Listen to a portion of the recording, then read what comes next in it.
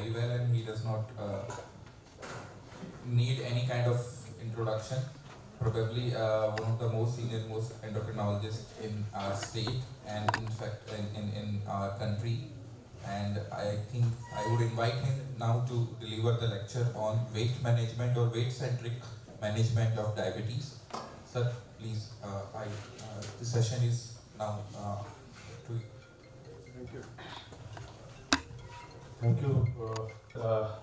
This inaugural lecture will be on diabetes and obesity, as we are more or less discussing obesity in this conference. So, we all know that obesity is a very important contributor of development of diabetes. So, this is a sponsored lecture, in fact, and our agenda will be to look at the problem of obesity and diabetes in India. We will be tackling this deadly duo of obesity and diabetes, how to tackle it, and then there is a drug which is now in the forefront for the diabetes management as well as for weight reduction. And then of course we will be discussing some important newer development in this field. So dear friends, we all know that burden of diabetes all over the world. We have more than 536 diabetic patients and 464 pre-diabetics. In India we have at present 101 diabetic patients, and our pre-diabetic population is even more than diabetic population. Half of our diabetic patients are not diagnosed, so they are still undiagnosed, and we know that there is a inadequate glycemic control.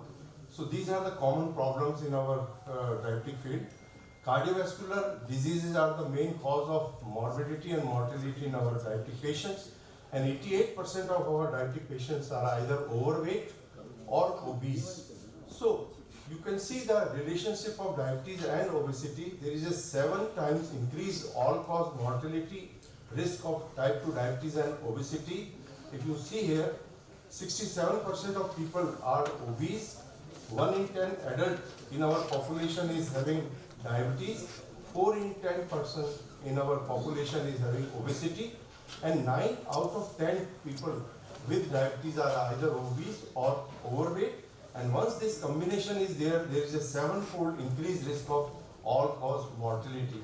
So this dual problem of diabetes and obesity is now, we combine them and call them diabesity. The terminology of diabesity is used to describe the combined detrimental effect of these two on the health of our diabetic patients. So we have up to 85% of our diabetic patients who are overweight or obese, and it is estimated that by 2025, more than 300 million people of diabetes will be having diabetes as well as obesity. Now this adiposity, or what we say the pathophysiology of obesity, is promoting 2 core defects of type 2 diabetes. That is, on one hand they are increasing insulin resistance, on other hand they are causing beta cell decompensation. So we all know there are drugs which causes weight gain. When we treat these patients with diabetes, like sulfonylurea or insulin, or the neuropathy leads to decrease in physical activity of these patients, or hypoglycemia developing due to treatment may lead to increased intake of calories, and there are you can say mental disturbances which lead to increased appetite also. So all these things lead to increase in weight of our diabetic patients on therapy also. So we all know that there is a benefit of reducing the weight of our diabetic patient. Greater the weight loss, greater is the improvement in overall health as well as complications of our diabetic patients. So here you find that reducing weight by 5% may lead to improvement in hypertension and hyperglycemia. It will, if you reduce it by 5 to 10%, there is a prevention of diabetes in high risk group. If you reduce it by 10 to 15%, you will find cardiovascular and liver problem like NASH, etc. will be significantly reverted. And if you reduce the weight by 15%, in newly diagnosed or recently diagnosed type 2 diabetic patient, there are evidences of remission of diabetes. So in Look Ahead study, they have clearly told us there is a relationship between reduction in weight of our patients and improvement in HbA1c. You can see on the left side, on right side you can see there is an improvement in fasting plasma glucose of these patients once you reduce their weight, and even a modest weight reduction improves the glycemic parameter like 5 to 10%, and degree of HbA1c in fasting is reduced significantly in these patients once you have 10% of weight reduction. Cardiovascular outcome is also significantly reduced. You can see here 10% of weight reduction in these patients may lead to significant improvement in cardiovascular outcome like composite of death from cardiovascular cause, non-fatal acute myocardial infarction or stroke, or even hospitalization for angina. This is that landmark study, direct study, which just told us that if you reduce the calories in your newly diagnosed patients, like you give 600 to 800 calories, and within a period of 3 months you reduce their weight by, let's say, 15%, there is a significant reversal of diabetes in these patients. So you find that 46% of patients in intervention group achieved a type 2 diabetes remission by giving a very low caloric diet, and greater weight loss led to greater proportions of patients going into remission. So there is a concept of upstream management, upstream approach. What is this upstream approach? That we know that obesity is causing all those problems of diabetes, hypertension, dyslipidemia. So rather than targeting individual problem, diabetes, hypertension and dyslipidemia, if you target the basic pathophysiology upstream like obesity and you do a program of weight loss, you will have disruption of underlying pathophysiology, reversal or slowing of the disease process, and it promotes glycemic control, and it impacts cardiometabolic risk factors and prevents both micro and macrovascular complications. So this is impacting the weight of diabetes once you are reducing the weight. So this is the concept of upstream approach, that at the upstream of river, if you target there, you will have, let's say, dam there, and you will control the flow of the river. Similarly, if you upstream approach will lead to improvement in both development and progression of diabetes, hypertension, dyslipidemia and all those cardiovascular diseases. So now we have a drug by the name of semaglutide. It is a GLP-1 receptor agonist. It is having a very long half-life. It is a peptide hormone. As we all know that GLP-1 is a hormone which is released once we eat our meal by L cells of small intestine. So they have developed this drug by combining it with a long chain of fatty acid so that the duration of action of this drug increases. Being a polypeptide, you can't give it orally. But here what they have done, they have combined it with a absorption enhancer.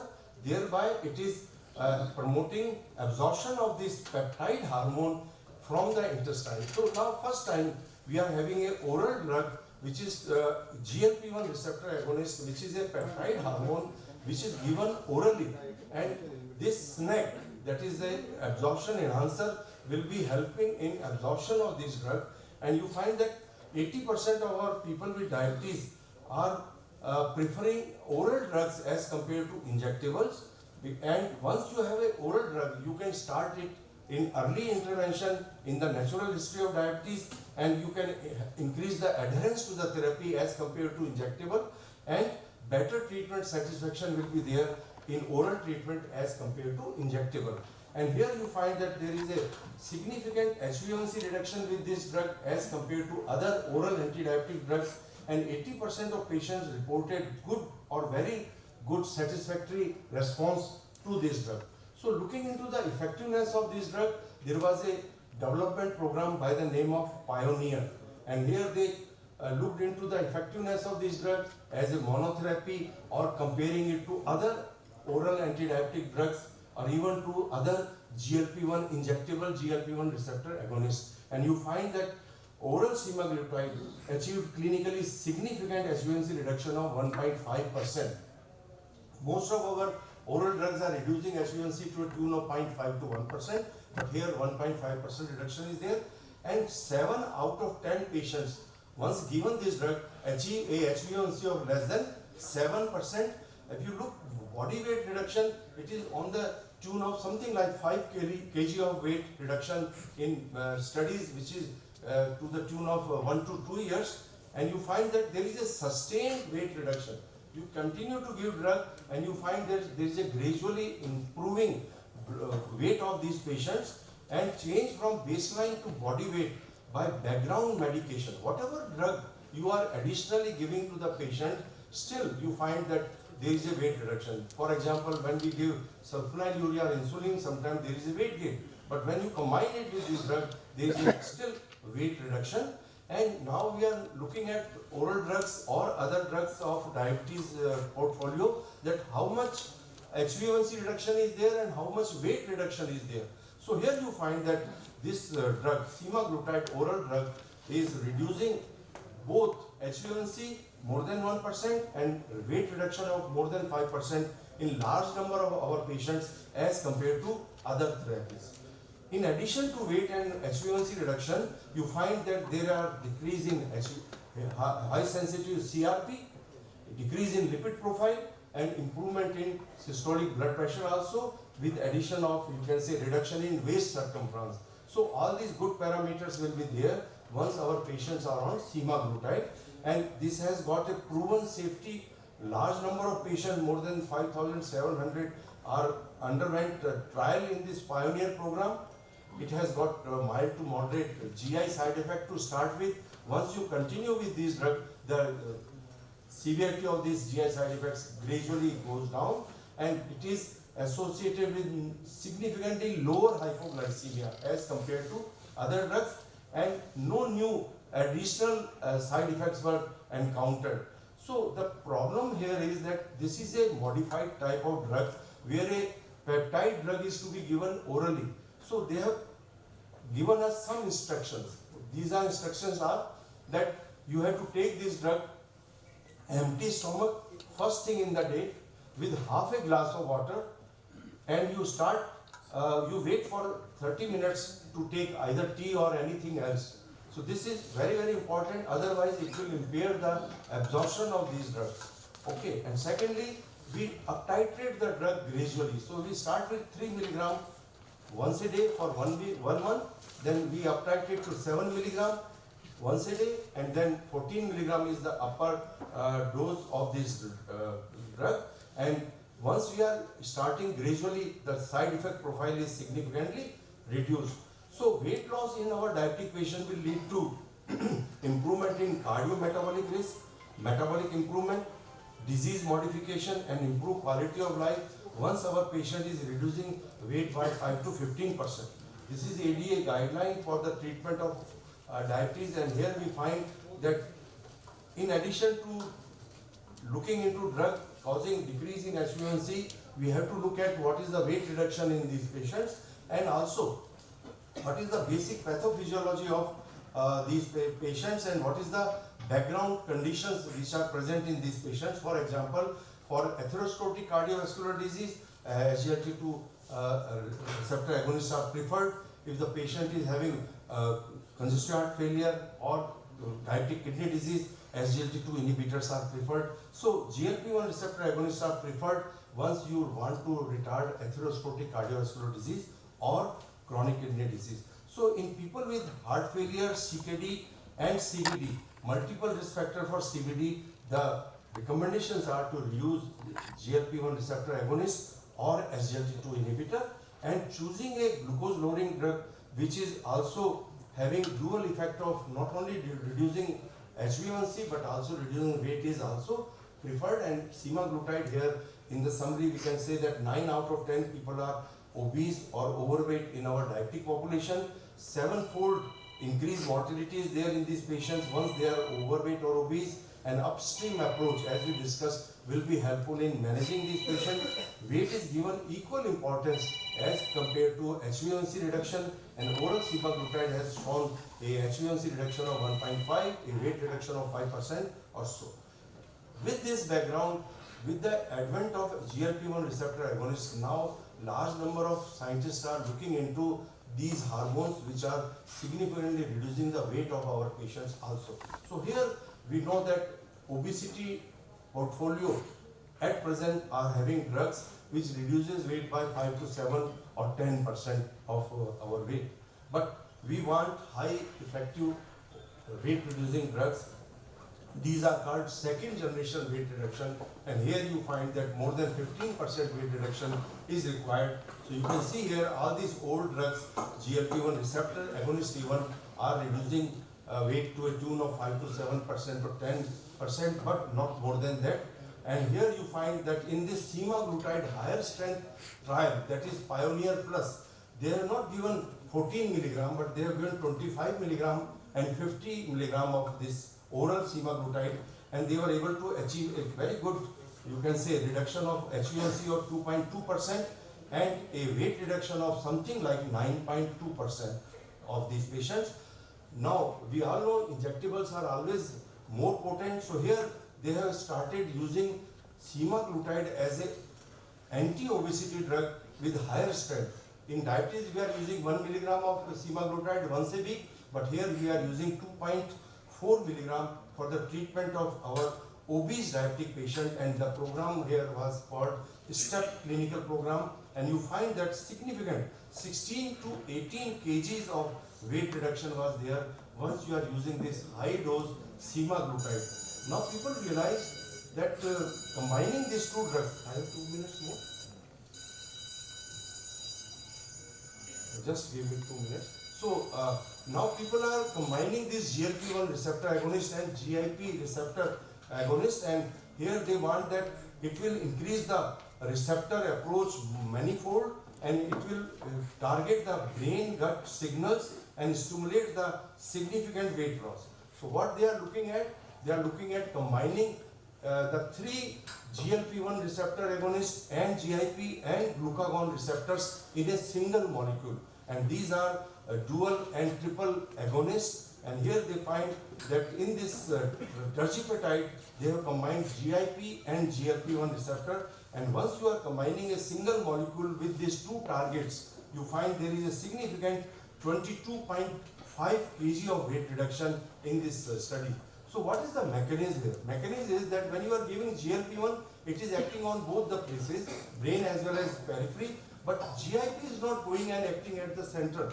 So once you are combining these two molecules together, now the central effect is also there, and this dual mechanism is significantly improved. And the first drug in this category is tirzepatide, which is a dual GIP-GLP-1 receptor agonist. It is significantly reducing the weight of our patient to the tune of more than 20 kg.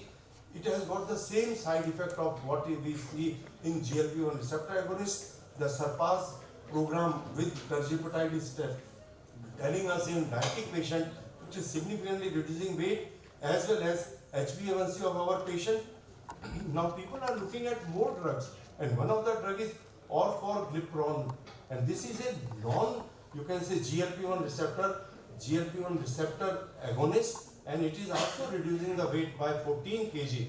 It is to be given irrespective of the meal. It is not GLP-1 based, it is non-GLP-1 based, but acting on the GLP-1 receptor. Another drug is cagrilintide. This is a amylin analog, and it is also reducing weight of our diabetic patient. But they combine the cagrilintide with semaglutide by the name of cagrilsema, and this drug is having significant HbA1c reduction of 2.2% and a weight reduction of 15.6 kg. So now this drug is undergoing trial, and you find that timing range with this cagrilsema is significantly improved as compared to only cagrilsema or semaglutide. So now people are going for triple agonist. That is the combination of glucagon, GLP-1 and GIP, and here the first drug which is under, you can say, investigation is retatrutide, and this drug is a triple agonist, and it is significantly reducing HbA1c to tune of 1.5 to 2%, reducing the weight of our diabetic patient by 8.5%, and it is continuously improving the glucose profile. So different, you can say, tsunamis are now coming in the field of diabetes as well as obesity, and you find that in addition to semaglutide, now we are having tirzepatide, and many more newer drugs are in pipeline. In the future we will be able to use them. Thank you very much. you, sir. Thank you, sir, for such an informative talk.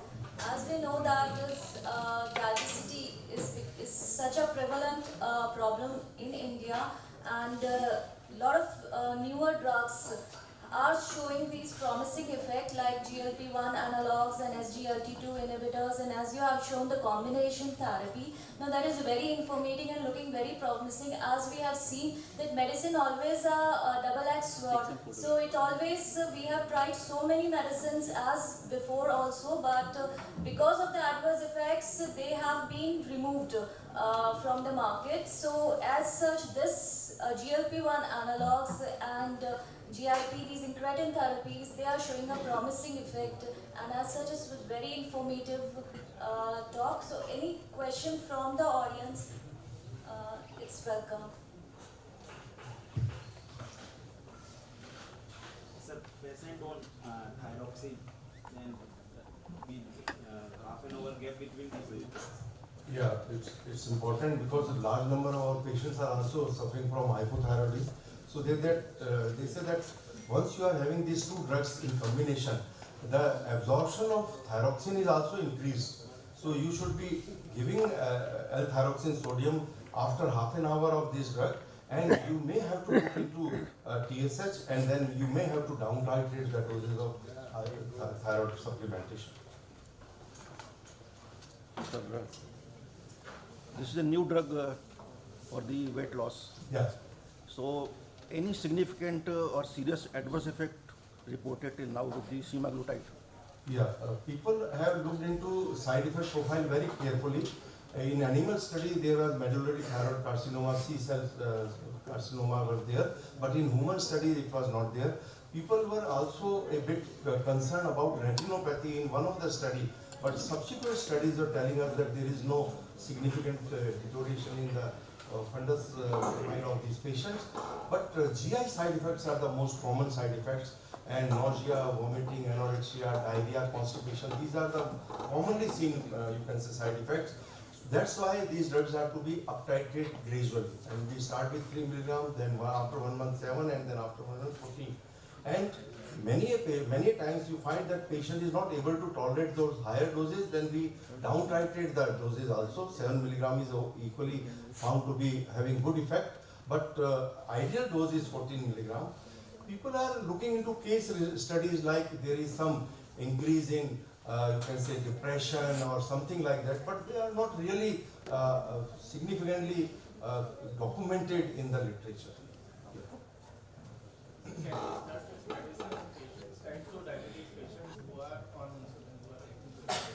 Yeah, we can, because we all know that there is a change in the concept of management of diabetes. If you look into ADA guidelines, they don't say that if you are already having 3 oral drugs, go to insulin. No, they say first go to GLP-1 receptor agonist, that is either liraglutide or semaglutide. And patient is already on insulin, no, then you can very well combine it with. Now there are, you can say, combinations of this liraglutide and long-acting insulin which is available, basal insulin which is available in the market.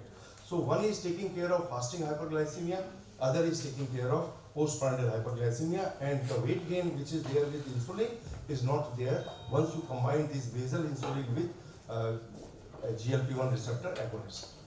Using non-diabetic obese patients.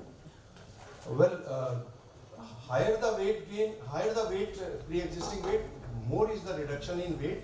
But you can always use this drug in a non-obese patients.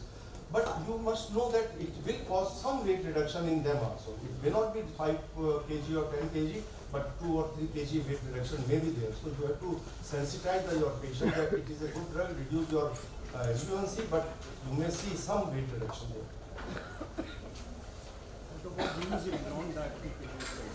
Yeah. So semaglutide 1 milligram is for the diabetic patients, that is Ozempic by the name, and 2.4 milligram semaglutide is Wegovy, that is for management of obesity. So even in obese patient without diabetes, once you are using this drug, there is a significant weight loss, but no hypoglycemia. So that is important, right? Because these drugs are glucose dependent action is there. So if glucose is high, they will reduce it. If glucose is normal, they will not reduce the glucose, and only weight reduction will be there. And weight reduction is also both central as well as peripheral mechanism. So it reduces the appetite significantly. It also decreases the gastric motility and stomach, you can say, outflow. What is the cost? Yes. Cost factor. Cost in India, oral semaglutide is available to the tune of something like 1 month cost is 10,000 rupees. In USA, the latest tirzepatide is 80,000 cost is there, 80,000 rupees. So it is 10,000, you can say, $10,000 or something that is costing tirzepatide. And you know, it is out of market now because it is sold out. They wanted to bring this drug, semaglutide, injectable 2.5 in India, but it is used by all the fashion industry and you can say film industry people. So it is not available even to our diabetic patients. So it is sold out there. So most successful after the basal insulin, you can say, molecule in the field of diabetes and obesity. I think if there are any more questions, sir is always available to ask. Yeah, thank you. We'll proceed to the next Thank you. talk of today. Thank you so much sir for your wonderful talk. भी आया पर कुछ पल के लिए, सोचा उस पल को रोक लूं और पल के लिए, पर वो पल न रुका एक और पल के लिए. This is the state of affairs of our patients who are diabetics, hypertensive, dyslipidemic, obese. Around the world, people love. They sing for love, they dance for love, they write poems, there are legions, there are monuments made. In fact, they die for love, they kill for love. We all sitting here are all victims of love. We are all born out of love and sex, but we don't talk about it. In this increased urbanization, we've seen diseases of civilization like diabetes, obesity, dyslipidemia, and hypertension. In the last 42 years of my practice, I have yet to come across a house where there is no patient of hypertension or diabetes or obesity or dyslipidemia. In this next 20-25 minutes, I'm going to give you some nuggets of wisdom as to how obesity can create a sexual health tsunami in a man's life and how he can manage it. Pranams to God and thanks to my teachers Dr. O.P. Kapoor, Prakash Kothari and Shashank Joshi. I beseech them to bless me always. I have no conflict of interest. Mitro, look at our Prime Minister, his hands are down. Poor guy. He offered us lockdown and GST, he had no choice. Then he told me, Deepak, so look, my hands are up. I said, I'll also offer something, and I'll offer unlockdown and my GST to all of you is great sex therapy. Friends, love is a matter of chemistry and sex is a matter of physics. There are four quadrant or four diseases which are very, very common. I don't want to go into the details of the it's an epidemic, you know. So globesity across the globe is chronic, progressive, expensive epidemic with multiple etiologies. What actually happens when you get obesity? It's a body image which gets affected, you know. And it's our perception, imaginations, emotions and physical sensations often about our bodies which count. It influences not only our behavior and day-to-day life, and also self-esteem gets affected. Thinness today is considered to be attractive, you know, zero size, etc. So all look forward for it, you know, but it's very difficult. So as we look into these studies, is obesity a socially sanctioned suicide? There have been enough studies to prove that suicide and attempted suicide in eating disorders like obesity and weight concerns have been very, very common. I work for Bombay Police. When I look at these cops, I look at the dropping belt signs, very clearly indicating that this is a sign of erectile dysfunction in them. So when you look at obesity, the three things which happen are there is imbalance in the sex hormones, increased free fatty acids, and mechanical stress, ultimately leading to metabolic syndrome, hormone-dependent tumors, type 2 diabetes, cardiovascular disease, and mechanical stress, as we know, will cause sleep apnea, osteoarthritis, low back. And all these mortalities and disabilities result in low desire and erectile dysfunction in patients. We are aware of multiplicity of the factors of which obesity is formed. So we need to understand that it is two things, diabetes and obesity, as Dr. Sharma beautifully mentioned, diabesity.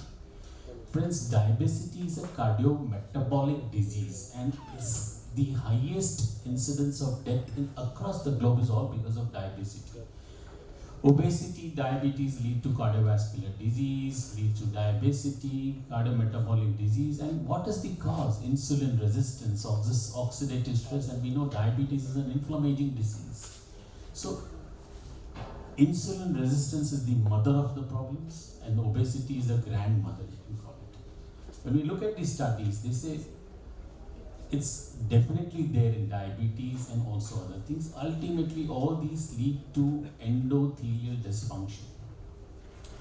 So the main cause of complications of diseases of urbanization is endothelium. Endothelium gets disfigured and we need to restore. Amongst all the metabolic complications, even erectile dysfunction has been reported to be complications of obesity in men. How does obesity affect?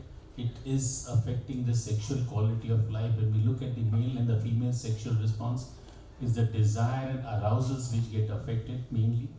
And you can have low desire, no desire, arousal difficulty, even orgasmic difficulties has been now seen. So when you are in an obesogenic atmosphere or environment, increase in the adipose tissue will result in increase in the inflammatory markers, reduction of adiponectin, increase in angiotensin 2, increase in tumor necrosis factor. Ultimately, all these lead to reduction in nitric oxide, reduction in endothelial nitric oxide synthetase, ultimately leading to endothelial dysfunctions. So visceral obesity, it's the visceral obesity which is the culprit, leading to inflammatory response, microvascular disease, endothelial dysfunctions leading to erectile dysfunctions. So association of BMI and erectile dysfunction have been studied. So analysis of 4 types of BMIs which are there, underweight, normal weight, overweight and obese, have we found that obese men were more likely to be having erectile dysfunctions, and prevalence of and risk factors for erectile dysfunction in young non-diabetic obese is also the same.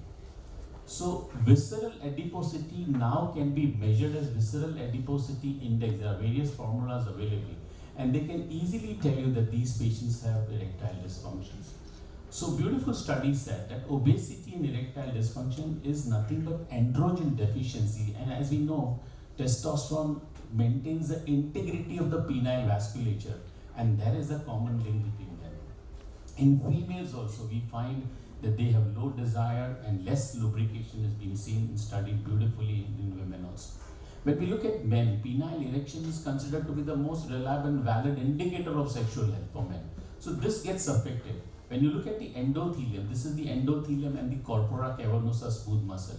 It's the endothelial nitric oxide synthetase and nitric oxide, which is the main chemical signaling molecule, reduces. So there is reduction in the initiation of the erectogenic processes. And what we have today is ultimately we have only PD5 inhibitors for this. We don't have anything else.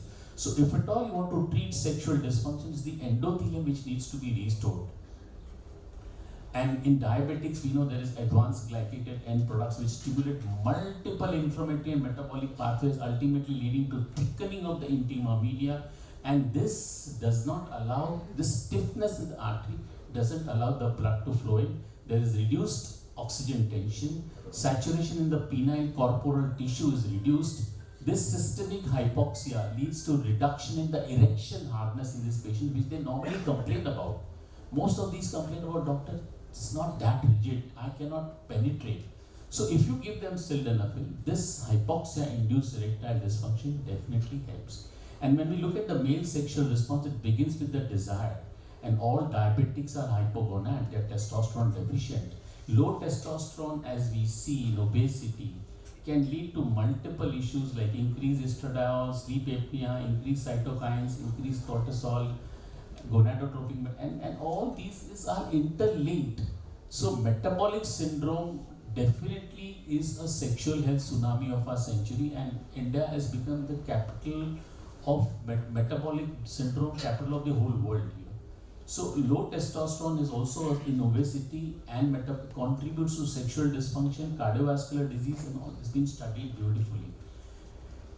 Testosterone gets reduced, and Indian Ayurvedic doctors have studied every phase of sexual response in obese individuals, and they found erectile functions, orgasmic functions, sexual desire, intercourse satisfactions, everything was affected in these patients.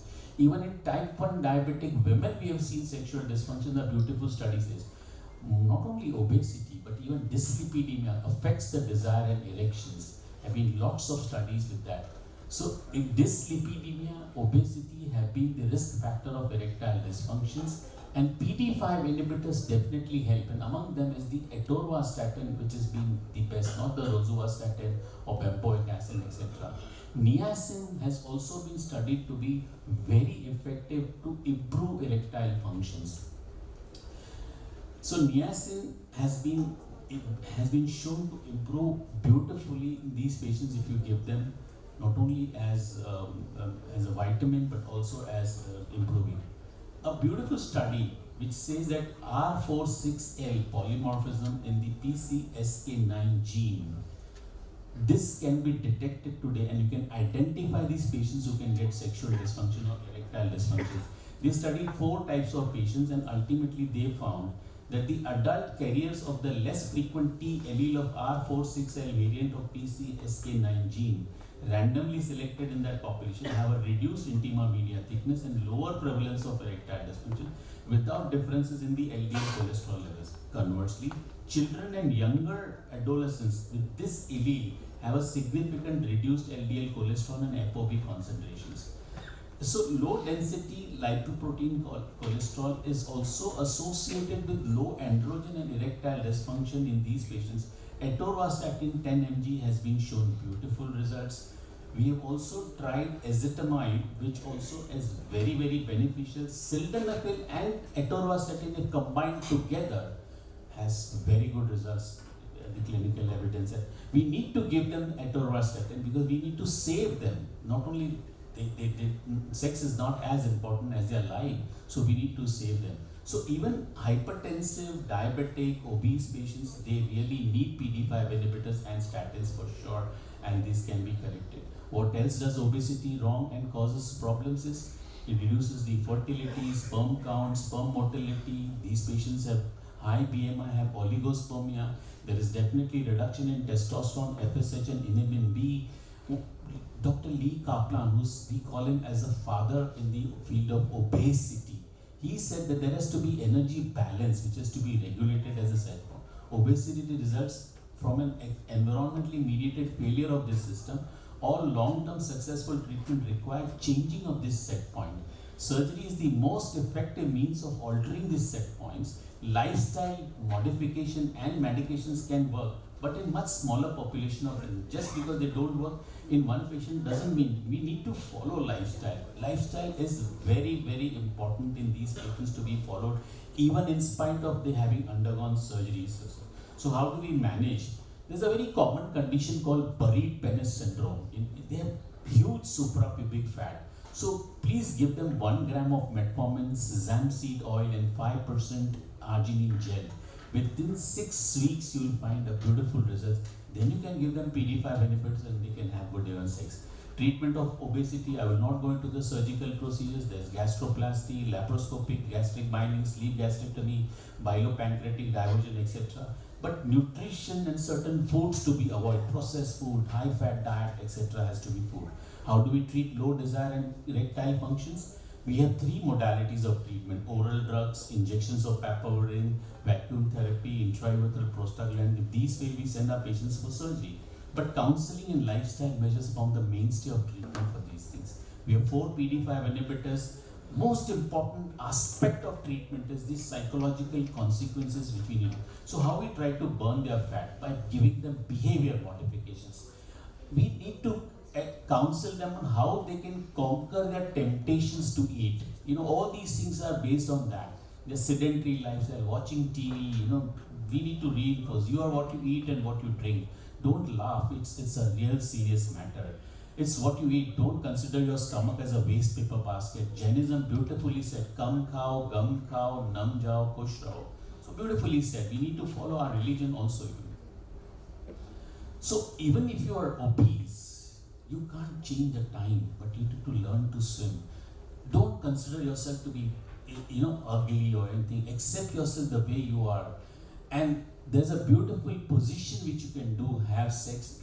You have tummies, both of you have tummies. So there's mechanically, it's not possible for the penis to enter in the vagina. So you need to understand how do we, the lady should lie down at the edge of the bed, man should stand in front of the bed and have sex. So that's the best method, best position without hurting anybody they can have. Try which position suits you. Today we have all understood that sexuality is closely related to the figure of a girl or a man's penis size, etc. This myth needs to be busted. You know, the first step in updating our beliefs is around sexuality is to think yourself as a sex subject, not as an object. So my take-home messages are 3 very important messages. This will change your life if you follow these 3 messages. First is, we have found that as we age and patients who have cardiovascular disease, they have sirtuins which are less in the corpora cavernosa. Sirtuins are nothing but anti-aging genes. If you restrict calories, you initiate sirtuin productions and you have increased lifespan.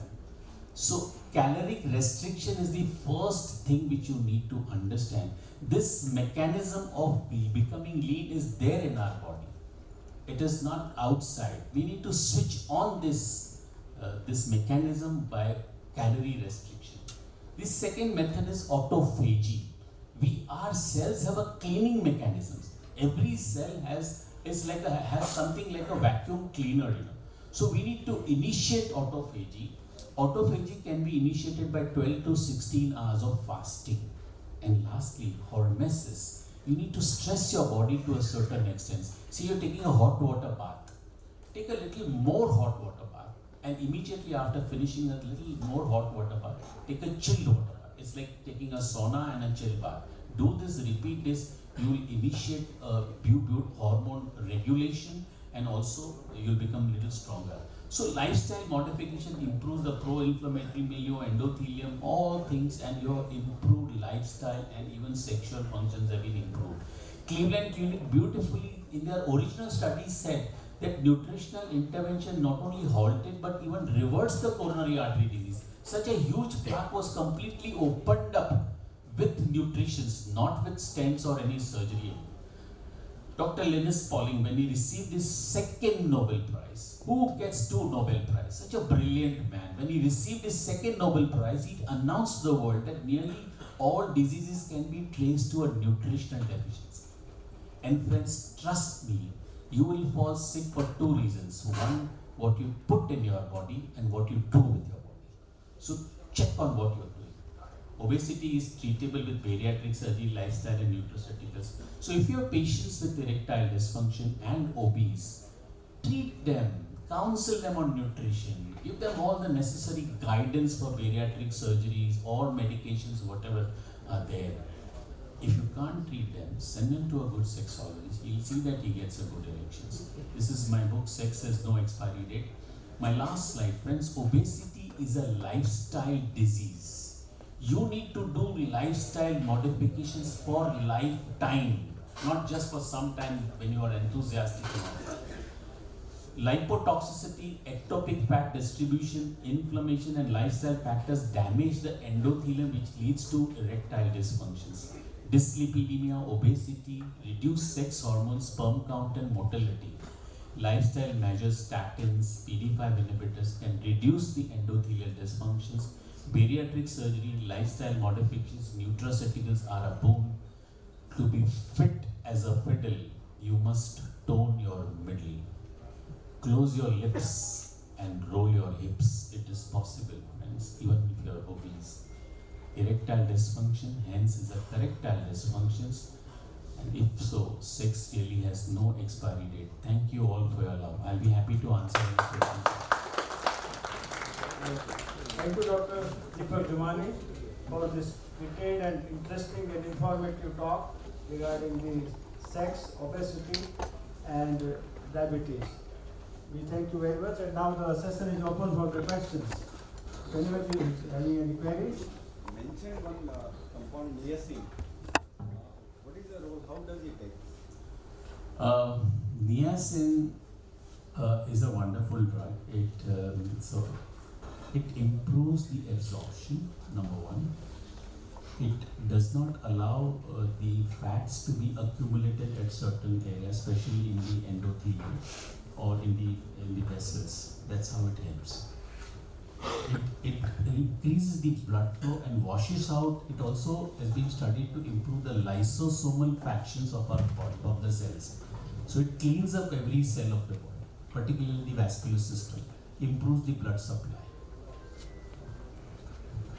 What is the dose of niacin which has to be given in 500.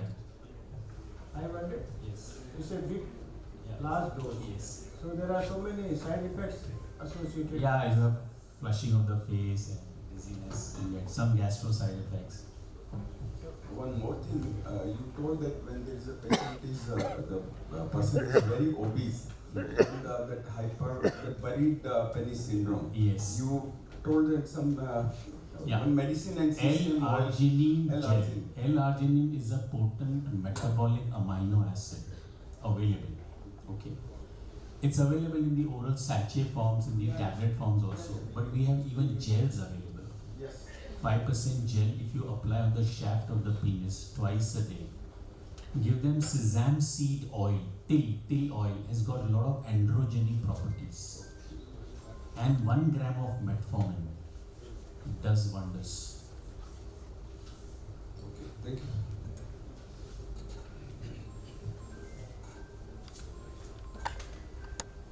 Thank you so much, sir. And first of all, thanks for accepting our invitation.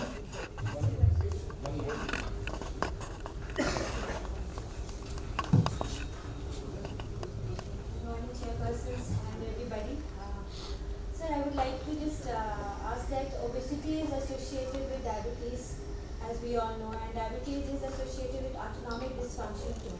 Yes. And autonomic dysfunction is one of the cause of erectile dysfunction. Absolutely right. So, sir, how do we treat those who have autonomic dysfunction along with obesity as well as diabetes? You said that we can give metformin, that is one of the treatment for diabetes too. But how do we treat for autonomic dysfunction if it has occurred as a consequence of diabetes and all? Strict control of hyperglycemia. Giving them gabapentin or phenphotamine or anything like that, and PD5 inhibitors does wonders. But controlling of hyperglycemia is a must. And the day he gets his sugars normal, he shouldn't expect that, okay, now he will get good erections. That milieu should remain there at least for 2 to 3 months. He has to be religiously controlling his sugars. We've seen these patients, they are very impatient. They want, oh, मैंने अभी बंद किया, मेरा sugar आज 110 आया, अभी भी नहीं हो रहा है. It's not that. That milieu has to be there for certain time because they've already damaged the endothelium to certain extent. To restore the endothelium takes a little time. Healing takes a little time. So you want to tell them at least 2 to 3 months he should remain euglycemic. Then you will see these wonders. Thank you so much, sir, for such a wonderful talk. And Actually, first of all, I would like to thank the Organising Committee members, Dr. Punneet sir, Dr. Saxena, Dr. Aparna, and all the organizing team for inviting me for this prestigious conference. As all of you know, the adolescents, which constitute about the 1.2 billion world population in the world, and most important is 22% of the adolescent population live in India. Now, they are the economical force, resource persons of the country, and they are the very, very important from the point of the pediatricians and adolescent pediatricians. And the problem with the adolescent is the lifestyle changes. Today's adolescent, they are facing a lot of problems like media addiction, lifestyle diseases, sexual problems, and others. We have to take care of these adolescents. Now, you must be knowing that the joint family concept has been lost. There are nuclear families, and one or the two members in the family, they are working. And most of the adolescents, they are depending on the outside food, fast food. So it is very important.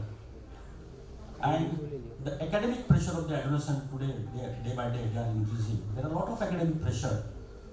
They are just ordering the food from the outside, like fast food, junk foods, and there is a health problem.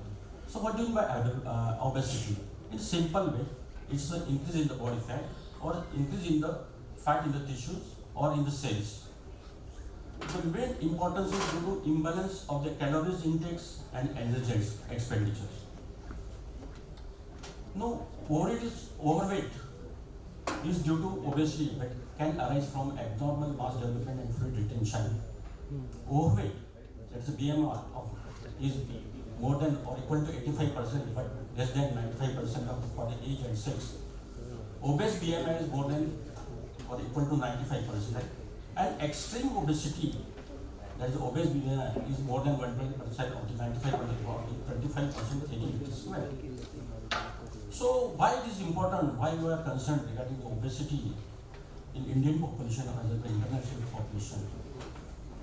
This is one of the non-communicable disease, and if you don't treat the obesity, it may cause a lot of complications, already explained by the previous speakers, like diabetes, hypertension, hyperlipidemia, stress, strain, and anxiety. And it has been seen that there is a premature deaths in adolescents, like 4 million globally. Many of the causes are preventable. If you treat the patients for a proper treatment, by nutritional or exercise, you can treat the patient. It can be a preventable disease. Obesity, if you don't treat, it has a physical and mental problems. Incidence of overweight and obesity increasing globally. Studies say that indicates if you do not intervene at the right time, children and adolescents with obesity will likely continue to be obese in the adulthood. The current prevalence of the child obesity is 337 millions globally. And out of this 337, there are 213 millions overweight and 125 millions mild, moderate, and severe obesity. So statistics CDC data about obesity WHO 2 to 5 years is 13.4%, 6 to 11 years 22.3%, and 12 to 19 years 21.2%, and 5 to 8% will be exposed to tackle the obesity. Initially considered as the problems of developed world, urban, higher economic, but it has been seen in the rural countries. Initially we think that it may be the problem of the urban area, but not now. These obese children, they are seen in the rural area also. Indian studies versus the global study by Khandilkar. Criteria: overweight, obese, IoT of International Obesity Task Force. Private schools, they are having 26.4. Government schools, they are having 4.6%. Higher among girls, IoT of 18% by Khandilkar, 21.3% for boys, ITF to 16.2, and higher among adolescents, there is IoT of 18.1 by Khandilkar is 20.2%. Children with IoTF is 15.5% and Khandilkar is 22.5%. Range between 3 to 6 and 11.7. 14.4 million obese children exist in India, second highest number in obese children in the world, next to China. So this is the higher rates in India. Now statistics from the Indian Journal of Endocrinology and Metabolism: 5.74% to 8.84% school children in India are obese. In urban South India, 21.4%. Boys 18.5% between 13 to 18 are either overweight or obese. Statistics from Indian Journal of Endocrinology and Metabolism: 5.74%, 8.81% in India are obese. One of the key findings of NFHS 2019 to 2020 was increase in the child obesity. Out of 22 states of Union territories, 20 of them, including Gujarat, Maharashtra, and Ladakh, saw a rise in obesity among children and adolescents. 10 to 15 children are overweight and 3 to 6% are obese. Now, overweight and obesity rates, children and adults are increasing both higher and lower socioeconomic classes, rural and urban India, developed countries like India have a problem. They have a double burden. One part is on the undernutrition or underweight, and the other part is the obese. Childhood and obesity, the new neglected pandemic in the coming years, will be 10% children will be overweight. Out of 20% will be from developing countries. That is very important.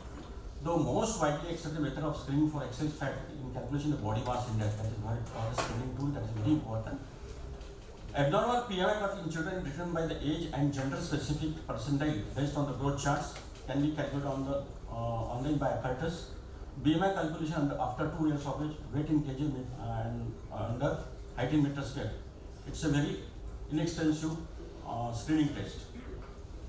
Now, according to NHS 2013 to 2014, 34 children 2 to 19 years are overweight or obese. Out of this, there are 17% obese rate.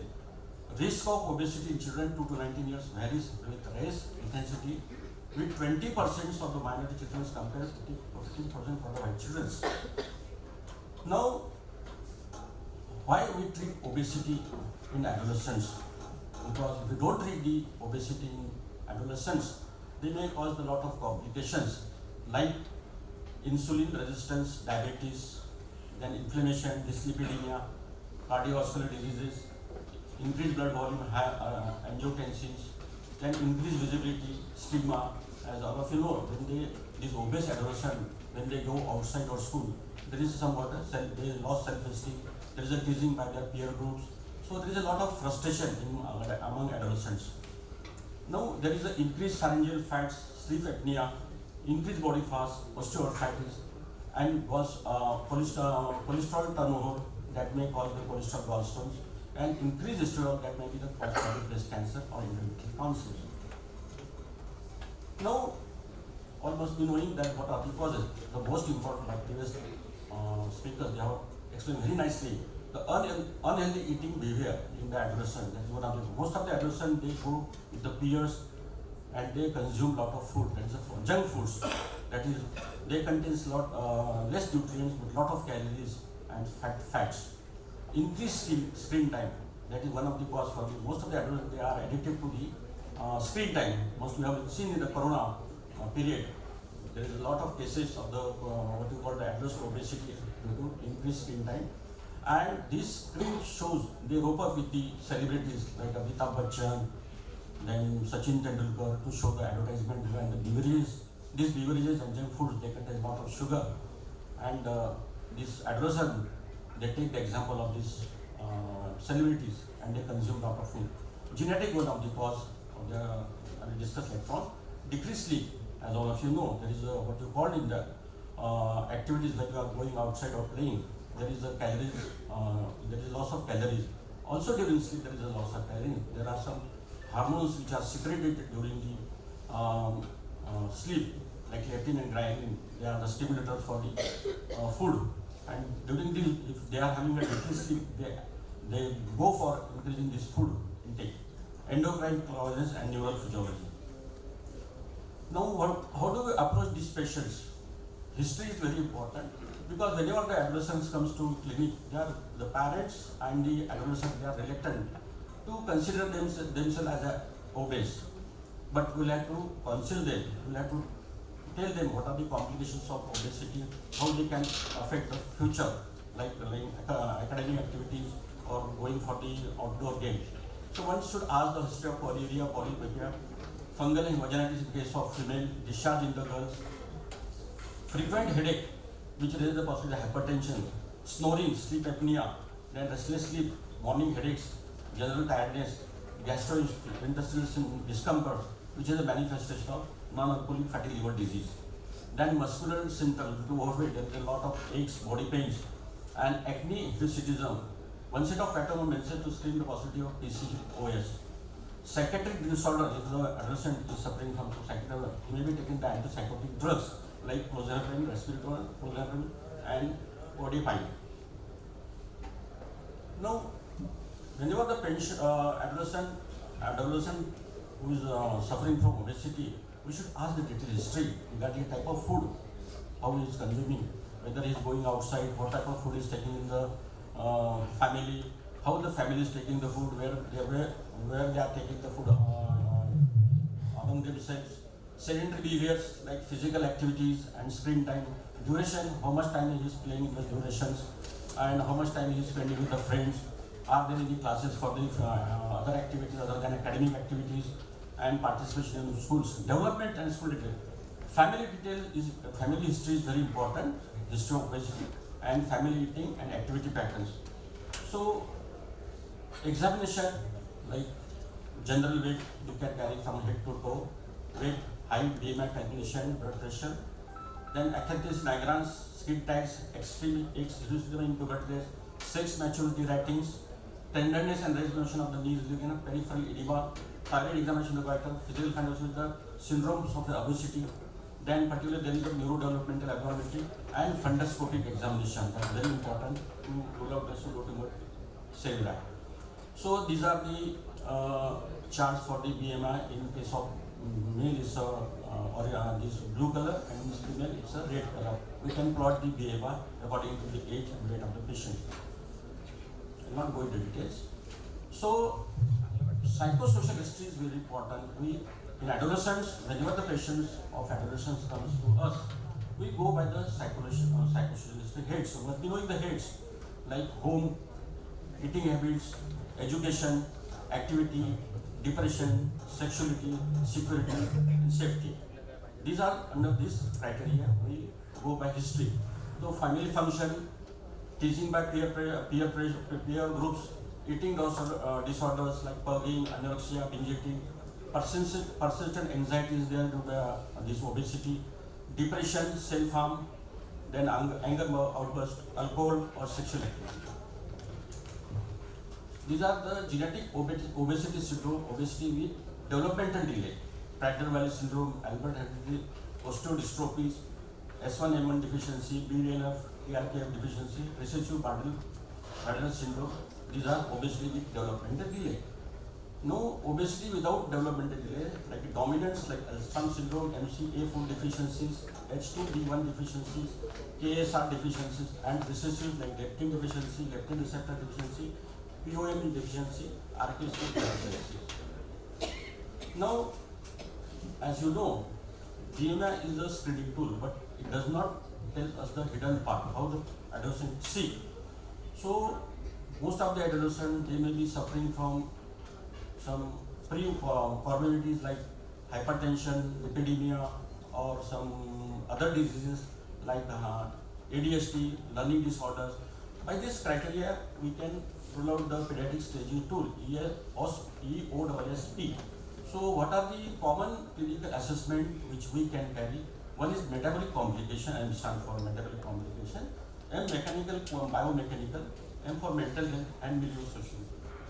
So,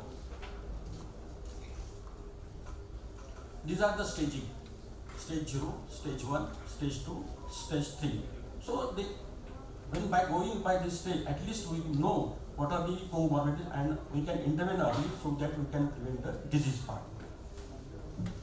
So, these are the investigations we generally carry out in the adolescents, those who are suffering from the obesity, OGTT, lipid profile, SGOT, SGPT, free T-pro, TCS, fasting insulin, HbA1c, vitamin D, serum calcium, PTH, bone age, PCOS, workup, genetic studies, sleep study, and karyotyping to rule out the obesity. But generally, the 90% of the obesity are nutritional, so we should focus on the nutrition. Only some percent, like 5 to 2%, they are suffering from the endocrine problem. So most important part is nutritional part. So we should focus on the nutritional part.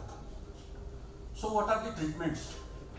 One is goals, principles, modalities, effectiveness, safety, and barriers. So goals of treatments.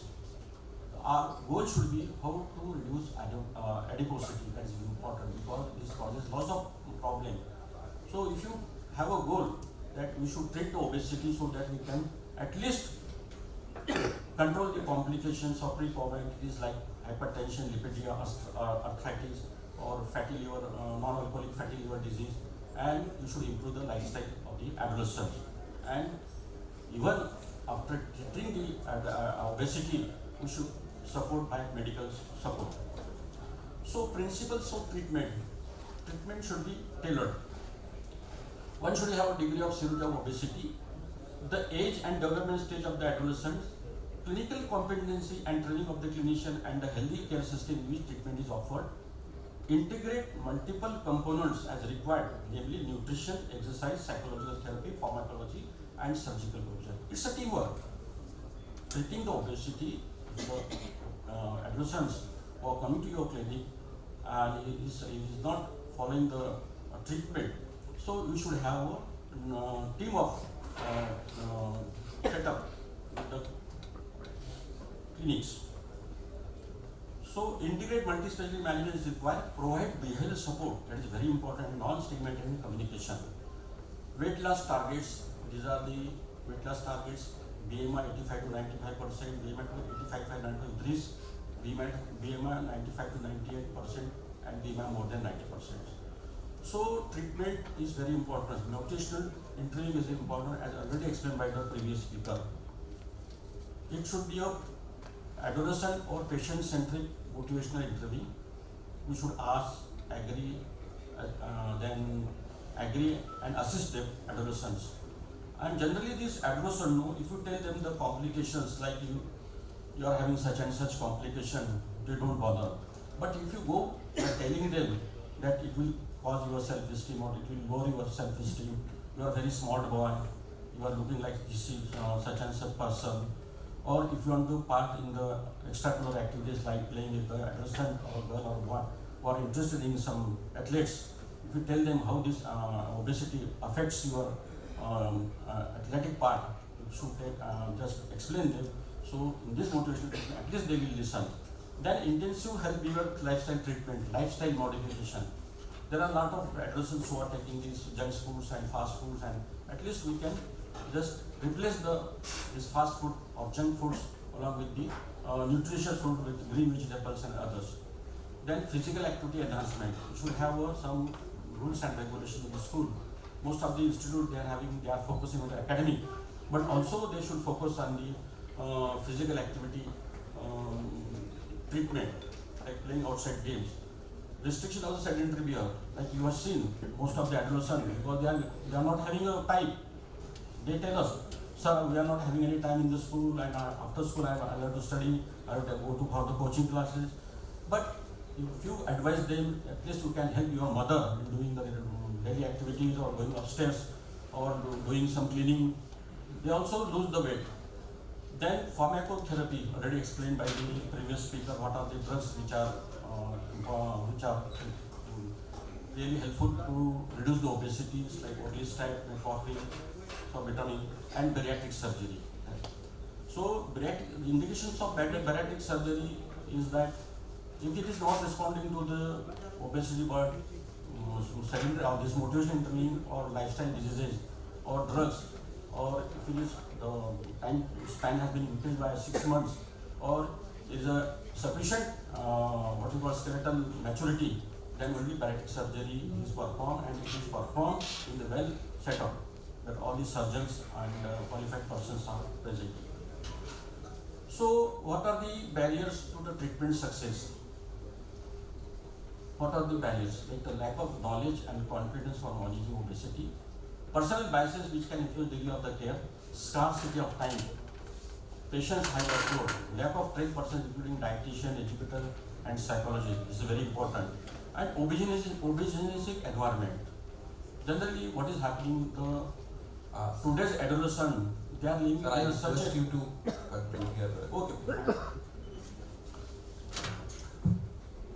Barriers to treatments are patients and family, lack of recognition of obesity, and lack of time, mental health, substance abuse, and excess. So these are the child obesity prevention, breastfeeding, and promoting healthy diet and food for the mother and the child, training health person, limiting screen time, promoting health work durations, and regular physical activity and wellness of the woman before during pregnancy. So, as all of you know, we are celebrating the World Obesity Day on the March 4th, and where we create awareness regarding obesity. So, my simple take-home message is that multidisciplinary approach is necessary. Obesity is often multi-generational disease and requires a family-focused approach. Obese adolescents to be approached in a positive and compassionate manner. Drugs and bariatric surgery are the last resource. These are the references. Thank you. Since we are running late, we will just invite one or two quick questions and then we conclude the session. If there are any questions. So, I think there are no questions. So, with this, we comes to the conclusion of this session, and we'll hand over this automatically. Thank you, sir. Thank you so much, sir, for your wonderful talk. Thank you so much, sir. For our next session, I would like to call upon our chairpersons, Dr. Shashi Panikar, sir, Chairman IMSA, Rajasthan State, Dr. Raman Sharma, sir, Senior Consultant and Unit Head, Department of Medicine,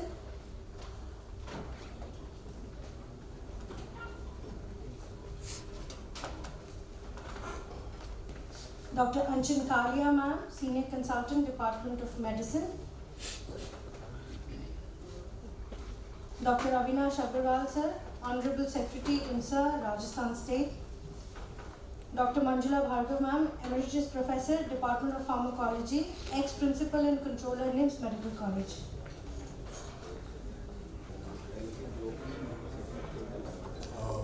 We now have the first oration of the day. This oration is named after Dr.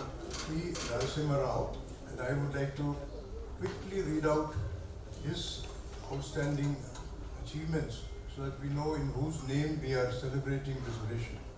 Dr. Rao was born in December 1930. He was an international figure both in the academic and teaching fields. He was associated with the International Medical Science Academy since its inception in 1981. He was the Honorable President of the IMSA for more than a decade, since 1990. The Academy has flourished tremendously during his tenure as President. He was awarded Dr. B.C. Roy National Award for his contributions in the field. He was conferred the Fellowship of the Royal College of Physicians and Surgeons, Glasgow, in 1993. He was the Vice Chancellor of Andhra University, and he headed the Andhra University Sports Council. He was also designated Vice Chancellor of Nagjuda University. Dr. Rao was elected the President of the Medical Council of India in 1994. He had been a member of the governing body of the All India Medical Sciences in New Delhi. Keeping in view his contribution and great services, International Medical Science Academy has established the Dr. P. Narasimha Rao International Oration, which will be presented by Dr. Shiv Sari. Unfortunately, he could not come. It will be a virtual presentation. It's a very rare thing to have an oration being presented as a virtual presentation, but it has happened one or two times, and we are glad that he is able to join us today. I will quickly read out his introduction. Dr. Professor Shivkumar Sarin is a senior professor in hepatology, Chancellor and Director, Institute of Liver and Biliary Diseases, New Delhi. He was instrumental in setting up the Institute of Liver and Biliary Sciences under the government in Delhi. He is the Director, WHO Collaborative Center on Chronic Liver Diseases and Viral Hepatitis at ILBS, and the President, the National Academy of Medical Sciences. He serves as Adjunct Faculty Molecular Medicine at JNU due to his deep interest and contribution to translational science. He has more than 800 publications to his credit.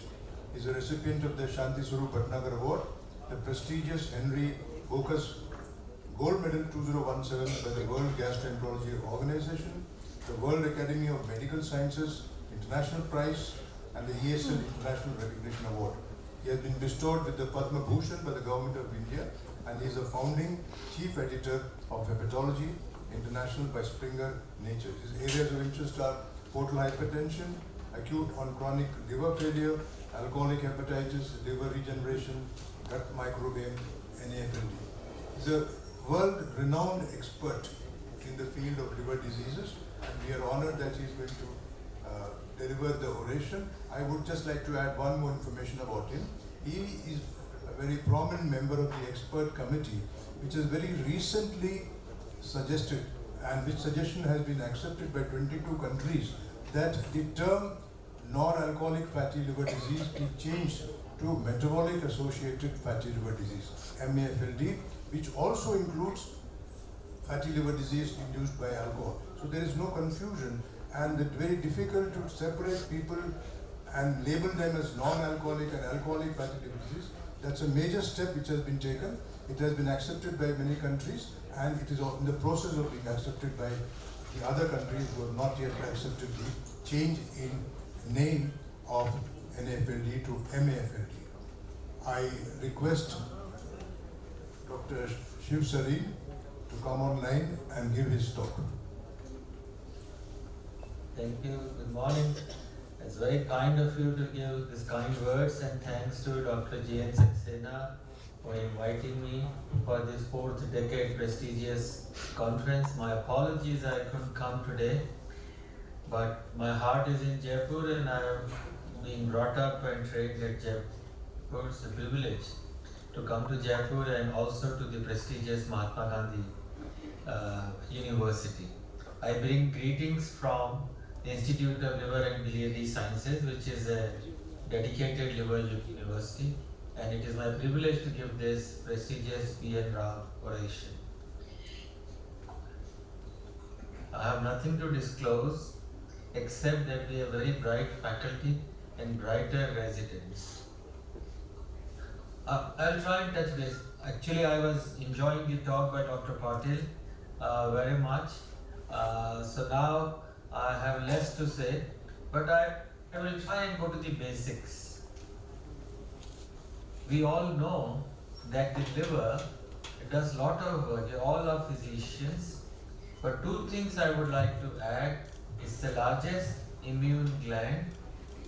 It controls your blood sugar and also cholesterol and fats. So the fat and glucose metabolism is by liver. We know that alcohol damages, viruses damage. How does fat damage? It inflames the liver and harms the other organs. If it is less than 5%, it's normal. And if it is more than 10%, either due to calories or your genes, then you have a fatty liver, and this is always associated with altered gut bacteria. In next 2-3 minutes, I'll try and share the journey in the liver. Please pay attention. So this is the first stage. This is a liver biopsy where you have ballooned hepatocytes because of fat in the liver, macrovesicular fat. This is stage 1. These cells are not liked by the body's immune surveillance cells. They kill it. This is the inflammation called hepatitis, fat-induced hepatitis, NAFLD or NASH-induced. It is reflected in the blood by increased ALT. The healing occurs by scar, both by macrophages and altered NKT cells. This is stage 1 to 4 is scarring, and stage 4 is cirrhosis, and highest number of tumors, 2 to 12% per year, develop in the cirrhotic NAFLD liver, and you need transplants. The economic cost in 5 European countries in 1 year is close to 20,000 million euro just for liver disease. Now, rest of the body. Now this cell, I know you are all physicians, but just to tell you that insulin cannot enter into these fat containing cells, and more insulin is produced in very crude manner. The pancreas gets exhausted and you have diabetes. So here is a 55-year-old man who has a blood sugar of 95 with normal cords of liver cells without fat. He maintains his sugar at 95 using 2 units of insulin. But another guy also maintains 95 milligram blood sugar, and he requires 20 units of insulin.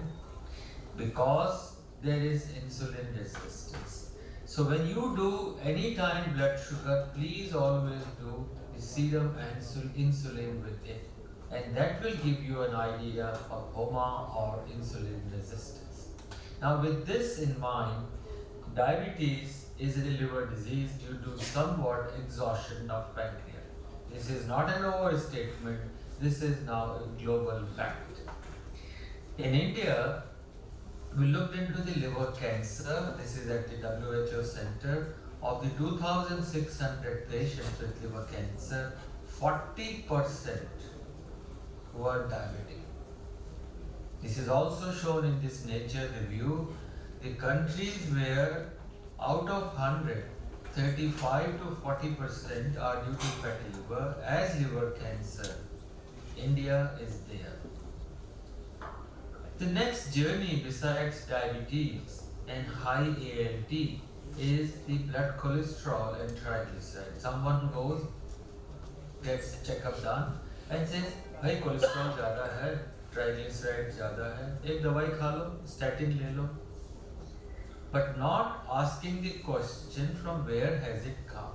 And this is a spillover from the liver, which leads to deposition on the arteries, causing atherosclerosis, heart disease, kidney, bone, cancers, stroke, gallstone.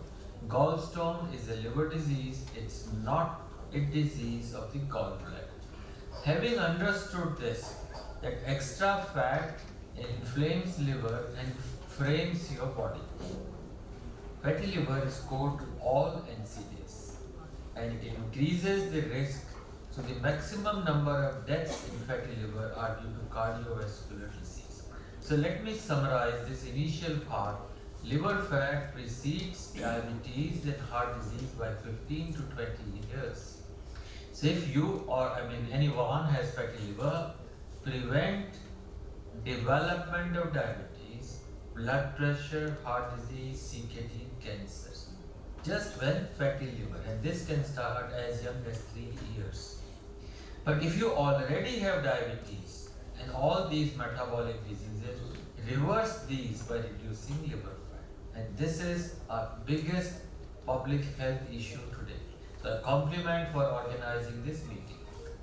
So metabolic syndrome, what we know, the core is fatty liver, and rest all you know. I am adding here PCOS, sleep apnea, dementia, and all types of cancers.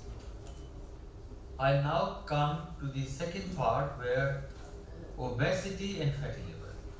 Now, from a normal human being, excess is whatever we call the westernized food with high O's, sugars and fats, sedentary life, environment and genetics. Somewhat this stature comes central fact, and this is the basis for all fatty liver. So obesity, and now I'll show you briefly these concepts which we use in our hepatology. So obesity, inactivity leads to extra deposition of fat in the liver, and the adipose tissue also is hypertrophied, inflamed, sends all the macrophages. So there is a bidirectional path, cytokines, from a sick adipose tissue to making liver a sick liver, increased ALT, and this is reflected by high lipids, TG, free fatty acids, increased glucose and insulin, it's a lectin, CRP. Any CRP above 4 is terrible. Increased leptin, decreased adiponectin. Please remember these, they need to be in your blood studies. And then these lipids go into the arteries and onto the heart. Fat and fatty liver, therefore, is core. Now I come to some new interesting concepts. So here is an obese guy who is sarcopenic. His muscle mass is gone. His visceral fat is more than the subcutaneous adipose tissue. He is insulin resistant. He is a sick guy. But there is another obese guy, but who is metabolically healthy. How? His visceral fat is less than the subcutaneous fat. and he has no insulin resistance, but his BMI is 30 or above. We will go on to Asia where normal weight is 23, BMI is 23 or less. There are three types of it. One is a pure healthy, lean. His visceral fat is less than subcutaneous and he has no IR. But here are other two types where visceral fat is more than subcutaneous, and here he also loses his muscles. Please remember, this is Nature 2018 and subsequent assessments. Now here is the simple way of finding out. There are two subjects here. One is a healthy control, one what we call is a lean NASH. Now both of them have BMI of 22. The red indicates muscle. This is the healthy guy. And here you can see the muscle is much less. The subcutaneous adipose tissue, which is shown in green, here is less, but here it is much more. And the visceral adipose tissue shown in blue, here is much more. So you can see it is nearly 5 times of what the other healthy guy. But both have 22 BMI. तो भाई कैसे पता करें यार BMI तो 22 है.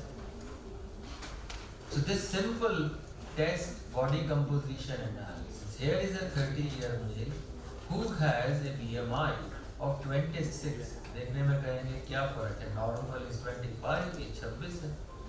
But when you look at this guy's percentage body fat, instead of 20%, his body fat is 40%. His muscles, which this is the normal, his right arm may be okay, but left arm, trunk, right leg, left leg, all gone. And his central adiposity is 37% more.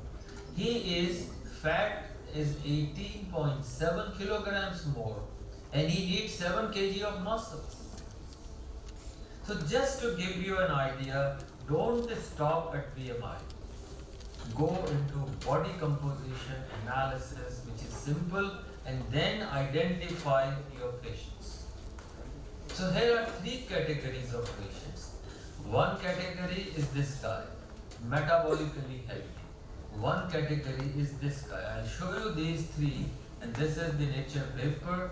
So the first generation man has very little genetic disposition. वो खाता पीता मोटा है 120 kilo कोई बात नहीं. Father mother healthy. No and कितना भी खा ले, this guy has very little chance of getting unhealthy. But his grandchild who has been passed these bad genes, even if he eats little bit and has some metabolic dysfunction, he would become. So he is a lean, metabolically unhealthy guy. He is an obese, still metabolically healthy guy. So every foodie does not have fatty liver and is sick, and every lean is not healthy. Please remember. And this is what we published last year in Nature to show that metabolic dysfunction associated fatty liver in normal weight in India is 30% or more. So you may have a normal weight, but 30% of our people probably are still unhealthy. So when you calculate this for India, and this is on 21st November, India has 143 billion of, 1.43 billion of population, of which fatty liver is in 43 crores, between 15 and 24, which may attract Dr. Bansali and Dr. Patel and Dr. Deepak to say that yes, we need to work. 23 crore. Risk of fatty liver in Indian youth. We launched a program for Smiling Stronger India through 1 million healthy educated students. All of you can join. This is through UGC and our own efforts. What we found in screening 12,000 students, 31% are either having inherited or themselves are suffering from these problems. So only 70% today are healthy young guys. 30% of our population is already sick. And India contributes today to 1 in 5 deaths globally due to liver disease, and this can change to 1 in 4 How do you diagnose fatty liver and obesity? You know, I've told you visceral fat and subcutaneous fat. So first question, is my liver healthy or on fire and inflamed? Self-test. You yourself can ask questions, or you ask the patient, are obese, diabetic, blood pressure, heart, kidney or liver disease, cancer, polycystic ovary. Or weight in males is height minus 100 should be ideal, and females, or if there is a family history, height minus 105. If it is more, you are in the category of fatty liver. Simple test, you can get an ultrasound. If your SGPT not 40, keep it 30 for men and 19 for women. Or you have high lipids, or you have high sugar, you have fatty liver. And this is what came up in the guidelines which we published few years ago, Asian Pacific guidelines, and as the chair said, the term came as MAFLD, metabolic dysfunction associated fatty liver disease. And this is the beauty of this diagram. Please remember, any diabetic, 95% has fatty liver. So all diabetics should get screened. All overweight or obese should get screened. And those who are lean or normal weight, that is 30% of Indians, if they have waist, which is more than 80 for women and 90 for men, if they have hypertension, or they have high TG or low HDL, or have A1C high, or family history, then they come into this category. This is, you keep a picture of this and you are easy. Who has fatty liver? Fibroscan, expensive but easy. The controlled attenuation parameter, the CAP, tells you the attenuation of sound by fat. It should be 220, above 250 is fatty liver, 306 means 30 to 40% fat. If you cut the liver, you will be seen. The stiffness is seen, 60 milliseconds is normal. If it is faster, it means liver is hard, sound comes fast. 40 milliseconds is 8.5, it is stage 2 fibrosis. So you have assessed the fat and the impact on fat on healing and fibrosis and scar. So how do we assess? From primary health center, from an ASHA worker to up, the bottom of approach, and this shows you that a FIB4, which is age, AST, platelets and ALT. It's very simple, globally used. If FIB4 is above 1.3 or NFS, the score which also includes BMI and albumin in diabetes. So generally FIB4 above 1.3, then you have to think this guy may need a fibroscan. Otherwise, you can say, भाई तो इन तो साल बाद आना, कोई tension नहीं, but life हम ठीक रखें. These are new scores 2023, which are called as Agile 3 Plus or Agile 4. These scores are to rule in. This is to rule out reliably. Agar FIB4 less than 1.3, no worries. Above, you may or may not. Here, the Agile 3 includes elastography, that is fibroscan, platelet, AST-ALT ratio, diabetes, sex and age. This rules in with 90% accuracy that you have advanced fibrosis or cirrhosis. So I would suggest you can just use these calculators online. Now, suppose somebody has fibrosis, LSM, liver stiffness is 8 or above, then this patient needs to be seen by maybe a specialist in medicine or a liver guy, and a liver biopsy might be needed, and then you need therapies for this. This is our standard protocol. Now, very briefly on the management. First is change our attitude to liver fat. Don't say, "Yeah, uske bhi hai, kya farak padta hai?" It's a fire alarm. Please listen. Shed weight. How does it help? If somebody is brought down to 600 kilocalories, very difficult, very low calorie diet. But This guy had about 12 to 15% of fat in the liver. In 1 week, in 4 weeks, it came to 5%. तो 4 हफ्ते तो कर सकता है. अगर 10% weight loss हो गया, तो fibrosis regression 80%. और उसके बाद में steatosis fatty liver improvement 100% में NASH resolution 90%. So why not achieve?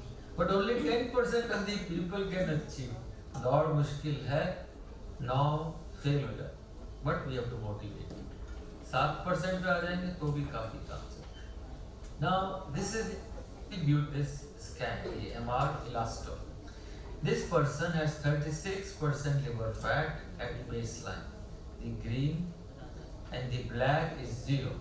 And in 4 weeks, you have liver fat. I showed you earlier rest of it.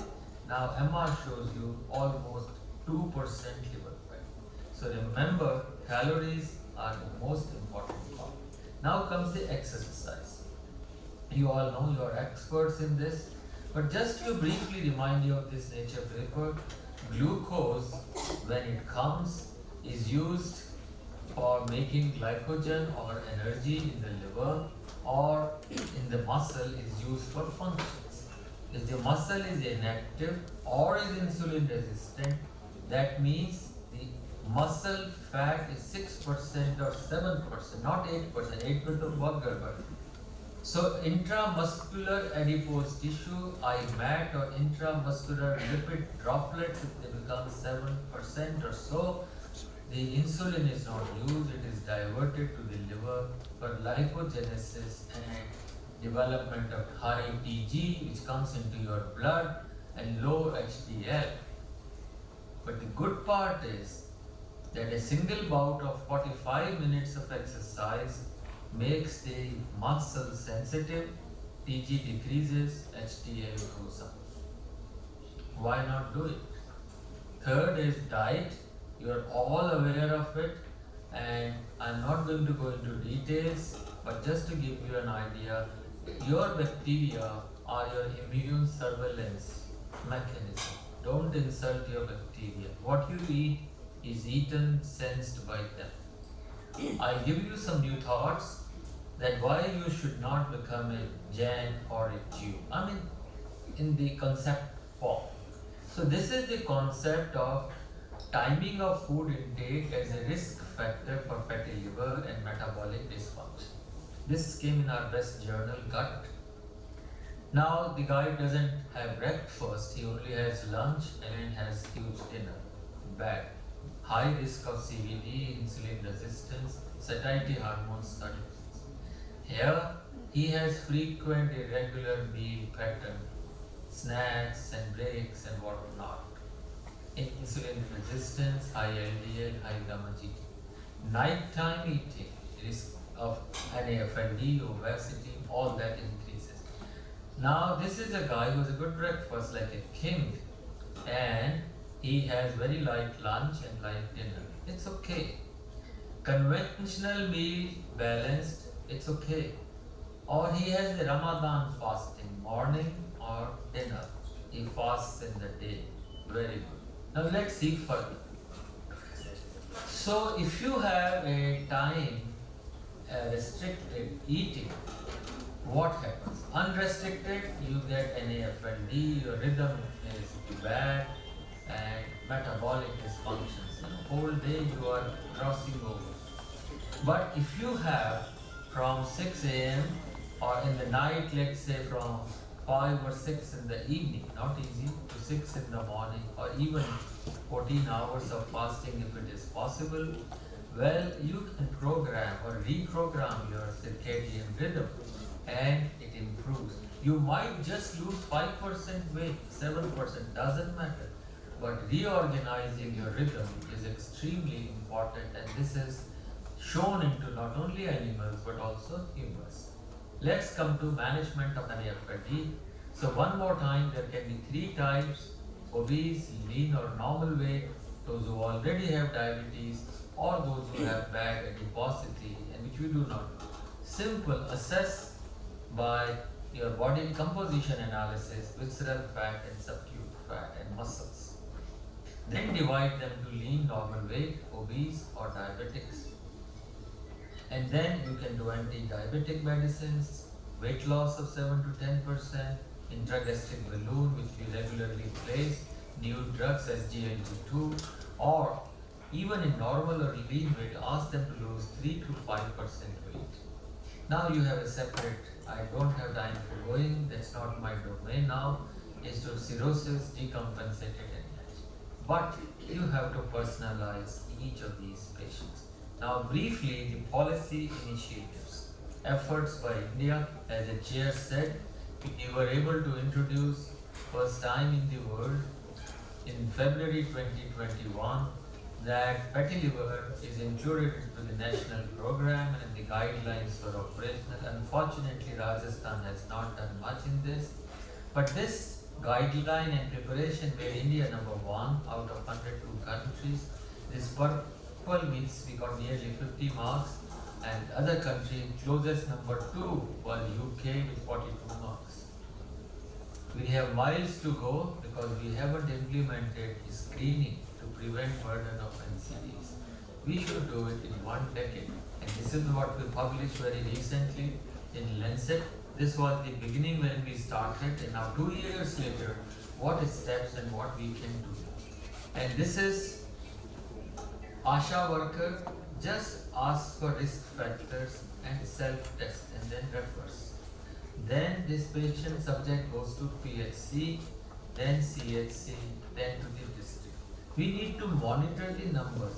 If you decrease 5% of the people with metabolic syndrome per year, you have just 20 years to make everybody healthy. Think about it. This bottom of in this country. Why should we do all this? 3 million Koreans were followed in 2009 to 2013. They did fatty liver index, which is BMI, waist, triglycerides and gamma GT. Those who were not having fatty liver but developed fatty liver, diabetes was twice, heart attack 13%, stroke 17%, death 14% more. But more important is where fatty liver regressed. Those who had reduced, death was reduced by 17%. Should we have our country to live long? This was also the basis of the global public health agenda, which we were able to champion globally. And this is last 1 or 2 slides from my side. We have so many deaths, so many diabetes. We only say diabetes बढ़ रही है, Hindustan capital है, heart disease बढ़ रही है, stroke बढ़ रहा है. 2021 onwards and 2035, our aim is to do population level screening and introduce these programs. So in 2033 and 5, we can say yes, we have reduced NCDs by 2%. हम 2% घटा दें, बढ़ने नहीं दें और घटा दें. That is the whole aim of this initiative. And where there is a will, there is a way. I would request through you, through this association which is 40 years old, and all those who are there, each one, change yourself, change India and healthy liver. And this picture is very symbolic of 3 people. Head of the family, the lady, she is slim. But she didn't pay attention to the boy who already has obesity and therefore is likely to become unwell early. The family, which is also the male member, has no means, but he is ready to shoot. So let's have the approach teaching all our families to the villages and make the head of the family the best person to train and keep everyone healthy. Thank you for your kind attention. Thank you, Professor Chairpesrson, for an excellent oration. There are many dignitaries sitting here, and I would like to just tell you who they are.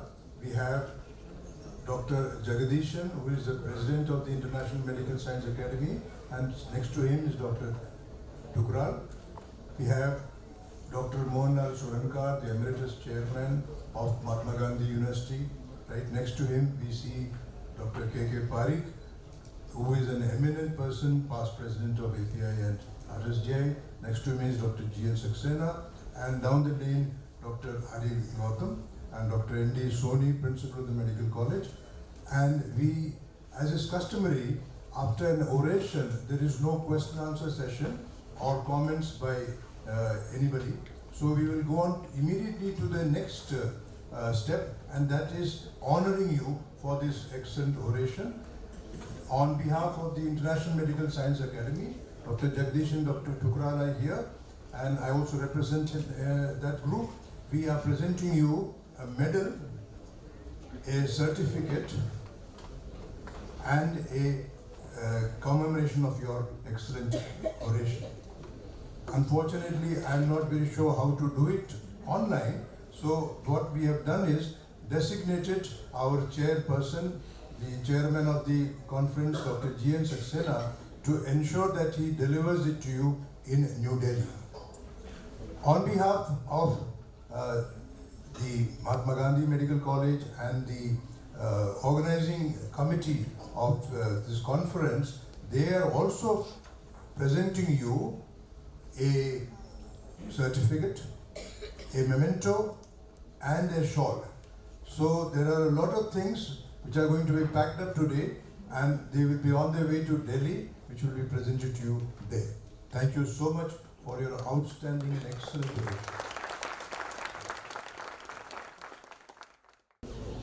Thank you so much. Before we proceed to our next session, I would like to welcome our guest of honor, Dr. K.K. Parikh sir, and our chief guest, Dr. M.L. Swarnkar sir. Can we have a round of applause, please? Thank you so much. Next up, we have a case-based discussion.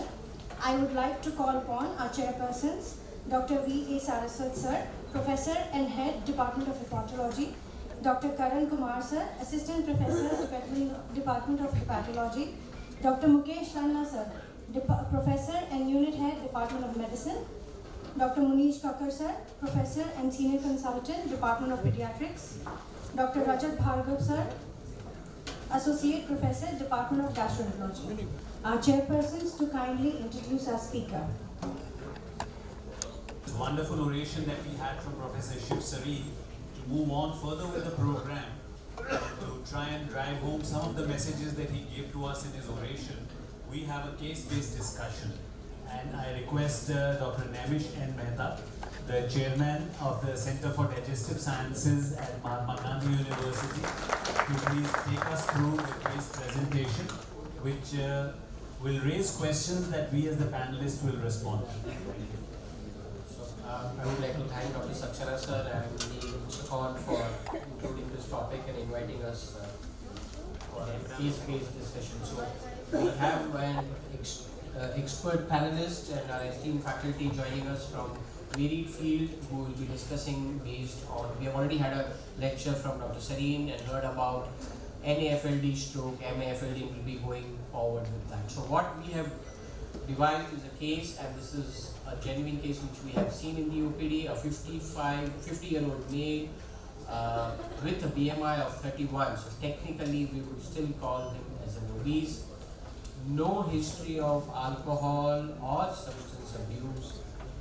History of type 2 diabetes mellitus for last 10 years on insulin.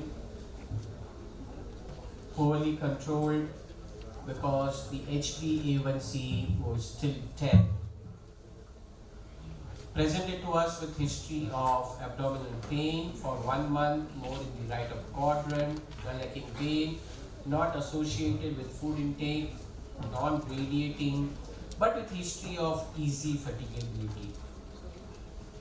On further questioning, there was no history of fever, vomiting, diarrhea, constipation, or jaundice or discoloration, or a dark colored urine. On general examination, there was nothing majorly abnormal except we were able to palpate a firm left lobe of liver with no abdominal signs.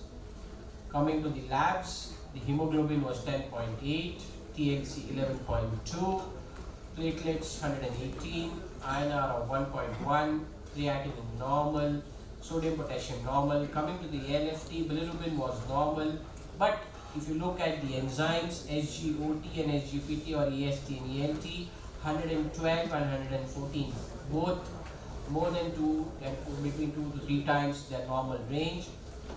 Albumin was 3.1. Obviously, most of us would now send this patient for an ultrasonography, which showed liver has a bright echogenicity.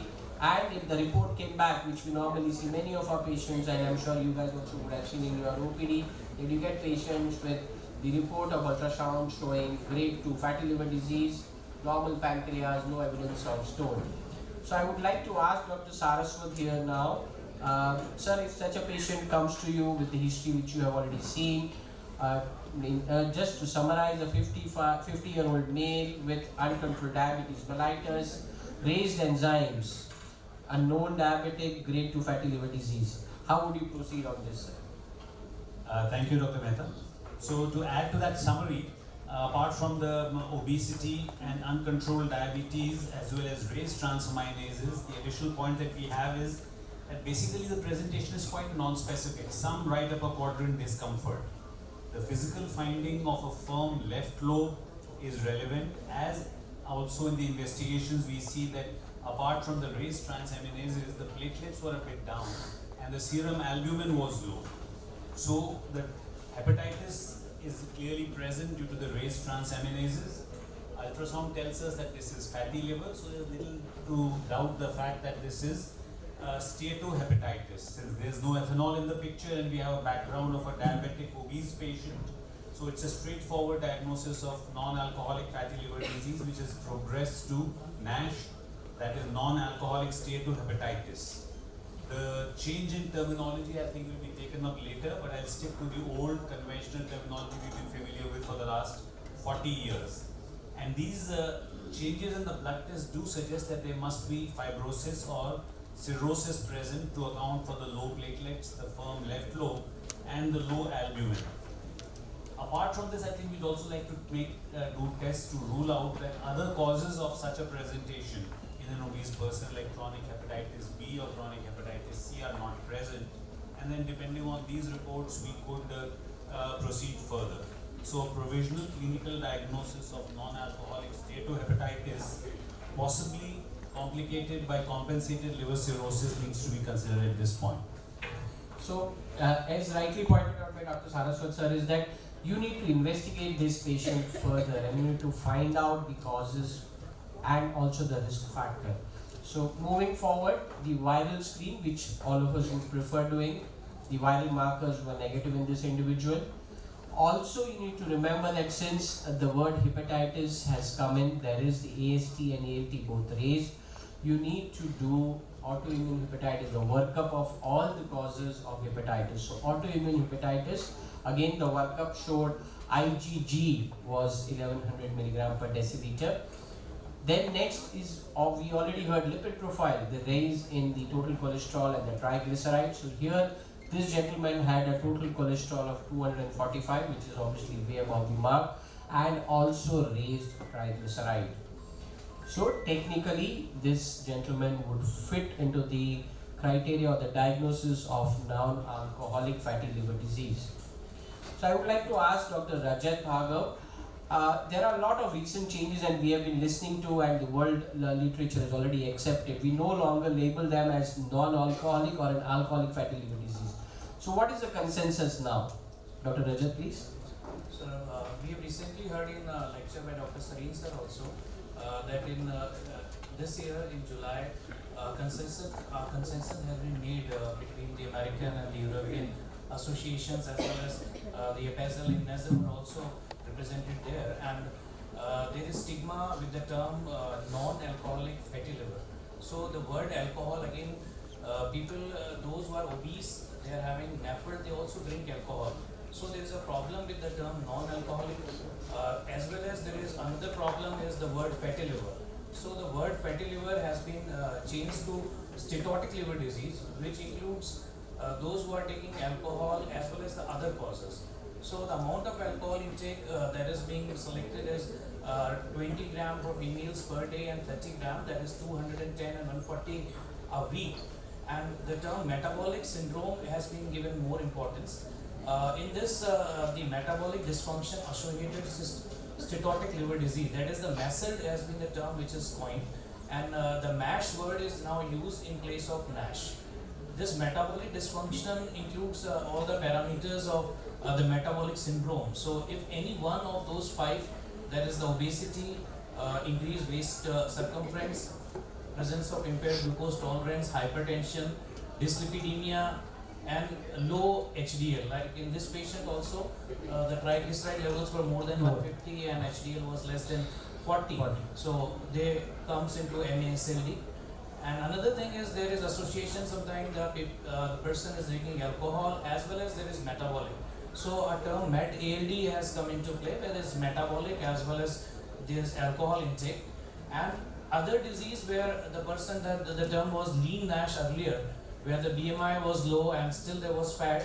So the term has been replaced with cryptogenic SLD, cryptogenic steatotic liver disease.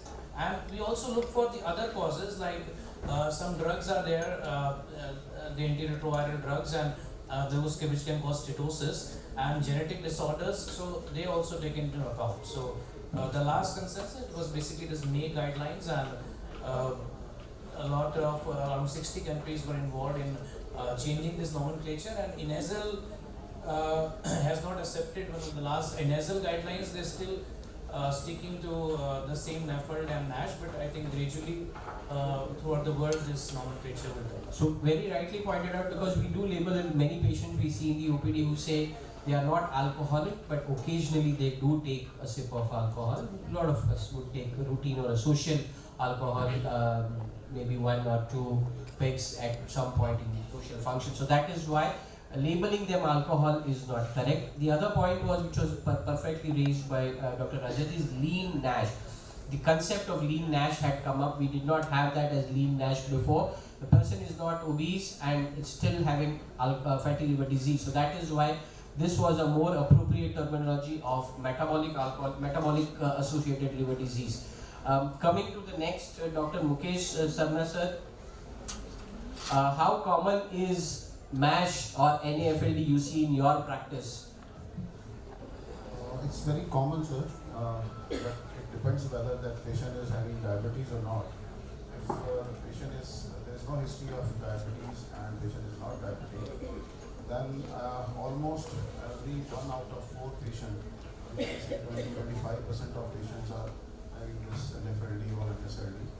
And if the patient is diabetic and the history of diabetes with the history of different history of dietary intake of fat and obesity, it may go up to as high as almost 50%, 50 to 60% of patients may have this NAFLD or NSLD.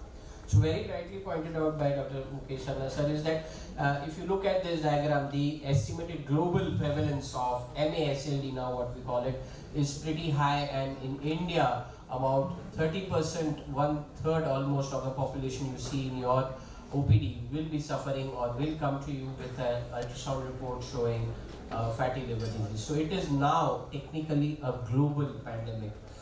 And now as the same thing which we are seeing, more and more patients are presenting to us with 40 to 70%, those who have got diabetes, out of them about 40 to 70% will be having metabolic associated steatotic liver disease. So coming to Dr. Kakkar, in pediatric population, Dr. Saab, what is the percentage you see? Do we see this fatty liver disease now increasing in the pediatric population as well?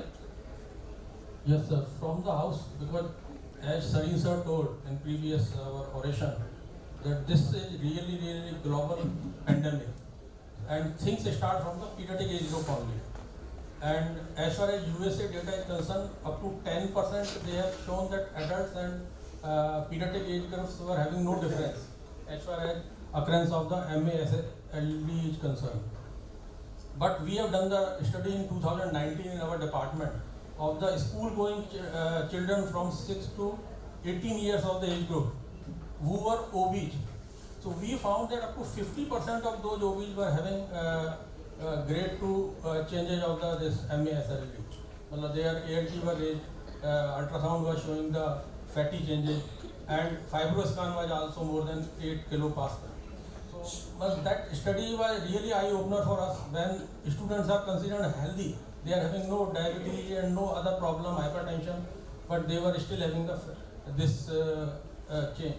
So initially what we considered fatty liver disease is seen more often in the age group of 40 plus, or those who are more obese or more alcoholic, and these are the patients who will develop fatty liver disease. But now we are seeing this happening more and more often in the younger population, and even in children we are seeing this as one of the major disease which is increasing. Here I would like to interrupt also that Please. after post-COVID time, this home delivery of the junk food, and especially this fructose dependent beverages, they are doing really tremendous harm to the pediatric population. And Absolutely. I hope this data might be rather increased up to great extent. So we need further study to see how seriously this is going to happen as a fatty liver disease in pediatric age. So there is a huge change over the last few years in our dietary habits as well, and that is one of the major reasons, as rightly pointed out by Dr. Munish ji. So coming to Dr. Karan, again you have these diagnoses. If this is coming back to the same patient, 50-year-old male, raised enzymes, grade 2 fatty liver disease, viral screen is negative, has got high triglyceride. Now what should be the further investigations for this patient? How would you proceed in your practice? So we have established the diagnosis of metabolic dysfunction associated steatotic liver diseases. We have ruled out all the secondary causes, the viral, the autoimmune. The drugs for further management of steatotic or the MESL depends upon the degree of fibrosis. I would like to highlight fatty liver progresses into 3 stages. First is the fat, then comes the inflammation, then there is fibrosis, and ultimately it culminates into cirrhosis. So the target is to determine which state it is in. So ultrasound and the biochemical parameters are insufficient to diagnose or determine the stage out of these 4: fatty liver, inflammation, fibrosis or cirrhosis. To determine the stage, we need some further investigation. Among the available tests, the best one is fibroscan. It gives us about the degree of fibrosis present in the liver. If the liver is already fibrotic, means the fire has already happened, now we have to act fast.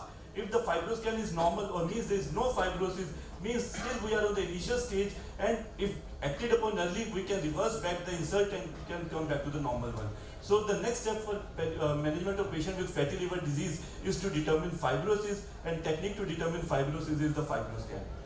So very rightly pointed out again by Dr. Karan, it is not only steatosis. Presence of steatosis does not mean anything. So you need to first find out whether this individual has got fibrosis or not.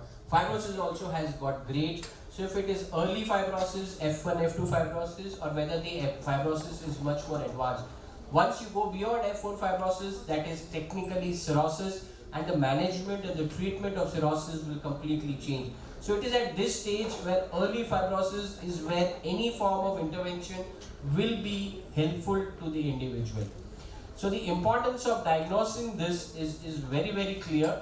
If the patient has got grade 3 or grade 4 fibrosis, that increases the chance of these patients progressing into cirrhosis.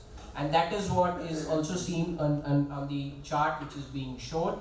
So the goal is to identify those patients. One is with the metabolic associated steatohepatitis, and second goal is to identify those patients who are at risk, who will progress to cirrhosis. The idea is to halt them at that stage and try and reverse if it is possible. So who is at risk of this developing MASH or advanced fibrosis? The risk factors are type 2 diabetes, obesity, dyslipidemia, metabolic syndrome, polycystic ovarian disease.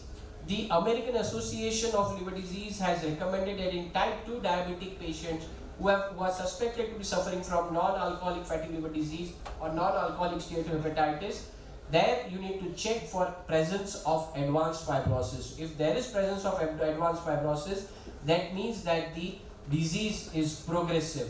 There are other guidelines as well by EASL and ESO guidelines, where again NAFLD patient has to be screened to check for any other systemic disease. Cardiovascular is one of the major other system which gets affected by diabetes, And if these patients do have these associated comorbidities, that increases the risk of further progressive disease. So what is transient elastography? Dr. Karan, you want to explain what is fibroscan? So just to basic fibroscan is based on a simple basic principle. Sound travels faster in solid media, slower in the liquid and slowest in the gas. So it is using that principle only the fibroscan is based. What fibroscan do is it just put a ultrasonic wave through the lever. If the lever is fibrotic, means more solid, the velocity of the shear wave will be faster, so suggesting that the lever is more stiff, more hard. So just on the basis of that, we can calculate the stiffness or the hardness of the lever, which in turn will translate into the fibrosis of the lever. So fibrosis can just put a shear wave over the lever, and after just under the 4 centimeter below the shear wave area, the stiffness or the hardness of the liver is calculated and it is translated into fibrosis. So at Mahatma Gandhi, we do have this fibroscan available, and till now we have done about 120 on an average we do per month. And what we have seen in our practice as well is that about 30% of these patients who had a higher score were either obese, which is a high BMI, or had presence of diabetes. So coming back to the same patient, we already know these lab parameters. The fibroscan here showed a cap value of 354, and if you look at the fibroscan elastography, that showed 17.2 kilopascal. So this itself, normal is maximum up to 4 to 7. Beyond that this is called grade 4 fibrosis or stage 4 fibrosis. So Dr. Saraswat sir, coming back to you, you already have now a patient who is technically labeled as CLD MASH, is well compensated.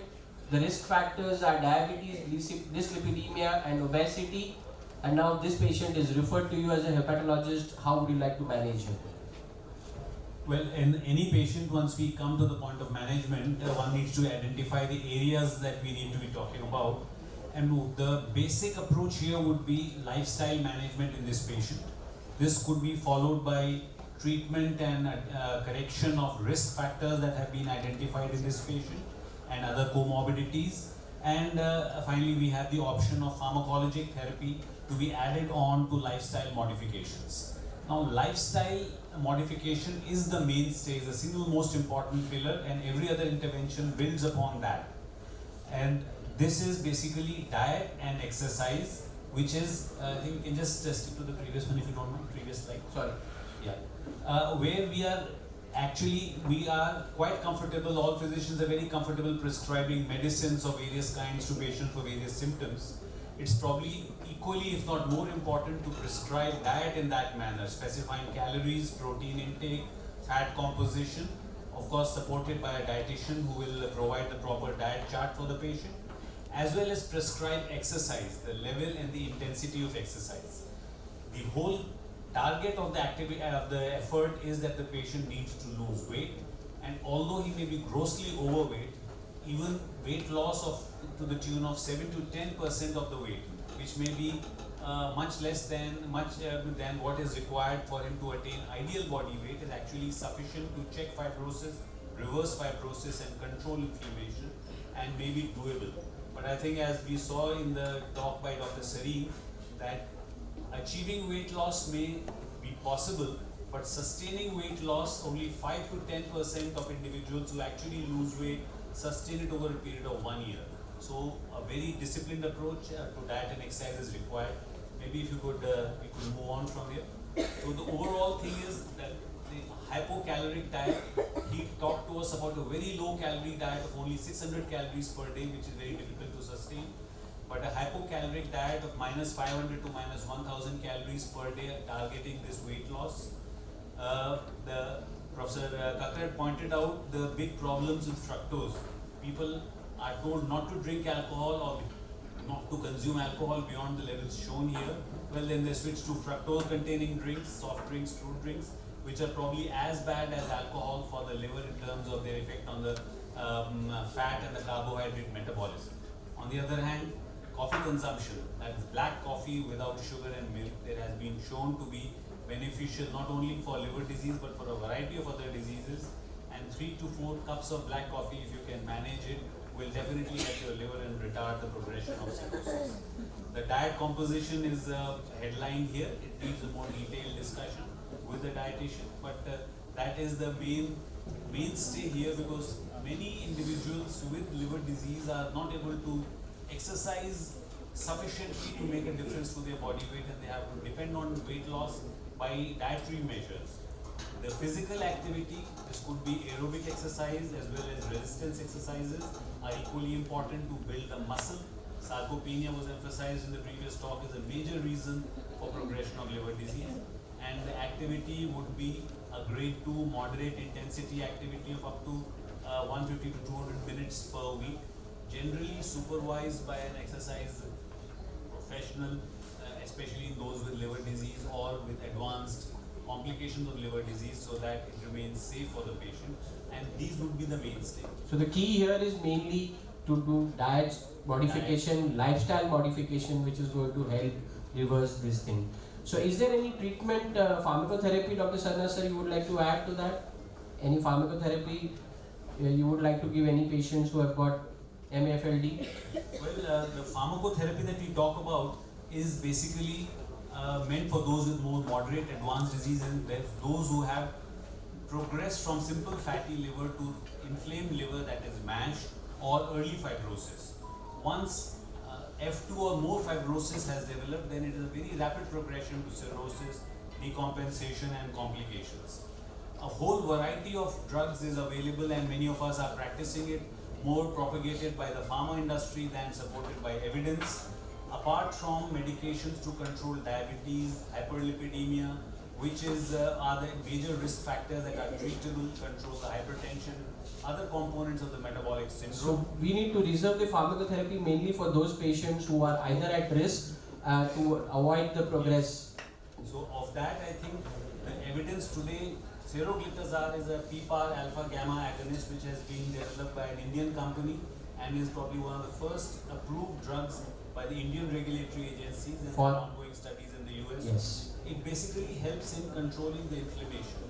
Correct. The OTPT elevation comes down, fat may come down, but there is not much evidence that it helps those with spinal. Absolutely. The other point to note is that even after stopping this medicine, there is a possibility that patients do gain weight again, and the hepatitis or the inflammation do recur. So the best here is to go in for lifestyle modification, which will hopefully sustain for a longer period.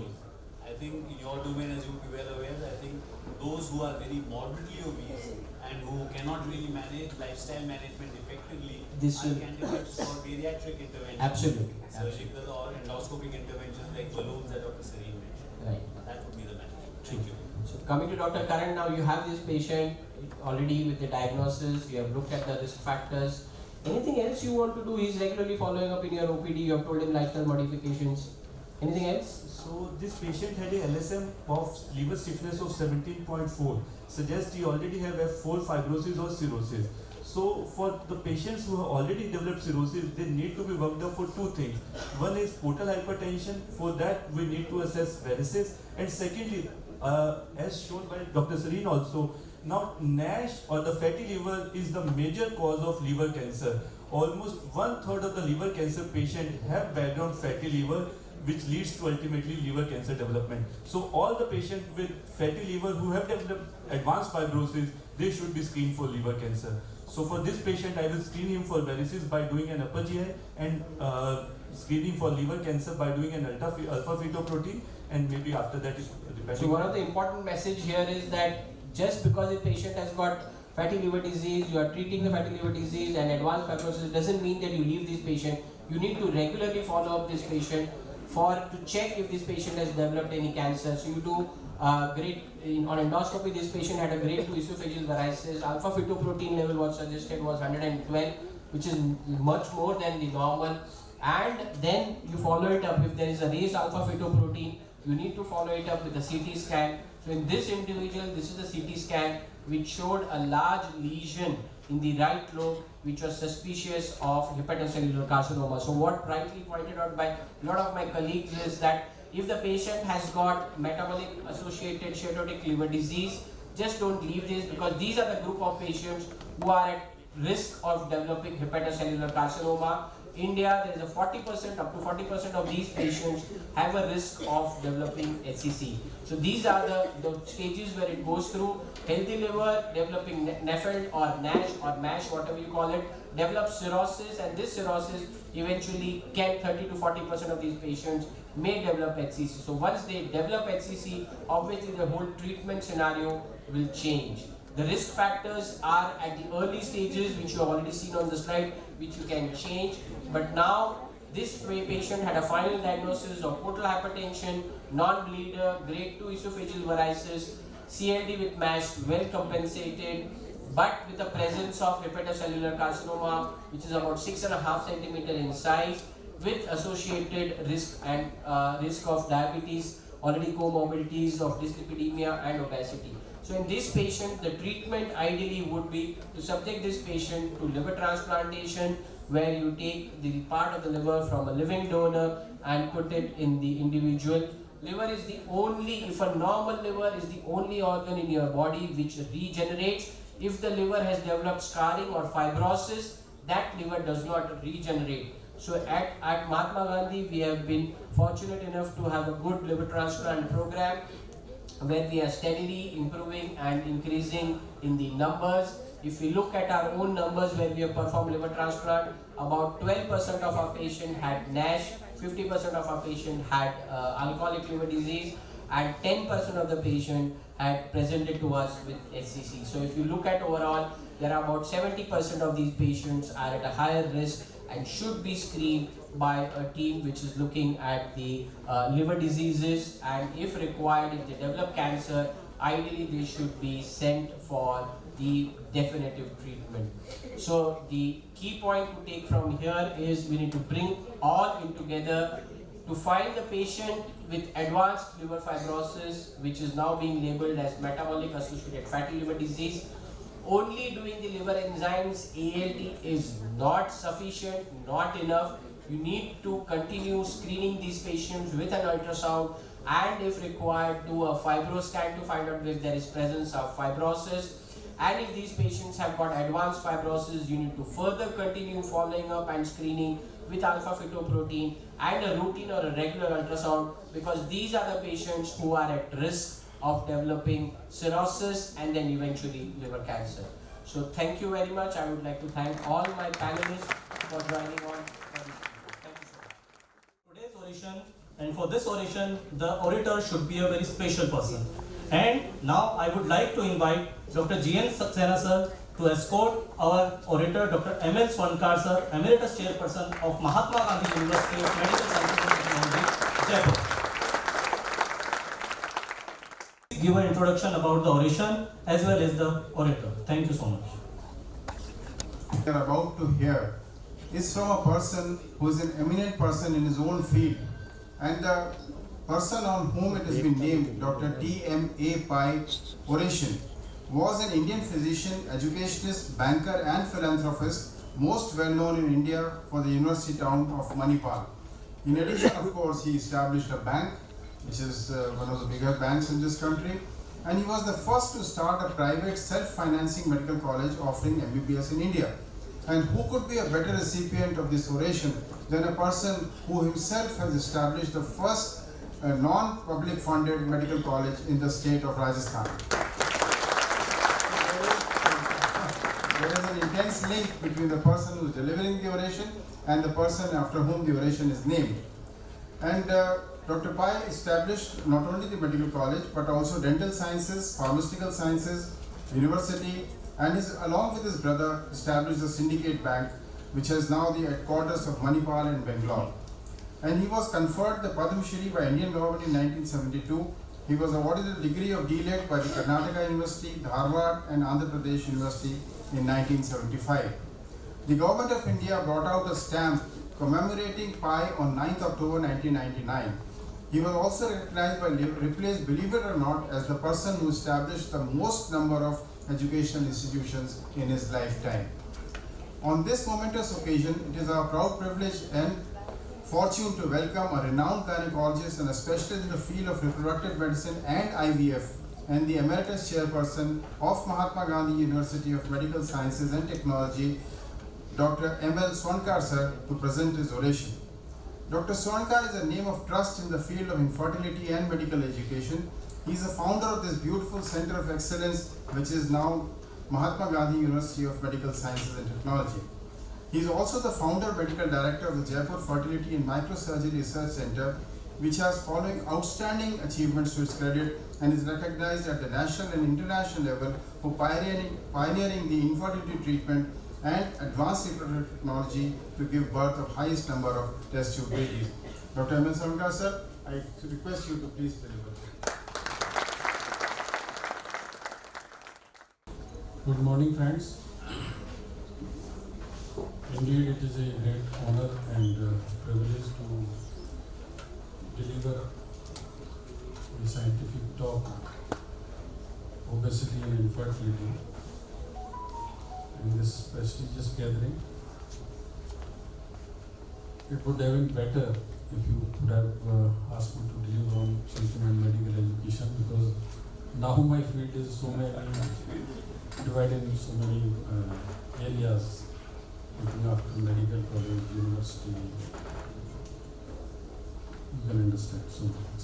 But of course, and you said that you must speak, so I've tried, but I've seen the galaxy of the doctors sitting here. And like Dr. Shiv Sari, who have delivered wonderful lectures on the case discussion. I'll try to justify, and I'll request the residents, especially our young gynecologists, to focus on my lecture about obesity and infertility. It is very, very important. The obesity is a modern epidemic. As you know, the theme of this conference itself is Tsunami of Obesity. So it is affecting almost all organs of the body. All disciplines are fighting with obesity-related complications. Now, this is a sort of runaway weight gain trail. Too many accelerators, but no brakes. Brake is only one, that is improved lifestyle. You see, no exercise or very less exercise, poor health, psychological dysfunction, disordered eating, socio-economic status, all these things, they are adding to the obesity. So obesity is an excess storage of triglycerides in adipose cells and excess of body fat. The ideal weight for any adult is believed to be correspond to his or her ideal weight from age 20 to 30. The following formula gives ideal weight in pounds. Weight is pounds. Pounds. For English measurement, for the women, it is 100 plus 4 into height in inches minus 60. So suppose somebody is having a height of 6 feet, then it will be 72 inches. So you reduce, you divide by, you minus by 60, so it will come 12. 12 into 4 is 48. So total weight should be 148 pounds, or roughly around 60 kilograms. Similarly for men, it is 120 plus 4 into height in inches plus minus 60. 1 kilogram is equivalent to 2.2 pounds. BMI, which is also known as Quetelet index, because first it was described by Belgian mathematician and astronomist Adolf Quetelet. So it was later on it was changed to body mass index, or BMI, is the ratio of weight divided by the height squared in meters. That is very important. Or if you want to have a English measurements, then weight in pounds equals 703 divided by the height again into inches squares. Overweight are the BMI, which has 25 to 29. Obesity, if the BMI is more than 30, then it is obesity. Again, you can further classify, like normal, I told you from 18.5 to 24.9 on 25. Underweight is 18, less than 18.5. Overweight is 25 to 30 or 29.9. Then severity depends on the grade. Class 1, that is mild obesity, 30 to 34.9. Class 2 obesity, 35 to 39.9, that is 40. And that is moderate, and then severe morbidity, severe obesity, or we call morbid obesity, is more than 40. Yeah. Basically, it is a very simple, it is an energy balance. So obesogenic environment, that is energy in, how much energy calories you have consumed, and how much calories you have expended. So energy in, if it is more than energy out, then it will lead to the obesity. Now let's come to the trend, because we must know the burden of any problem in our country or worldwide, so that we can be prepared in future and we can treat them in a better way. So number of the like in children from 5 to 19 years, number of obesity, that is in millions. In 20 it was 10.3 crores, 103 million. And up in next 20-25 years or 15 years, it is going to be 208 million. So right now it is 10%, but it will be almost double in next 10 to 15 years. Similarly, in the girls also, now it is around 8%, it will be around 18%. So you can understand the gravity of this situation. Let's come to the adult, age 20 and over. Number with obesity in millions, now it is around 347 or 350, you can say, millions. But it will be almost be double in year 2035. So from 14% it will go to 23%. Let's come to our country or Southeast Asian obesity trend for children and adolescents. At the moment it is 5%, but it will go to 16% by year 2035. And in adults it will go to 10%. In women, it will go to 16%, almost double.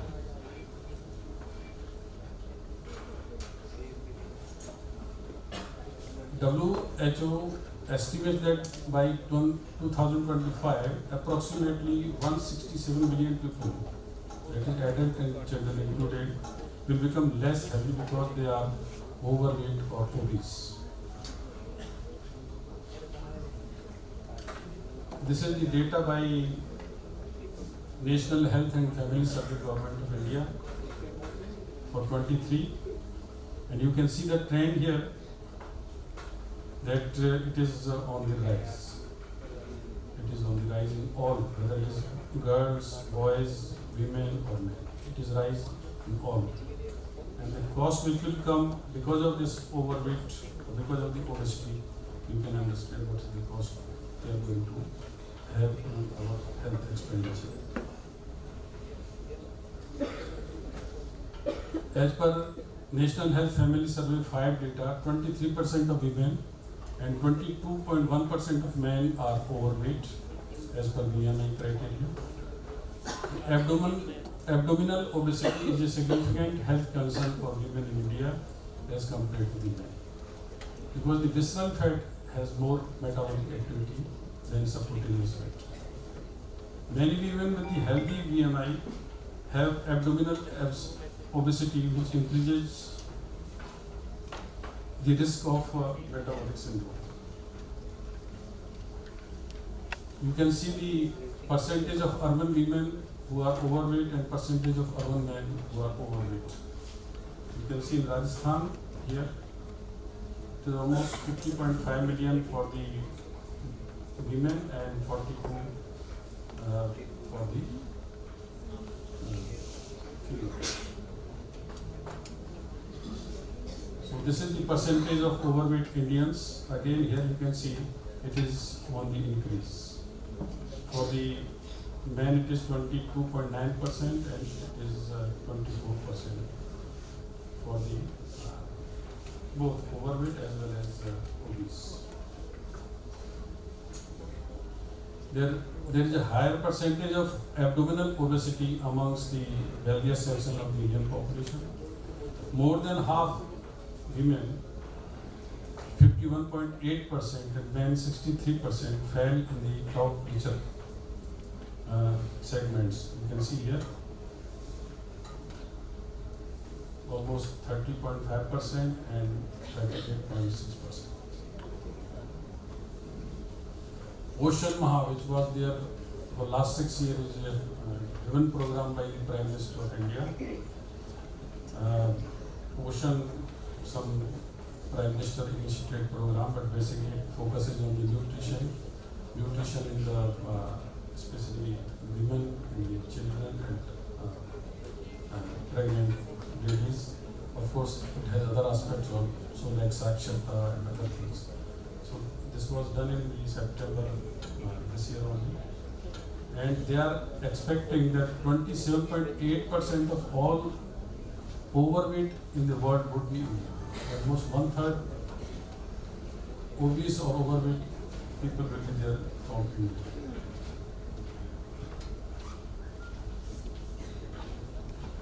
One in 10 obese children globally will be from India by 2030.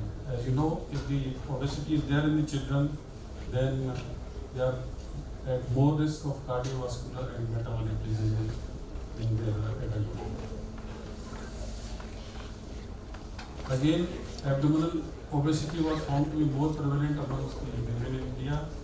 For women, a waist circumference for more than 80 centimeter, and for men, waist circumferences of more than 94 centimeter was considered as abdominal obesity.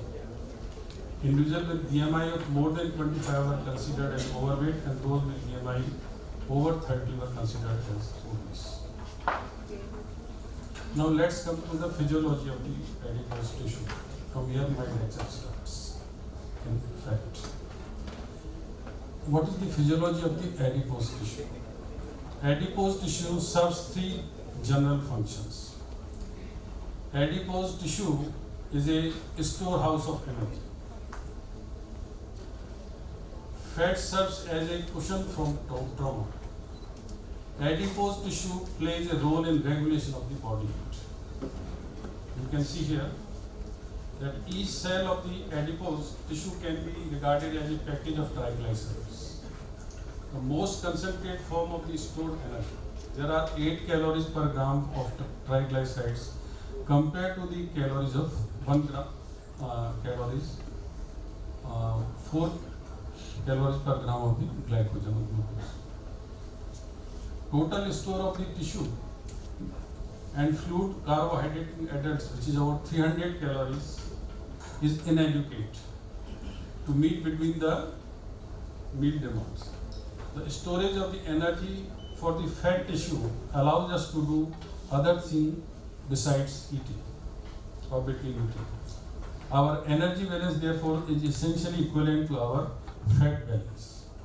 Thus, obesity is a consequence of the fat imbalance inherent in high calorie diet.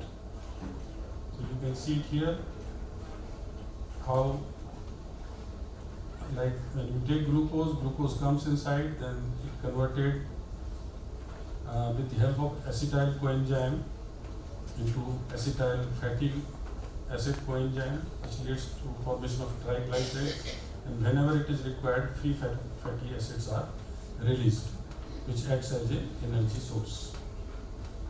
Let's come to the functions of the glucose. Again, glucose serves 3 important functions. Glucose supplies carbon atoms in the form of acetyl coenzyme A. Acetyl coenzyme A. Glucose provides hydrogen for reductive steps. It provides hydrogen molecule.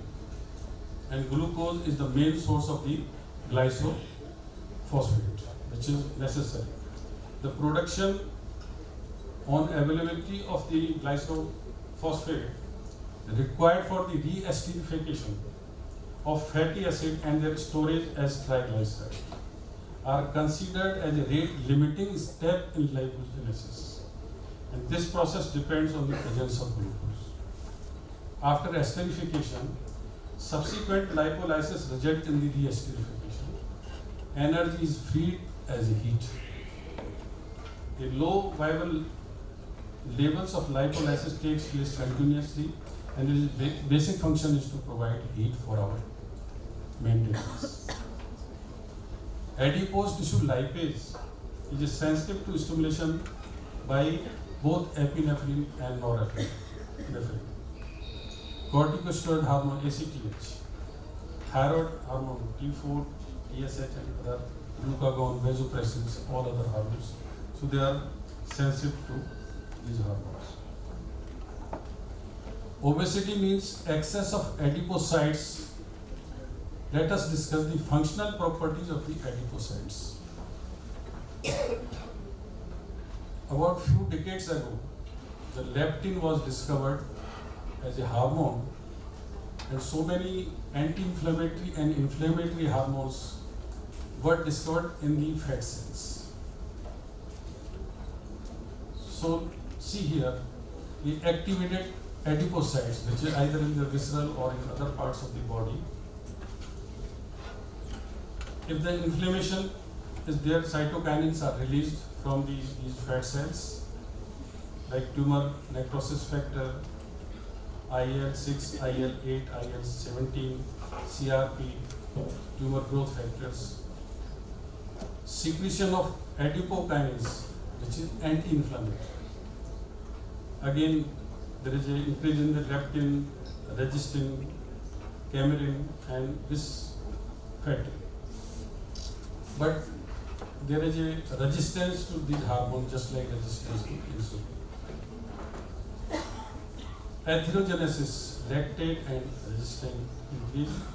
Hypertension, increase in the angiotensin. Dyslipidemia, increase in triglyceride, LDL. Carcinogens like nitrous oxide, TNF, age, estrogen, leptin, adenopectin. Diabetes, again type 2, adipsin, lipase, and this. So lot of anti-inflammatory and inflammatory, mainly inflammatory hormones are released from adipocytes or fat cells. So there are, you name any organ which is not affected by the obesity, right from the gout, edema, cancer, all sorts of cancer, breast, uterus, cervix, prostate, kidney, colon, especially colon, esophagus, pancreas, liver, gallbladder diseases, back pain, non-alcoholic fatty liver, which is already described by Dr. Sareen and Dr. Mehta, pancreatitis, pulmonary diseases, especially obstructive sleep apnea, strokes, tiredness, idiopathic intracranial hypertension, loss of vision, cataracts, coronary heart disease, diabetes, dyslipidemia, hypertension. I will focus on the gynecological abnormality and especially on the infertility, the subject which is given to me today. So, infertility, polycystic ovarian syndrome, gestational diabetes, and hypertension. The complications of the obesity in female leading to the infertility. See here, it affects almost everything. Receptivity of endometrium is dysregulated. Atresia of the early follicles, that is apoptosis of the follicles.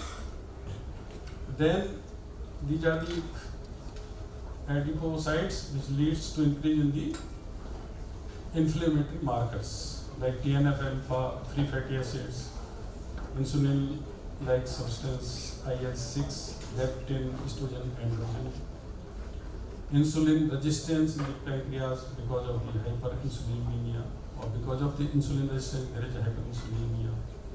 Then because of the hyperinsulinemia there is a decrease in the sex hormone binding globulins by the liver, and they affect the hypothalamus, pituitary, gonadal axis, HPO axis. So they affect the GnRH formation at hypothalamus level and gonadotrophin at the level of pituitary, and estrogen progesterone level at the level of ovary, and it leads to the infertility. So it is not just single cause, right from the uterus to the oocytes or ovary to the liver, pancreas and HPO axis. It affects almost all organs to deranged fertility and leading to the infertility. I'll focus here more on because if we go then it will be very long. Most important is the polycystic ovarian syndrome in obese patients in the female. Similarly, in the male infertility, I will focus on the hypogonadism and insulin resistance or hyperinsulinemia. These are the three main things where I would like to pay my attention. So, see here, this free fatty acid, the release of inflammatory cytokinins leads to the insulin resistance in the cells, which leads to the hyperglycemia, increased release of insulin from the pancreatic cells, beta cells or pancreas, and then decreased sex hormone binding globulins from the liver. They affect, as I told you, hypothalamus and pituitary gland, increased release of GnRH from hypothalamus and LH from the pituitary gland, which leads to the polycystic ovarian because of the increased production of the androgen production. So I'll come to it a little later also. Clinical markers of insulin will be the muscular hypertrophy, acanthosis nigricans, skin tags, hirsutism, alopecia, oligomenorrhea, infertility and ovulation, central adiposity, lipodystrophy, lipoatrophy or hypertrophy. In children, they will be normal, impaired or asymmetric. So, as far as HPO axis is concerned, it can affect at any level. It can affect the hypothalamus, it can affect anterior pituitary, it can affect ovary. So it functions at almost all levels. Predisposition to chronic anovulation at a three distinct way in the obesity. Increased peripheral aromatization of androgens, resulting in chronically elevated estrogen concentration. This androgens which are released from the fat cells, they are aromatized to estrogen and consistently elevated estradiol or estriol levels are there, which affect the pulse frequency of GnRH.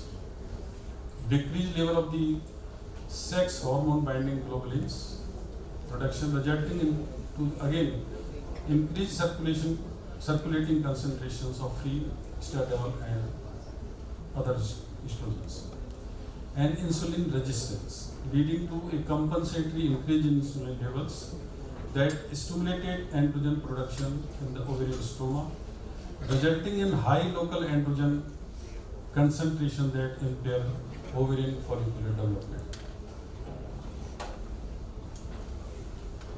Let us look at the endocrine milieu of the woman, normal and the polycystic or chronic anovulating lady. See here, there is a clear cut, like in the follicular phase, early phase, estradiol basal levels are low, and as you progress normally they increases, and when they progress very high then FSH also increases, and then LS surge takes place. Similarly, estrogen progesterone also has it, and there is a clear cut division. But what happens in the anovulation, they are at the steady state. You see, LH is always in a chronically or toned state of elevated. FSH remains almost same, steroid progesterone, steroid levels remains little high. So that was about the obesity in the female, mainly about the polycystic ovary. Let us come to the obesity and male infertility. There are several molecular mechanisms that affects male reproduction in obesity. So you can see here from the adipose cells, there are inflammatory markers, they are released here. There is a decrease in testosterone level, increase in the estradiol levels, increase in the leptin, which is resistance, sort of leptin resistance is there, decrease in the kisspeptin, which is important for the GnRH analogs, release, and decrease in the growth, GnRH formation, decrease in the LH, FSH form, pituitary glands, decreased testosterone, spermatogenesis, increase in the hyperthermia because of the cyclic AMPK, because it is required for the AMPK, that is cyclic, these are the kinase which are released in the ATP, ADP, AMP to ADP, ADP to ATP, and then the heat is released, so there is hyperthermia in the testes apart from the fat deposited there. And then there is decreased, so it leads to the erectile dysfunctions and decreased testosterone and spermatogenesis. Now look here, the complications of obesity in the leading to the infertility. Again, here you can see include increased aromatase activities, rise in the estrogen levels, increase in the scrotal temperature, adipokinase like leptin, camerin, resistin, bisfatin, increase and decrease in the adiponectin, leptin resistance, release of inflammatory cytokines, oxidative stress, insulin resistance, hyperinsulinemia, and decrease in the sex hormone and globulin, and epigenetic modification, genetic and epigenetic modifications. The things remains almost same. The inflammatory markers and anti-inflammatory markers are same in obesity in male and female. Here it will be hypothalamic pituitary testicular axis, gonad axis, and then will be hypothalamus pituitary ovarian axis. But effect will be according. Effect of adipokines on the reproduction, leptin increases. It is basically resistance. Leptin is a satiety hormone. It is important. Lepto is a Greek word means thin. It keeps your satiety centers down. So you do not feel, by taking food, you feel satisfied and you do not have craving for the further food. And just opposite to is the ghrelin, which is located in the stomach, upper portion of the fundus of the stomach. So, which is the appetite increasing hormone.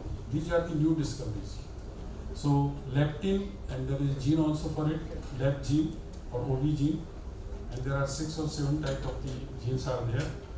And this inhibit insulin-induced ovarian steroidogenesis. Adiponectin decreases, which leads to the increase in the insulin level. Resistin again causes insulin resistance. Bisfatin increases insulin sensitivity. Aumentin decreases insulin sensitivity. Camerin increases or negatively regulates FSH-induced follicular steroidogenesis. You can further, I am simplifying it further, how the, at the systemic level, here see, the hypogonadism is developed because of the increased E2 levels, increase in the leptin levels, increase in the testosterone, decrease in the sex hormone binding globulins in human being. Chronic inflammation. Obesity is a chronic inflammatory or low chronic inflammatory disease. Oxidative stress. Free radicals, apoptosis in the microenvironment, sperm maturation in the epididymis is affected, lipid composition, oxidant attack is there, spermatogenesis in testes, germ cells and cerebralized cells and the blood testicular barriers. At the cellular molecular level, epigenome, genome and sperm functions all are affected. This leads to the subfertility and epigenetic inheritance as a phenotype. Epigenetic modifications in obesity. You can see here in what is the difference in genetics and epigenetics. In genetics, the genome sequence or genome, whatever is there, like 46XX or 46XY, remains the same. Here also it remains same, but there are modifications or methylation, like methylation or histone addition or some micro RNA which leads to the different type of the phenotype, and it can run into the families. So see here, there is a DNA methylation, alteration because of the DNA methylation, DNA fragmentation takes place, reduction in pregnancy rate of the partners of the obese male, and increased risk of obesity in offspring, in the children and grandchildren also. So importance of molecular path leading to infertility. As the obesity epidemic continues to grow, more individuals, both women and men, are likely to suffer complications in both metabolic and reproductive health. Several hormones, growth factors, cytokinins, adipokines acting at the level of brain and gonads linked obesity to reproductive dysfunction. Since obesity is a state of chronic inflammation, as I told you earlier, in women there may be raised macrophage infiltration in ovaries by pathways mediated through the mitogenic MCP1. Raised serum AGS, that is the advanced glycation and products, may also heighten the dysfunction of ovaries, like linked to the adiposity. Obesity associated male infertility includes several molecular pathways, and disturbance is created by the obesity in hormonal imbalance and parameters of systems. Impact of BMI and age on pregnancy rate. So here they have calculated or multiply age with the BMI. You can see here the pregnancy rate goes down when it increases, the BMI increases. So infertility, anovulatory infertility, WHO group 2, to which the polycystic ovary also belongs. Infertility more likely with increasing BMI. BMI more than 27 kilogram meter square is associated with the reduced ovarian ovulation. Ovulation induction less effective if BMI is more than 28.3. Greater risk in the pregnancy in obesity, like miscarriage, diabetes mellitus, problem in the delivery. How will you evaluate an obese woman or polycystic ovarian woman? Because you should not think only of the obesity and polycystic ovarian syndrome. So the thorough evaluation has to be done in the management, like serum thyroid stimulating hormone, serum prolactin, 2-hour oral glucose tolerance test, fasting lipid profile, serum testosterone in women with clinical evidence of hyperandrogenism, morning follicular phase serum 17 hydroxyprogesterone. In women with the pre-menarche onset of the hirsutism, the family history of congenital adrenal hyperplasia or high-risk ethnicity, screening for the hypercortisol by 24-hour urine-free cortisol. It should be considered in women with features suggestive of Cushing syndrome. The obesity, hypertension, diabetes, easy bruising, all these things are there. Overnight dexamethasone suppression test should be considered in women with signs and symptoms of or biochemical evidence of hypercortisolism. Again, this is more of research interest that you compare the ratio of insulin to the glucose levels. At 2 hours insulin response to the glucose infusion, there are other methods also for it, but more for research purposes. So insulin resistance at 2 hours postprandial or after 75 grams of the glucose injection or intravenous oral injection, the resistance is very likely if the insulin level are 100 to 150, but definitely there is insulin resistance if it is more than 150 to 300. As far as management is concerned, overweight and obese patients should be informed about the importance of pre-pregnancy, weight reduction, and should be encouraged to lose weight before treatment to reduce poor obstetrical outcome due to obesity. Although weight loss is the gold standard of treatment in women with a high BMI, ART treatment should not be delayed just because of the obesity, because age is also important factor those who are seeking infertility treatment. Even a 5 to 10% reduction in the weight, in spite of not so much reduction in BMI, it is very important to start the treatment and good results may be achieved.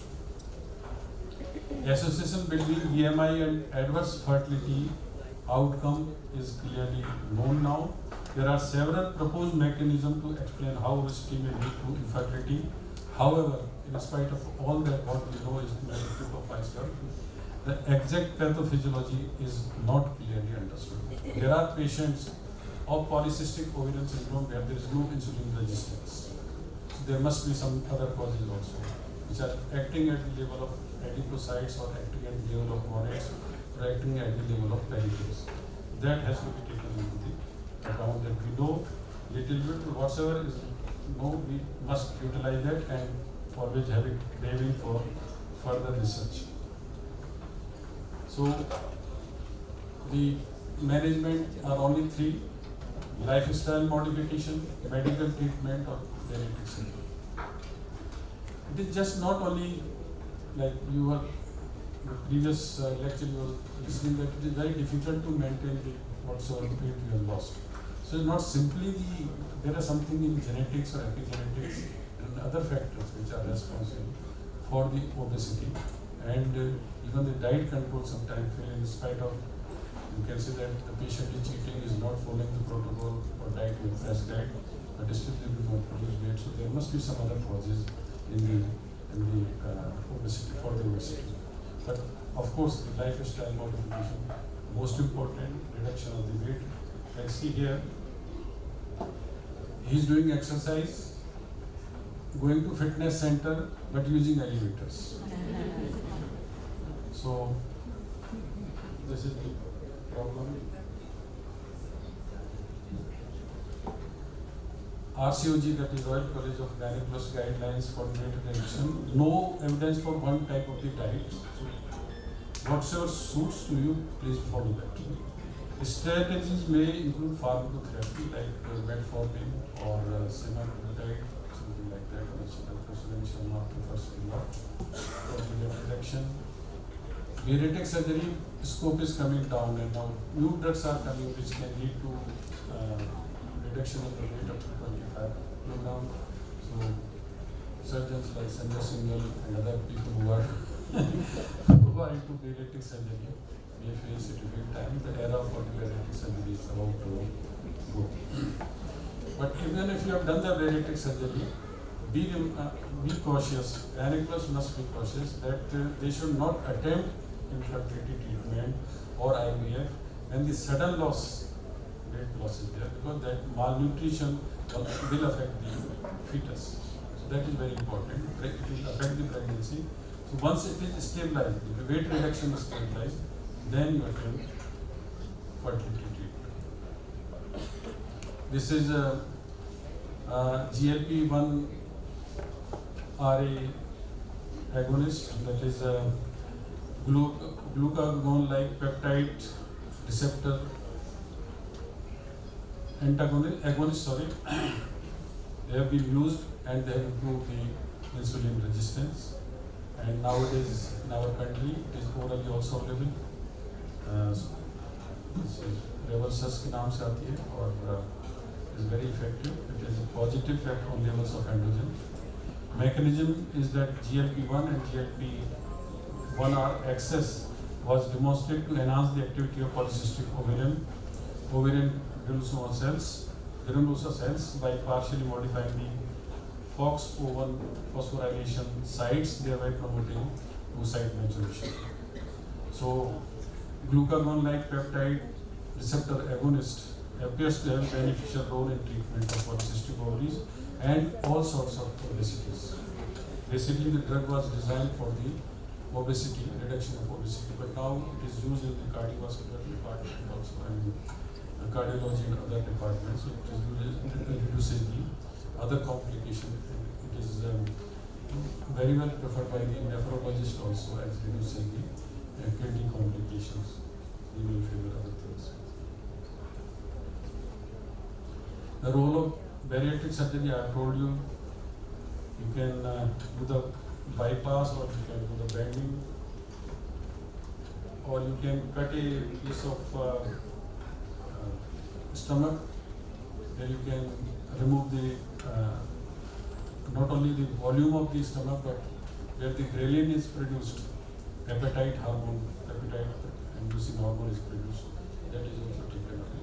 So that can be done. Now question comes, what should be the cutoff to start the treatment?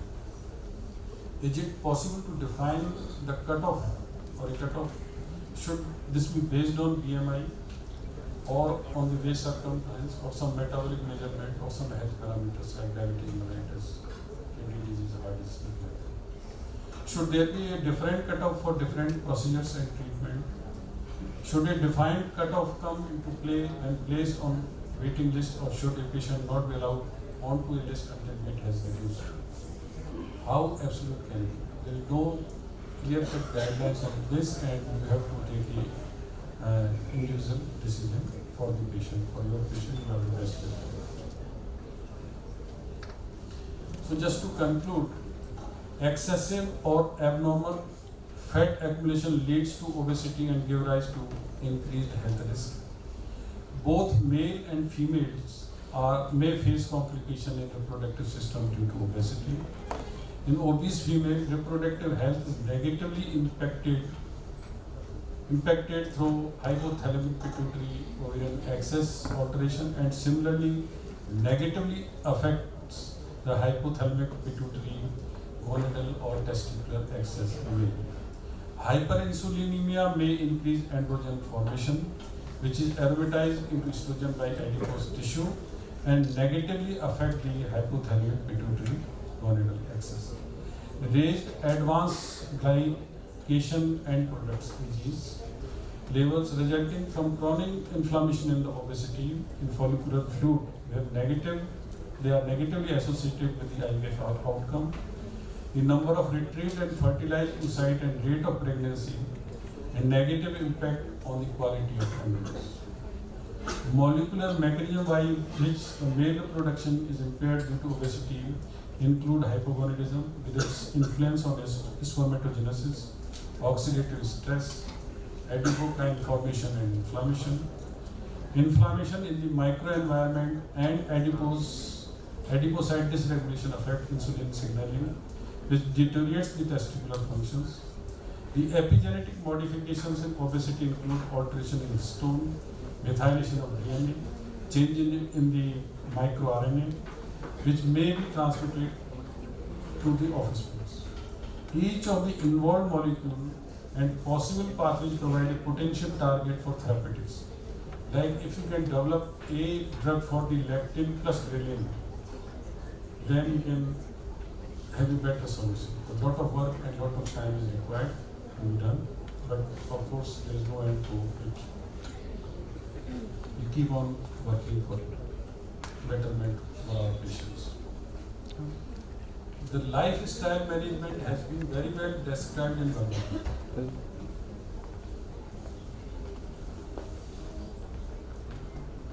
Natyasnastu yogosti na chekant manasyanaya na chat swapnichidasya jagata nayachat.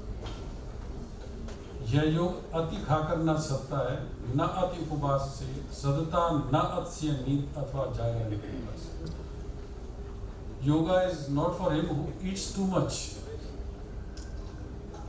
or abstain too much, undernourished or overnourished, fatty. जैसे doctor जी सक्सेना कहते हैं, या तो खा के मोटा हो गया, खा के मरेगा. तो वो है, ठीक है ना. If you have problem of insomnia, if you are not taking proper sleep, again you are prone for obesity. आप या बहुत ज़्यादा देर तक नींद ले रहे हो, बहुत ज़्यादा लेजी हो, then again you are not doing your work properly, you are not doing any physical activity. So it is very well described. Again further described by Lord Krishna. युक्त आहार विहार से युक्त चेतस्य कर्म सु युक्त स्वप्नाबोधस्य योग होते. जब युक्त सोना जागना, आहार और विहार, आहार फूड हैबिट्स, विहार लाइफ स्टाइल. आप कहाँ जा रहे हैं? आप निशाचर की जिंदगी जी रहे हैं, सारी रात पार्टी चलती है, उल्टा हो गया पूरा सर्केडियन रिदम, कोई टोटल बदल गया आज के ज़माने. For man who is temperate in food and recreation, who is restrained in his actions, whose sleep and wakening are regulated, there ensures discipline in the life which destroys all selves. It is not complete abstinence from action, but the restraints in action, moderation in all of your activities. That is advised. When the ego is established in self, it lives in a transcendent and universal consciousness and act from the center. मैं यहाँ पे एक बात बताना चाहूँगा कि अपन जो सारी स्टडीज़ कर रहे हैं वो ये स्थूल शरीर, इस शरीर पे कर रहे हैं, और स्थूल से ज़्यादा पावरफुल होता है प्राणमय शरीर. ठीक है, 5 कोश होते हैं, और प्राण में से ज़्यादा पावर, जैसे एक हाथी एक बहुत बड़ा होता है, काफ़ी हैवी होता है वेट में, पर शेर उसको मार देता है क्योंकि शेर में प्राण शक्ति बहुत होती है. तो स्थूल शरीर से ज़्यादा प्राण में ताकत होती है. शेर को भी बस में कौन कर लेता है? मनुष्य. मन से मनुष्य हमारा नाम पड़ा है, तो मनोमय कोश होता है. तो यदि आप अच्छे संकल्प वाले, अच्छा डिटर्मिनेशन वाले पर्सन हैं, in any field of life you are likely to be success. ठीक है. और मन को कंट्रोल करती है बुद्धि, विज्ञान में. सब साइंस के स्टूडेंट्स बैठे हुए हैं. तो विज्ञान में यदि आपका मन इंद्रियों की तरफ चला गया तो आप गर्त में चले जाओगे, और उस बुद्धि की तरफ सदुपयोग किया, आत्मा की तरफ, आनंद की तरफ चला गया, तो उससे आपका आत्मबल जो होगा वो मिलेगा. आत्मबल होता है वो परमात्मा का बल होता है. अगर परमात्मा का बल आपके साथ है तो you can do anything in life whatsoever by God's grace. ये एक बड़ी इम्पोर्टेंट चीज़ मुझे कल जब ये सुरेंद्र के साथ डॉक्टर सुरेंद्र सिंह के साथ स्लाइड बना रहा था, तो चतुश्लोकी भागवत का जो शुरू में ब्रह्मा जी कंफ्यूज हो गए. There in our Hindu philosophy 3 gods are there. जिनको काम दिया गया है कि एक का काम है सृष्टि की रचना करना, ब्रह्मा. विष्णु जी का काम है सृष्टि का पालन करना, सस्टेनेंस, और भगवान शंकर का काम है एपोप्टोसिस और संहार. ठीक है. So that balance remains. Then Brahma ji got confused. How to start, how to make the creation, how to do the creation. तो उन्होंने बोला, हरि मतलब लॉर्ड विष्णु ने और परम ब्रह्म महाविष्णु ने, ये ज्ञानम परम गुह्यम में यद विज्ञान समन्वित. मैं जो तेरे को ज्ञान दूंगा वो विज्ञान, इट विल बी साइंटिफिकली ज्ञान होगा, नॉट कोरा ज्ञान. हमारे पास अनफॉर्चुनेटली क्या हुआ कि हजारों साल पहले जो वेद विद्या थी वो लुप्त हो गई. ये तो we should thank westerners, Germans, Max Muller and other people. उसने फिर वहाँ इंग्लिश का ट्रांसलेशन कर रहा है। उन्होंने इसका यंत्र पाठ पकड़ लिया और वो आगे बढ़ गए, हम मंत्र में और उसकी मंत्र के ढोंगों में ही रह गए। ये बड़ी इंपॉर्टेंट चीज़ है, जबकि भगवान ने क्लियर कट बोला है कि मैं सारा जो है आपको ज्ञान को विज्ञान के साथ which can be reproduced, which can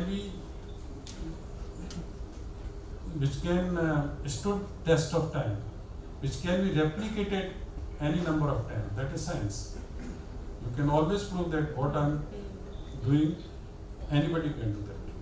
So that part is there, which is I will not like to go into full of this, but important is that, and same has been told by Arjun also in Srimad Bhagavad Gita in chapter 7, which is the chapter 7 itself name is the Gyan Vigyan. So use your Gyan, that is Atma Gyan, with the help of science. Always, we are scientific people, always compare, calculate what you want to do. So with these, I express my gratitude for preparing this slide presentation. Dr. Surin Sharma, my friend and Professor and Head of Department of Endocrinology, he gave me a lot of insights. Dr. Manisha Chaudhary, sitting here, Professor and Head of Department and Protective Medicine, along with our senior resident, MCH residents, and they gave me.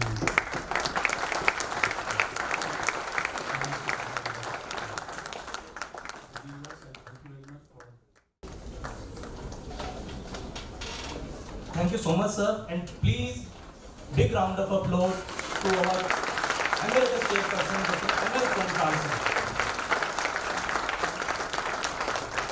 for such a wonderful oration. Now I would like to invite Dr. Ajal Gulati, sir, Vice Chancellor of Mahatma Gandhi University of Medical Sciences and Technology, Dr. Sudhir Sardev, sir, Chief Advisor to the Chairperson, Mahatma Gandhi University of Medical Sciences and Technology, Dr. N Saxena, sir, Organizing Chairperson of the conference, Dr. K. Jagdishan, President, International Medical Sciences Academy, Dr. R. K. Thukral, Secretary General, International Medical Sciences Academy, Dr. Punneet Rijhwani, sir, Organizing Secretary of the conference, Dr. K. K. Parikh, sir, and Dr. Shashi Panikar, sir, to felicitate our orator. I am also inviting Dr. Swati Garg, ma'am, Dr. Usha Shekhawat, ma'am, and Dr. Vijay Nahata, sir, to please join the dais.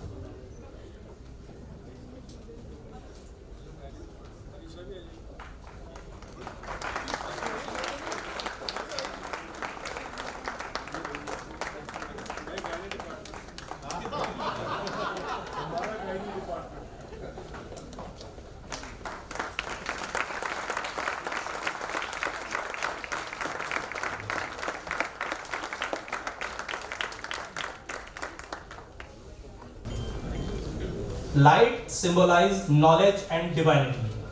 It's not only a disperses darkness but also illuminates our souls. Now I request our esteemed chief guest Dr. M.L. Swankar sir and dignitaries to kindle the auspicious lamp to embark on today's proceedings.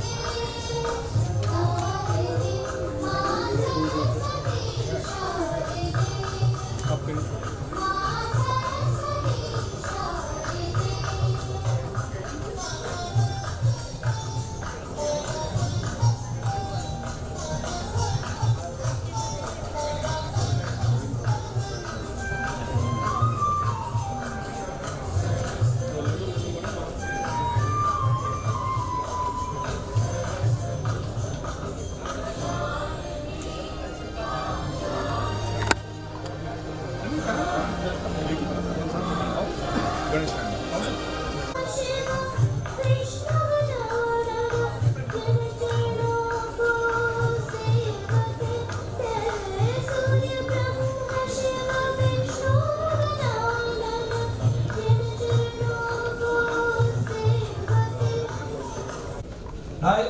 I give you just a brief introduction about the International Medical Sciences Academy.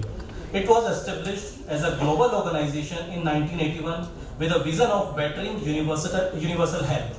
IMSA, following with the aims of blurring the boundaries between the medical specialties, that the study and encourages an amalgamation into an interprofessional approach towards continuing medical education of professionals through seminars, scientific sessions and conferences.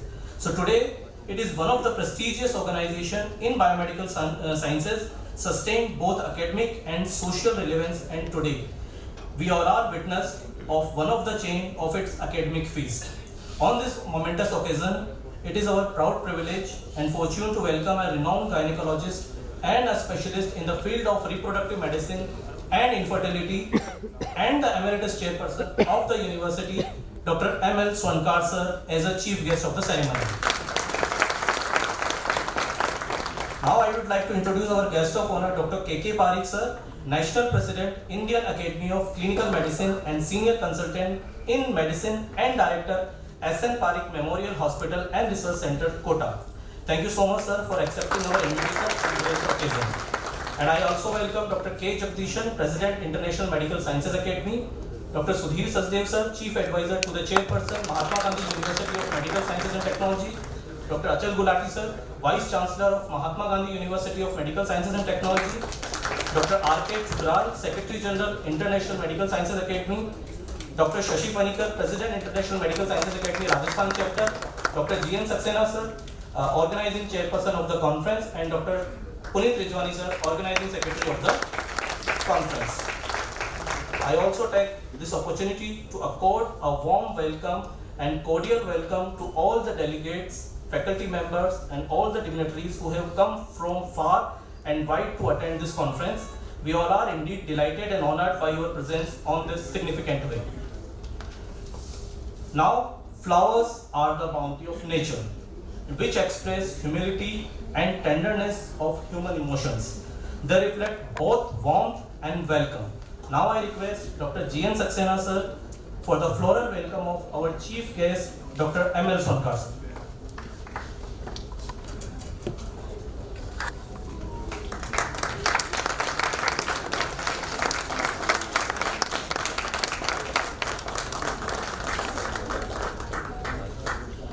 Now I request Dr. Punneet Rijhwani sir for the floral welcome of our guest of honor, Dr. K.K. Parikh.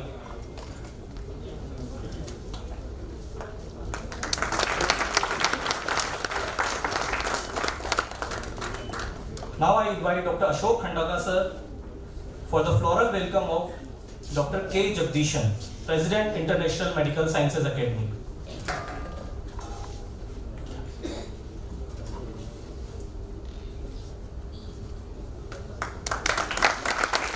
Now I invite Dr. Snjay Singhal sir, Secretary of the conference, for the floral welcome of Dr. Sudhir Sachdev sir, Chief Advisor to the Chairperson of the University.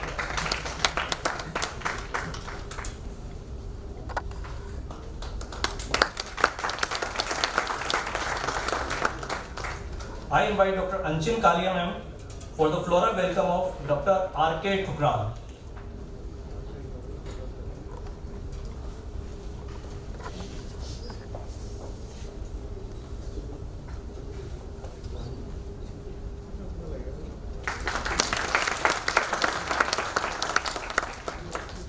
Now I invite Dr. Swati Garg ma'am for the floral welcome of Dr. N.D. Soni sir. Both sir. Principal and Controller.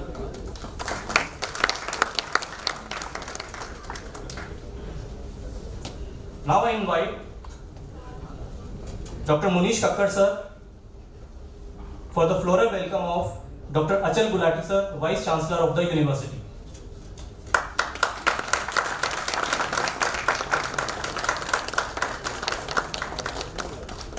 Now I invite Dr. S.K. Sharma sir for the floral welcome of Dr. Shashi Panikar sir. Dr. Vijay Nadasar sir, please come for the floral welcome of Dr. Shashi Panikar.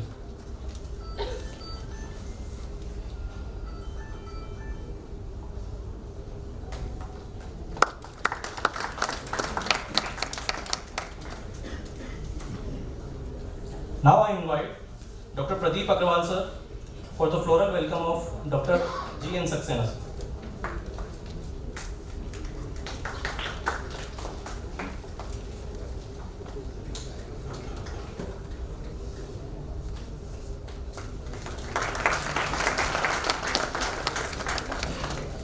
Now I invite Dr. Rachana Narayan ma'am for the floral welcome of Dr. Punneet Rijhwani sir, Organising Secretary of the conference.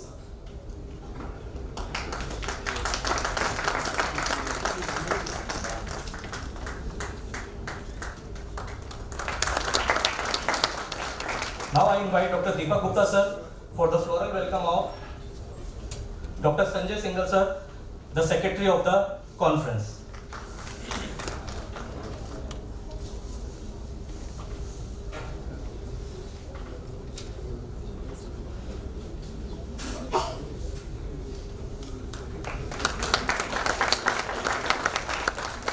Now I invite Dr. Mukesh Sarna sir for the floral welcome of Dr. Rajeev Gupta, Chairperson, Scientific Committee of the conference.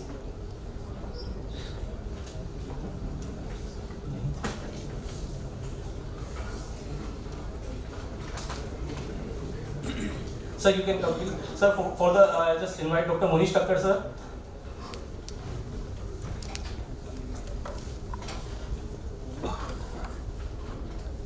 Treasurer of the conference.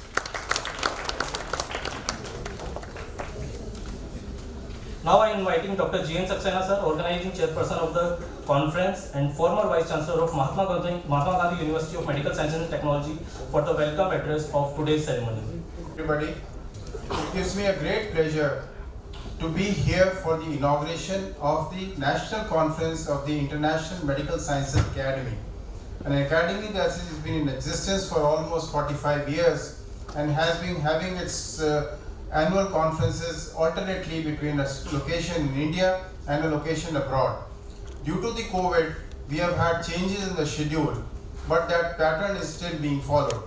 It is a pleasure to have with us our chief guest, the Honorable Dr. M.L. Swanka, who has been described recently and who gave us the TMA Pi oration, which was well received by the entire audience. And also to Dr. K. Jagdishan, the President of the International Medical Sciences Academy, who has been a fellow and a member of the International Medical Sciences Academy for 40 years. He is a transplant surgeon, he is a specialist in hematology, and is revered in the field that he is working in, with a vast experience of publications and training a large number of doctors. We have with us Dr. Achal Gulati, who is our Vice Chancellor and President of Mahatma Gandhi University, a renowned person who has been in the field of medical education. He has been helping the National Medical Council as its director. He is constantly involved in improving the medical education sector with inputs from people across the country. And we have Dr. Sudhir Sachdev, an eminent administrator who has been the Vice Chancellor of Mahatma Gandhi University, who has helped in the establishment of the university from day one, and his imprint is visible all across the campus and beyond that. Dr. K.K. Parikh, who is the National President of the Indian Association of Clinical Medicine and the past President of Association of Physicians of India, is well known amongst the physician community, of course, but also across the entire medical community and to patients who swear by his name. So, it would be failing if I don't mention Dr. Shashi Panikar, who is the President of the Rajasthan chapter of the International Medical Sciences Academy, who has helped and who has been the seat person for bringing the conference to Jaipur and to Mahatma Gandhi University, which is now known across the country as one of the premier institutions in medical education. And this conference has focused on the theme of obesity, something that is affecting the entire world, but of course the subcontinent in which India is the most prominent member. Now, why did we choose obesity as the theme of the conference? Because our International Medical Sciences Academy is not just focused on medicine or on surgery, or it's not a unifocal academy. It focuses on multiple disciplines. And what better discipline to combine all these than obesity? Obesity affects all of us. It affects our brain, our heart, our kidney, our, everything that we have with us. And of course, the topics that you've already heard, the liver, the genital system, and the topics that we'll be hearing in the afternoon and tomorrow, that includes orthopedics, that includes surgery, that includes adolescence, and that so many other variants of the theme in obesity. And I'm sure with the speakers that we have with us, you've already seen some of them. Dr. Chairpesrson unfortunately could not come over personally, but gave a wonderful lecture and was well received by the audience. And this theme has been picked up, and it's in the imprint, is there in the minds of everybody, that not just talk about obesity as the weight, but also about the liver, which is the, as you say, janani of obesity, and therefore it can be treated from there. And then we have also got a talk on artificial intelligence. We'll be having Dr. Patni, who's an Air Force officer, and he's a specialist in artificial intelligence and machine learning.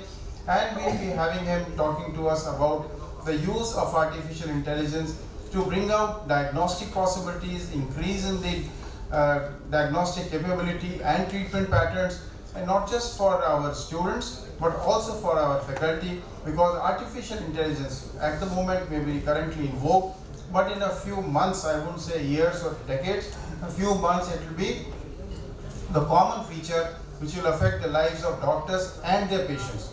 So we have a feast of talks coming up before us, and of course the theme that decides us, that unites us is obesity. It has been very well said. Dr. Swankar mentioned it, Dr. Chairpesrson mentioned it, and we were talking about the theme in the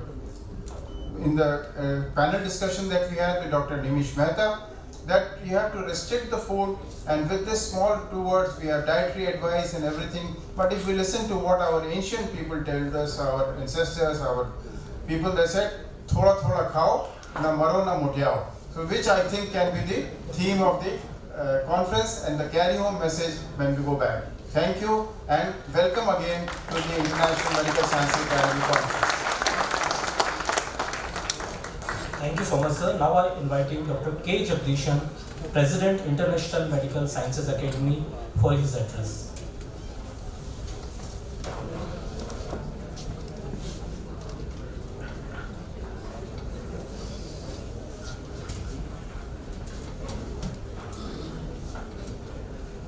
Good afternoon, my co-fellows and all the dignitaries on the dais, and the Vice Chancellor and Sarwakar and all others, my welcome. And this conference is the 82 March 24th we started the organization. From there we have traveled a long way. 42 years, it is a long distance we have traveled, and we have created about 28 chapters world over, and all are progressing well, except during the COVID time. It went into a lull, practically any activity anywhere. So has come back to life again. This organization encompasses all disciplines of medicine and surgery. So there is interaction between interdisciplinary interaction is possible, and knowledge has to be spread irrespective of the barriers of states or whatever it is. Knowledge has to be spread. Something new coming out, it must be within the reach of all the fellows and members all over the world. So such a situation we have created. It runs a magazine called JIMSA, Journal of International Medical Science Academy, and very good articles are coming in that. One of those things which was presented by me, it got the highest citing award, that is month of June, that is the highest cited article in the world. The topic was, can India lead the world in preventing global warming?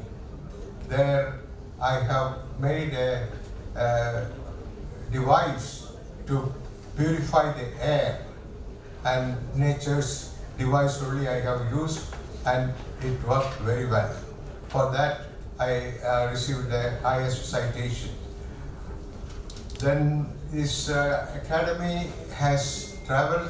Now the progress, there was a sort of lull during the COVID time. Now again it's slowly picking up, and here this is an example. This chapter has taken up the issue and started in a big way. Hopefully this will spread all over the world, and we will. Next year we are going to be in Wales, UK. So that will spread slowly, and we will make it really international. Even though it took origin in India, this is the first medical organization taken origin in India and spread globally. So this is today's morning session was quite good. All the speakers were top class, I should say, and their presentation was excellent. I must congratulate them and the organizers also. Thank you very much. I wish the very best for you during your stay and further. Thank you very much. Thank you so much, sir. Now I invite Dr. Shashi Panikar, sir, President, International Medical Sciences Academy, Rajasthan chapter, for his address. I know this is the worst time to be listening to speeches, so I'll keep it very short. On behalf of the Rajasthan chapter of the International Medical Science Academy, I thank all the dignitaries, the delegates, and all the guests who are participating in this conference. This is a unique organization, as rightly described by Dr. Jagdishan. This is about the only organization that I know which is a multidisciplinary national level organization. And it was I was very happy to see so many people intermingling. If it's a physicians conference or if it's a cardiology conference, they're all separate. Here we are, obstetricians, gynecologists, pediatricians, ophthalmologists, everybody sitting together and discussing very important topics which affect our patients. Thank you very much. I must thank the organizing committee for selecting a wonderful topic, the tsunami of obesity and the call to action. The most appropriate, well thought out, and very appropriate in our present conditions. I thank you all for being here, and I wish you the very best for today and tomorrow. Thank you very much. One more second I'll take. I want to thank particularly several people who helped in the starting point. Our patrons, Dr. Mohanlal Sorankar, Dr. Vikas Sorankar, Dr. Sudhir Sachdeva, Dr. Swati Garg, and Dr. Ndisoni came later, and then the subsequent people who came in, Dr. Gulati, Dr. Ndisoni, many people. Punneet Rijhwani has taken the full burden of organizing the conference as the secretary. Dr. Ably assisted by Dr. Singhal, who was partly busy with the surgery conference also, I think. But it was a wonderful experience working with all these people, and we have come a long way in the last several months. Thank you very much. Thank you, sir. Now I invite Dr. Achal Gulati, sir, Vice Chancellor of the University, for his address. Petition. Dr. Malik, members of the dais, and very much. बहुत देर पहले एक लड़ाई होती थी communicable diseases versus non communicable diseases, small pox, tuberculosis, cholera, दुनिया खत्म हो जाती थी उससे. That period has gone. Now comes a period of non-communicable diseases, heart disease, cancer, obesity. And the rate things are going on, obesity is a battle of the bulge. How many are going to win against it? I do not know. India has the unique distinction of becoming the capital of so many things. Bharat का रहने वाला हूँ, भारत के गीत सुनाता हूँ. कहीं ना कहीं जब ओबेसिटी की बात होती है तो डायबिटीज की बात भी हो जाती है. Pediatric obesity. India is very fast becoming the diabetic capital of the world. 36% of the population is having diabetes or pre-diabetes. That's the amount of issue that we are looking at. And that issue needs to be discussed. The obesity is turning into a tsunami. It is not a tsunami also, it is much more than a tsunami. It is a disaster what is happening. People mention about weight loss. Weight loss maintenance, it is a battle which every person loses. I mean, whether it is a bariatric surgeon, whether it is a physician who manages it, whether it is a person who is becoming thin, who is losing weight, it's a battle of wits between everybody and everybody. Discipline is the one thing which we need right from the schoolhood to our life management and management of weight loss. We conducted a study once on obesity in children, and we caught school children who were going across.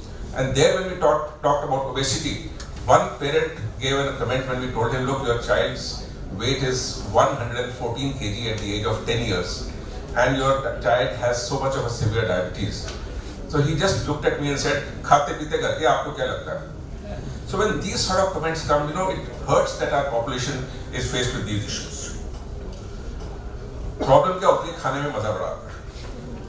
मतलब एक वो movie थी ना, control ही नहीं होता. So that is the sort of problem that happens with all of us. Losing weight is a very big advantage.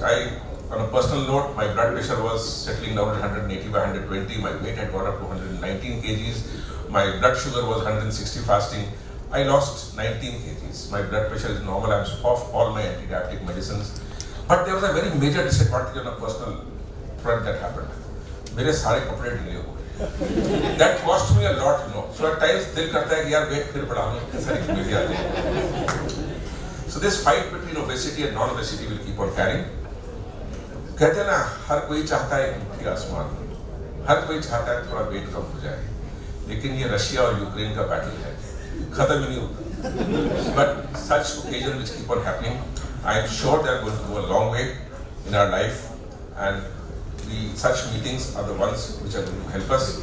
I think we need to sit down and talk about obesity on a much more serious note and take it at a national level. Thank you so much for giving a patient listening. Sir, now I am inviting Dr. Sudhir Sachdev sir, Chief Advisor to the Chairperson, Mahatma Gandhi University of Medical Sciences and Technology, for his address. थोड़ा थोड़ा खाओ, न मरो न मोटियाओ, इस विषय पर आयोजित इस 2 दिवसीय कॉन्फ्रेंस में हम सब लोग यहाँ आज एकत्रित हुए. हमारे बीच उपस्थित है मंच पे हमारे एमेरिटस चेयरपर्सन, इस संस्थान के प्रणेता, इस संस्थान के संस्थापक डॉक्टर ML स्वरणकार जी. आज आपने TMFI ओरेशन पर अपना व्याख्यान दिया, बड़ा सारगर्भित व्याख्यान दिया. डॉक्टर अचल गुलाटी जी वाइस चांसलर जी, आपने उनकी पूरी बात सुनी. क्या करें, कंट्रोल ही नहीं होता. Doctor KK Pareek, doctor K Jagadeesan, doctor Ganesh ji Saxena, former pro vice chancellor, और इस कॉन्फ्रेंस के organising chairperson doctor Puneet Rizwani, doctor Shashi Panikkar, doctor Hari Gautam ji, doctor ND Soni sahab, principal and controller Mahatma Gandhi medical college, doctor Narendra Padiyar, principal dental college, तमाम फैकल्टी मेंबर्स, प्रिय विद्यार्थियों,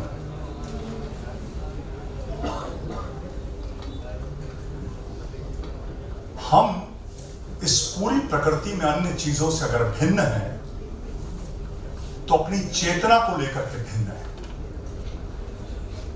चेतना पत्थर में सोती है, वनस्पति में जगती है, पशुओं में चलती है, और मनुष्य में चिंतन, बुद्धि, विवेक के रूप में रहती है. और यह हमारा परम उत्तरदायित्व हो जाता है कि जब हमको इस प्रकृति के सर्जक ने, इस प्रकृति को रचने वाले ने, जिसने इसका सृजन किया है, चेतना युक्त प्राणी बनाया है. हम चेतना से सोच सकते हैं, विचार कर सकते हैं, चिंतन को लेकर के आगे बढ़ सकते हैं, तो ये हमारा परम उत्तरदायित्व हो जाता है कि हम श्रेष्ठ विचारों, श्रेष्ठ उत्कृष्ट चिंतन को लेकर के उसका उपयोग लोक कल्याण के लिए करें, अपने भी जीवन को संवारें और समाज और राष्ट्र के जीवन को भी संवारें, लोक कल्याण में लगाएं। हमें ईश्वर ने चिकित्सक के रूप में यह अवसर दिया कि हम इसको लेकर के एक व्याधि रहित समाज की संस्थापना में अपना जीवन लगा सकते हैं। मैं सोचता हूं ये 2 दिवसीय कॉन्फ्रेंस इसमें नितांत रूप से इस उद्देश्य तक पहुंचेगी और हम जिस भी चीज को समझ पाएंगे उसको हर व्यक्ति लेकर के जहां जहां उसका संपर्क है समाज में किसी भी जगह, वहां उस श्रेष्ठ विचार, उस श्रेष्ठ चिंतन को पहुंचाएं और हर व्यक्ति को इस बात से जागरूक कराएं कि किस प्रकार वो इस ओबेसिटी से स्वयं को बचा सकता है, अपने समाज में किस प्रकार से वो एक सहयोग, एक सर्जन, एक उसका आगे बढ़ाने में उपयोग कर सकता है। तो हम इस विचार को आगे से आगे लेकर के जाएं। मैं इस 2 दिवसीय कॉन्फ्रेंस की सफलता के लिए हार्दिक शुभकामनाएं देता हूं। Thank you. Thank you so much, sir. Now I am inviting Dr. R.K. Thukra, Executive Director and Secretary General, International Medical Sciences Academy, for just a brief address.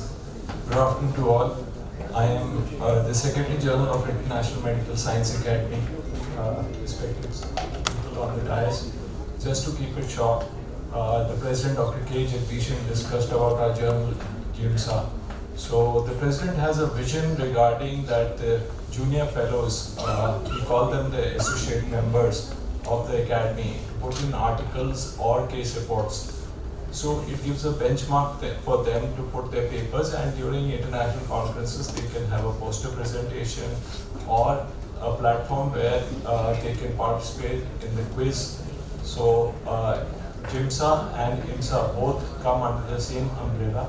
So every national conference and international conference, as we are sitting in a medical school, so there should be associate members who should come forward and take part in international level conferences with their seniors and teachers and mentors to carry them forward.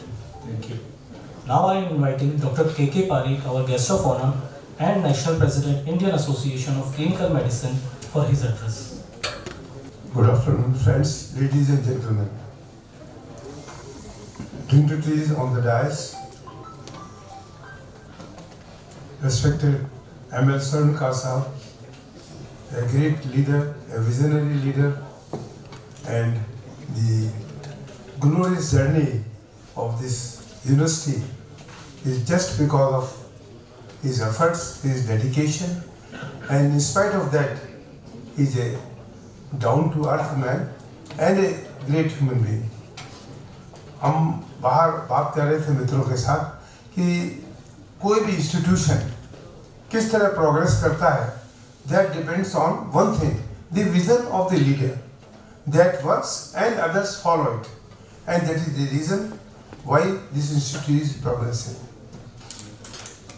So, Dr.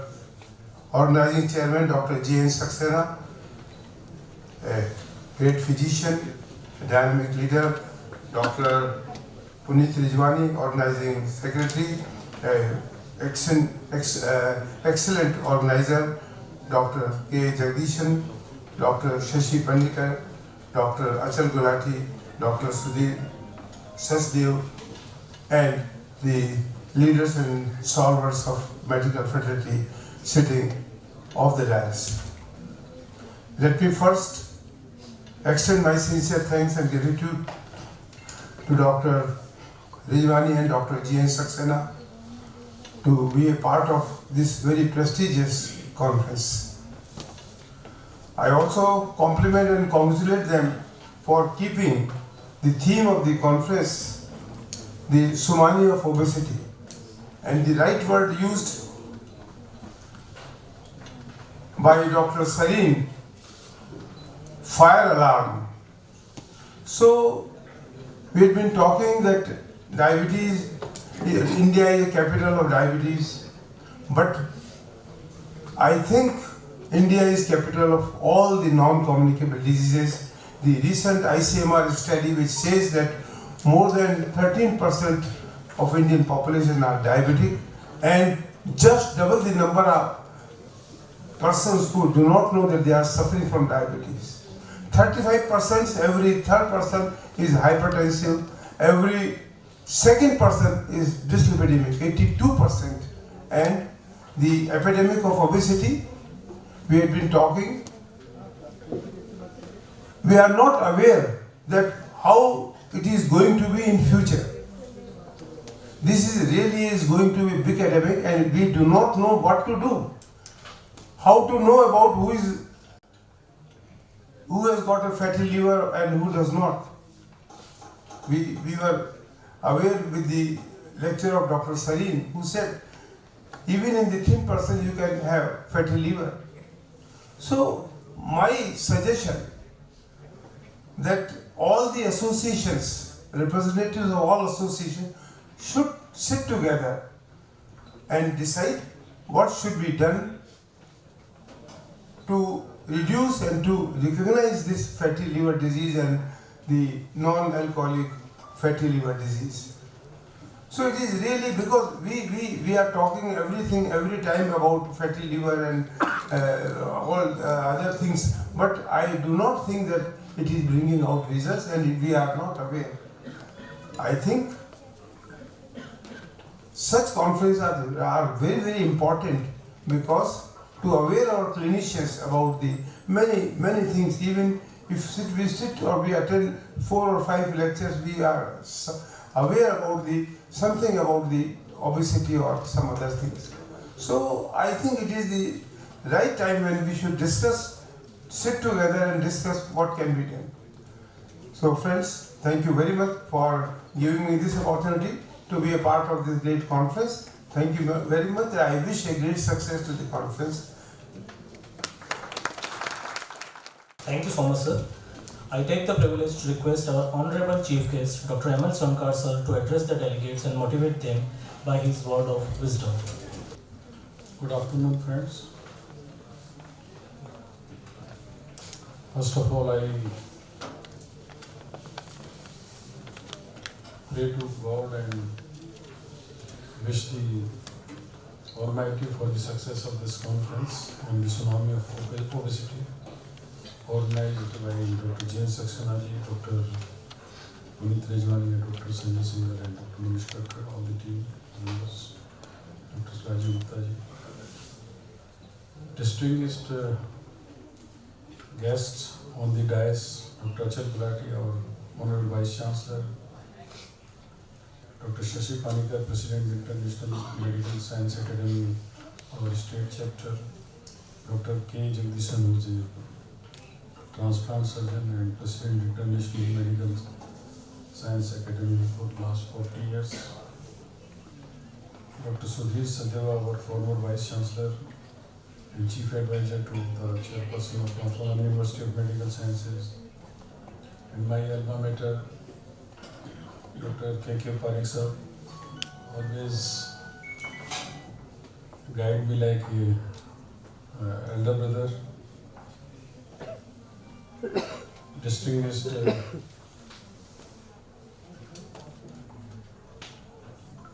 faculty members like Dr.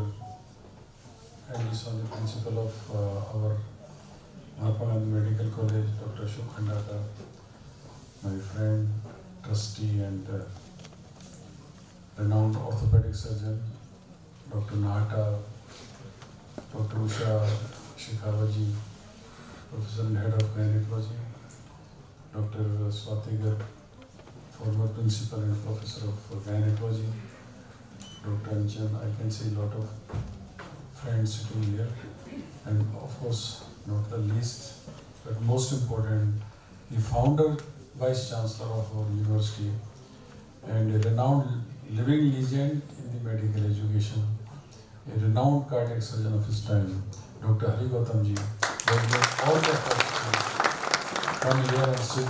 I am seeing you are sitting for almost 2-3 hours here, sir. So hats off to you.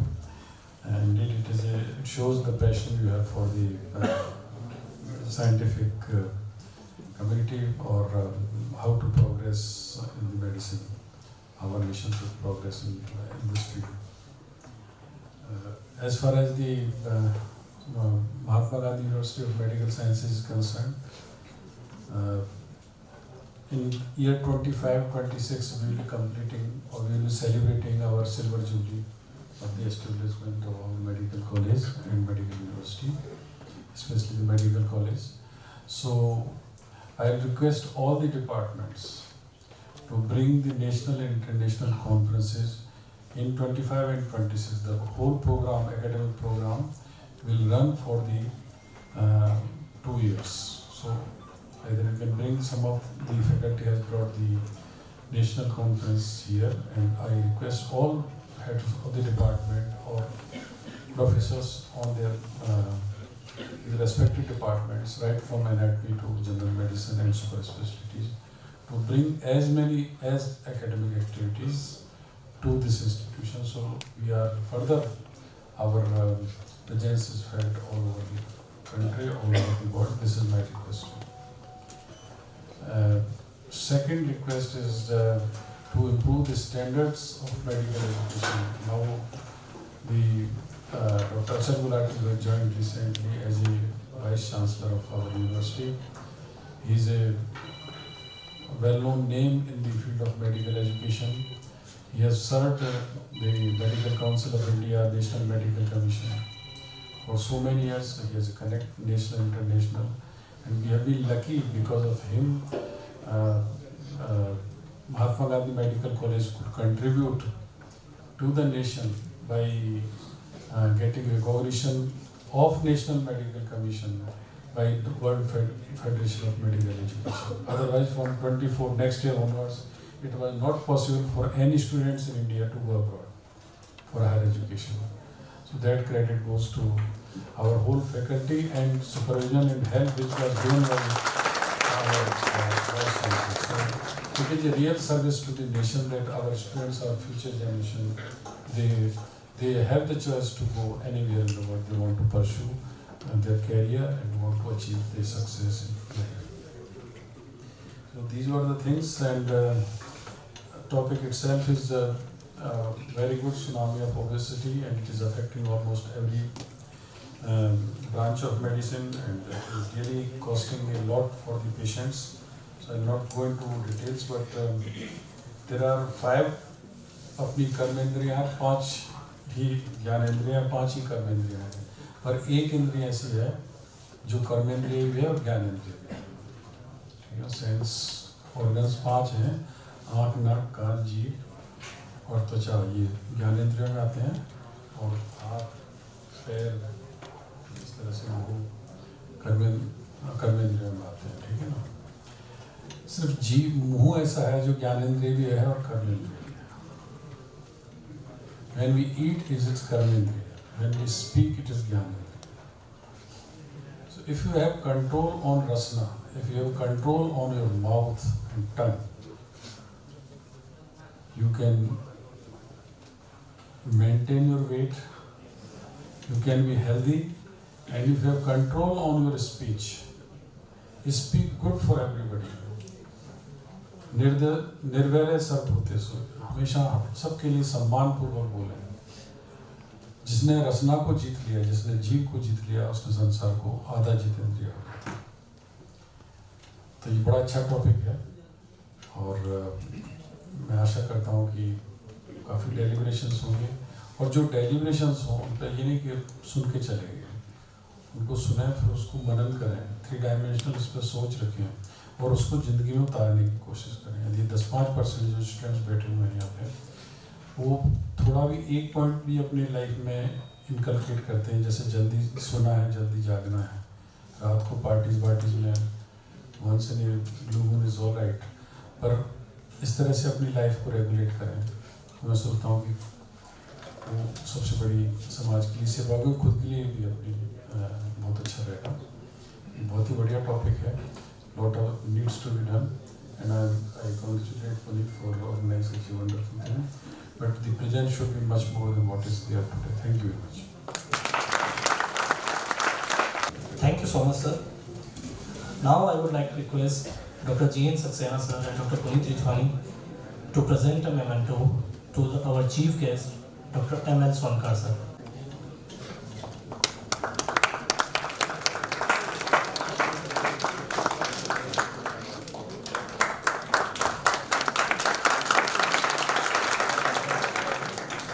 Now I request Dr. Saxena sir and Dr. Punneet sir to present a memento to our guest of honor, Dr. K.K. Parikh sir.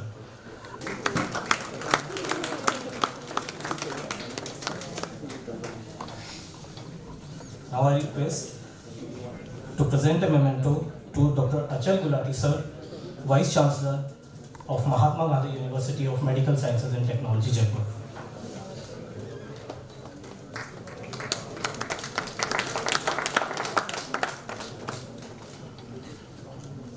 Now I request to present a memento to Dr. Jagdishan, President, International Medical Sciences Academy.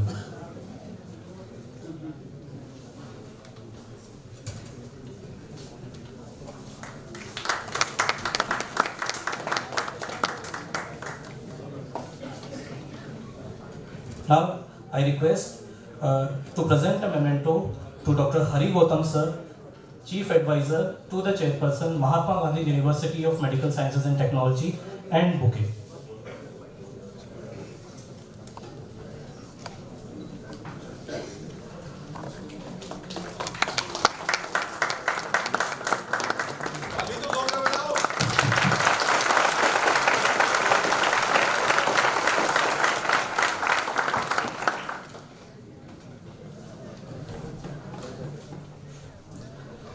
Sir, please. Now I would like to request Dr. Shashi Panigar sir to present a memento to Dr. Sudhir Sachdev sir, Chief Advisor to the Chairperson, Mahatma Gandhi University of Medical Sciences and Technology, and former Vice Chancellor of the University.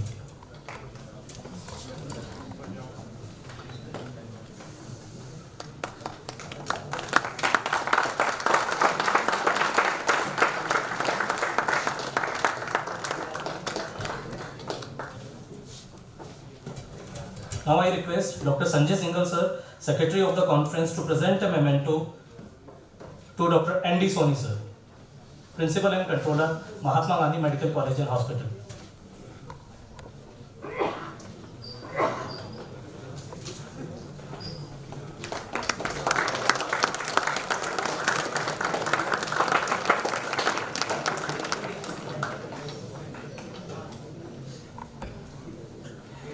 Now I request Dr. C.M. Agrawal sir to present a memento to Dr. R.K. Thukral, Executive Director and Secretary General, International Medical Sciences Academy.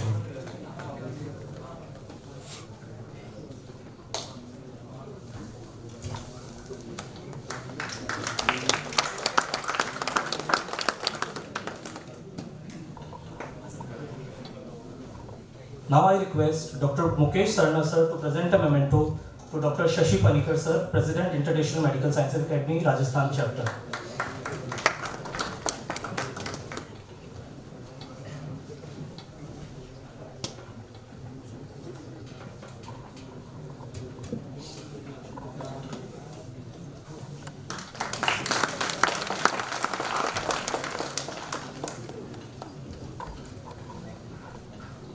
Now I request Dr. Deepak Gupta sir to present a memento to Dr. Avinash Agrawal, Secretary, International Medical Sciences Academy, Rajasthan Chapter.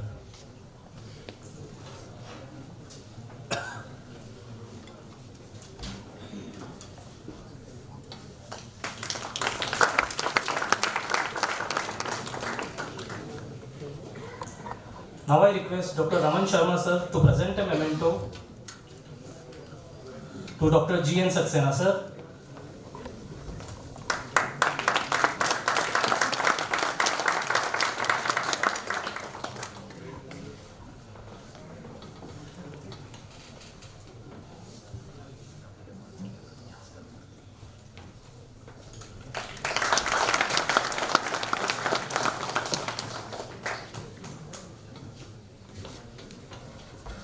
Now I request Dr. Pradeep Agrawal sir to present a memento to Dr. Punneet Rijhwani sir, Organising Secretary of the conference.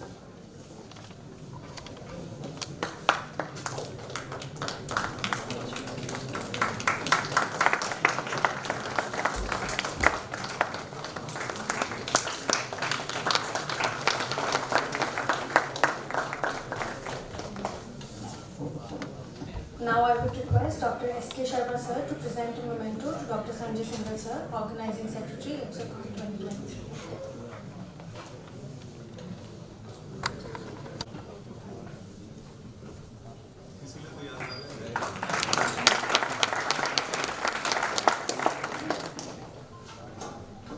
I would request Dr. Rachna Narayan to present a memento to Dr. Munish Kakkar sir, Treasurer, IMSACON.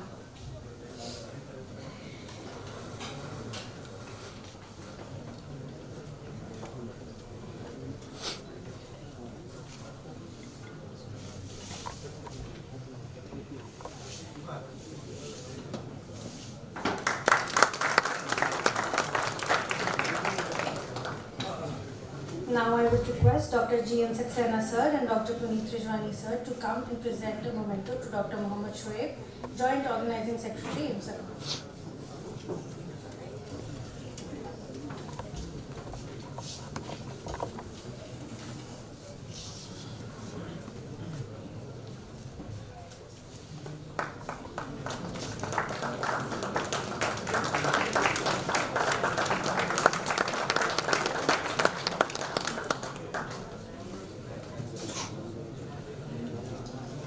For the finale, I would like to invite Dr. Punneet Rijhwani sir, Organising Secretary, IMSACON, for the vote of thanks.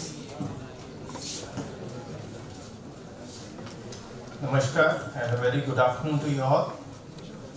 Chief guest of the day, Honorable M.L. Swankar sir, Emeritus Chairperson, Mahatma Gandhi University of Medical Sciences and Technology. Revered guest of honor, Dr. K.K. Parikh sir, National President, Indian Association of Clinical Medicine. Dignitaries on and off the dais, all the esteemed resource persons, participating delegates and guests in the audience, it is a matter of honor and my proud privilege to propose a formal vote of thanks on behalf of IMSACON 2023 at this two-day national conference.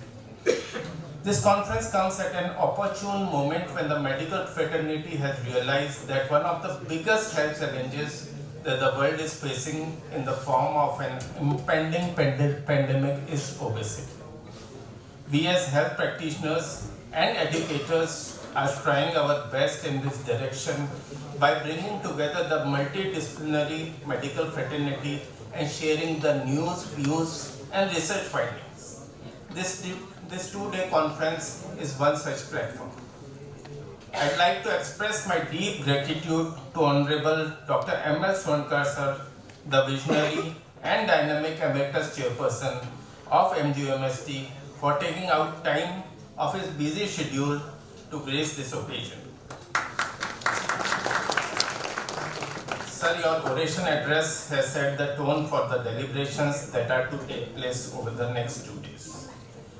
Here I would like to put on record my sincere thanks to Dr. Vikas Chandra Swankar, our Honorable Chairperson, for his unstinted support during the course of planning and organizing this conference.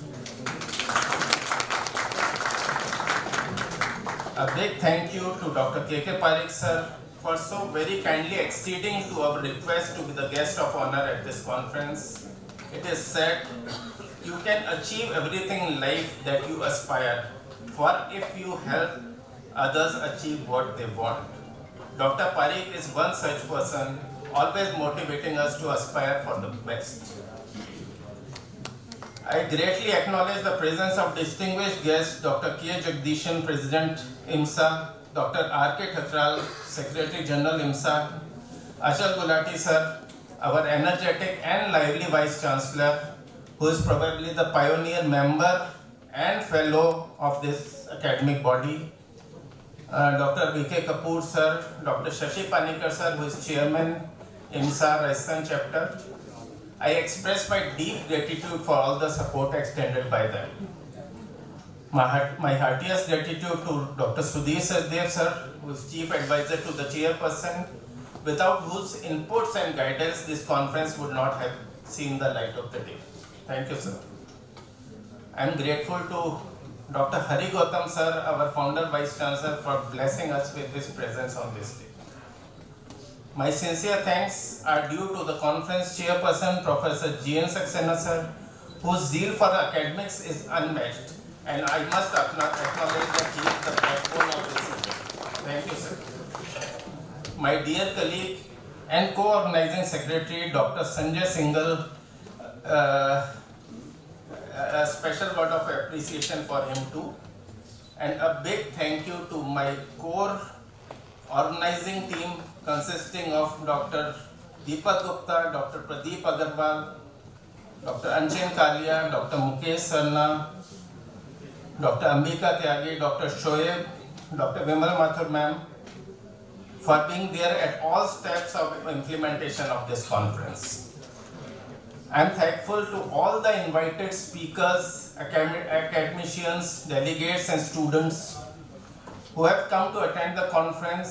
Sincerely hope your interaction and exchange of ideas during the course of this conference will make new contributions to the field and will be of immense value in times to come.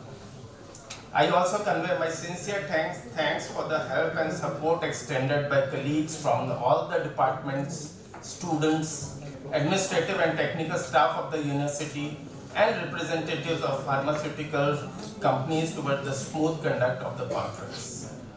Lastly, I thank our PRO team, whose ample coverage of the conference will bring this contemporary issue closer to the public interest and notice. With the hope that this conference will accomplish all its objectives, I wish it all the best. Thank you once again. Dr. S.K. Srivastav, Additional Dean and Professor and Head, Department of Pharmacology, Kiran Medical College, Surat. Dr. Shubhra Jain, Professor, Department of Pharmacology, Mahatma Gandhi Medical College and Hospital. Dr. Archana Paliwal, Professor, Department of Community Medicine, Mahatma Gandhi Medical College and Hospital. Now I invite our speaker, Dr. Rajeev Patni sir, and now request Dr. A.K. Singh sir to introduce the speaker. He's from FMC. He's done his AIMS. He's done MHA from AIMS and international business. He's been into a lot of primary healthcare. He's worked in Tata Group in Assam and done a wonderful job there. So now that we are running short of time, he's also a trained pilot. So I would request Dr. Patni to go slow. It's a lovely topic. I have just a word on what is intelligence. Intelligence is basically the ability to understand, learn, and to react in a particular situation. The intelligence like musical intelligence, linguistic intelligence, all of this have now been included into computer system in IT. You talk in a particular language and you get a response in your language. So without further wasting, let's get into artificial intelligence in medicine. I was discussing with Dr. Patni that it should be called medical intelligence, not artificial. Over to you. I will be speaking to you about artificial intelligence, the possibilities and caveats. Let's park it first. Artificial intelligence is awesome. And when I say it is awesome, what do I mean by that? It can process 250 images per second. Wrap it around your head, that's around 20 crore images per day. What is the capability of a radiologist? And artificial intelligence can not only process them, it can diagnose the conditions accurately. We can predict the risk of developing breast cancer by up to 5 years earlier. Imagine the morbidity that we can avoid. Imagine the mortality that we can avoid. Imagine the lives saved. We can diagnose tuberculosis in 2 hours. Traditional diagnosis of tuberculosis is you come for an X-ray, the report will be generated, and then you have sputum analysis here, and this is WHO approved. You come in, 20 seconds, you have a screening of the X-ray, the chest X-ray, and the gene expert. Within 2 hours, you have a diagnosis, and you can be started off on medicine, whatever medication that you need to have. And now, I come to a topic which is considered non-machine, empathy. We all doctors are supposed to have empathy.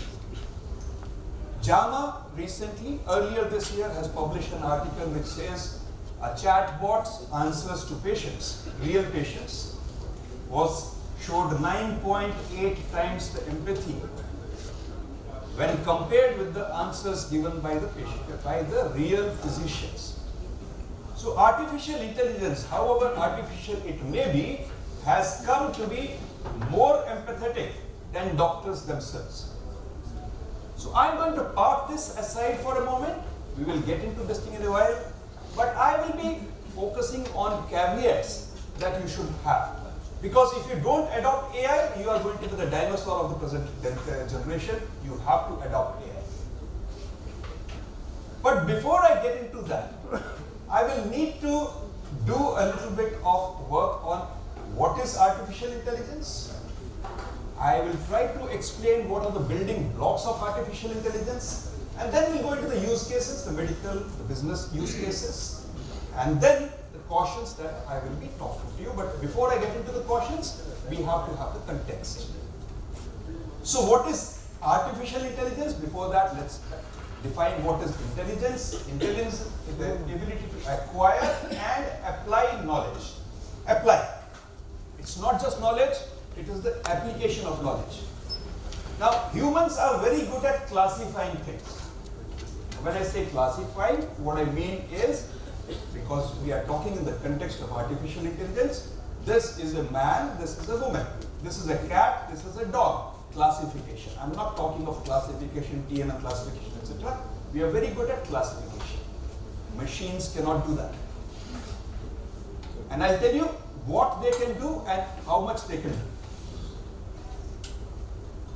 But before we get into this thing, just one story about what are the possibilities. The person here is about a 70-year-old person, Bob. He was to go cycling with his son.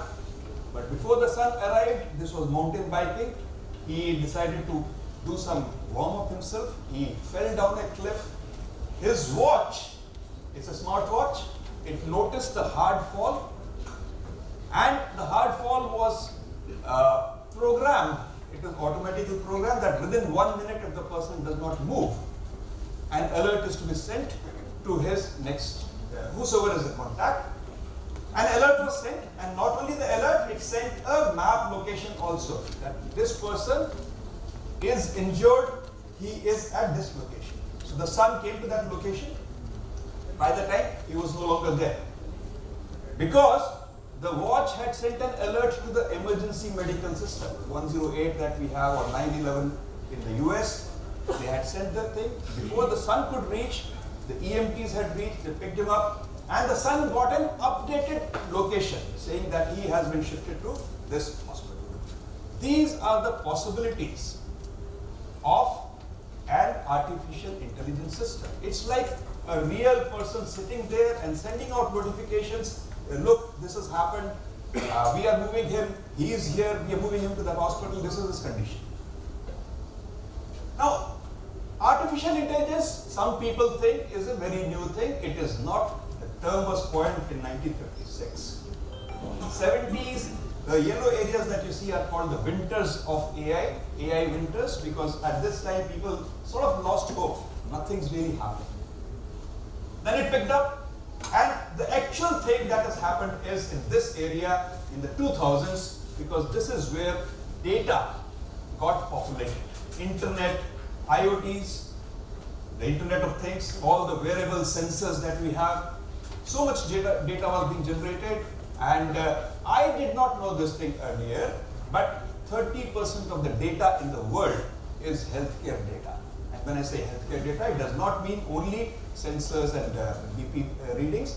All your public health data is also included in that.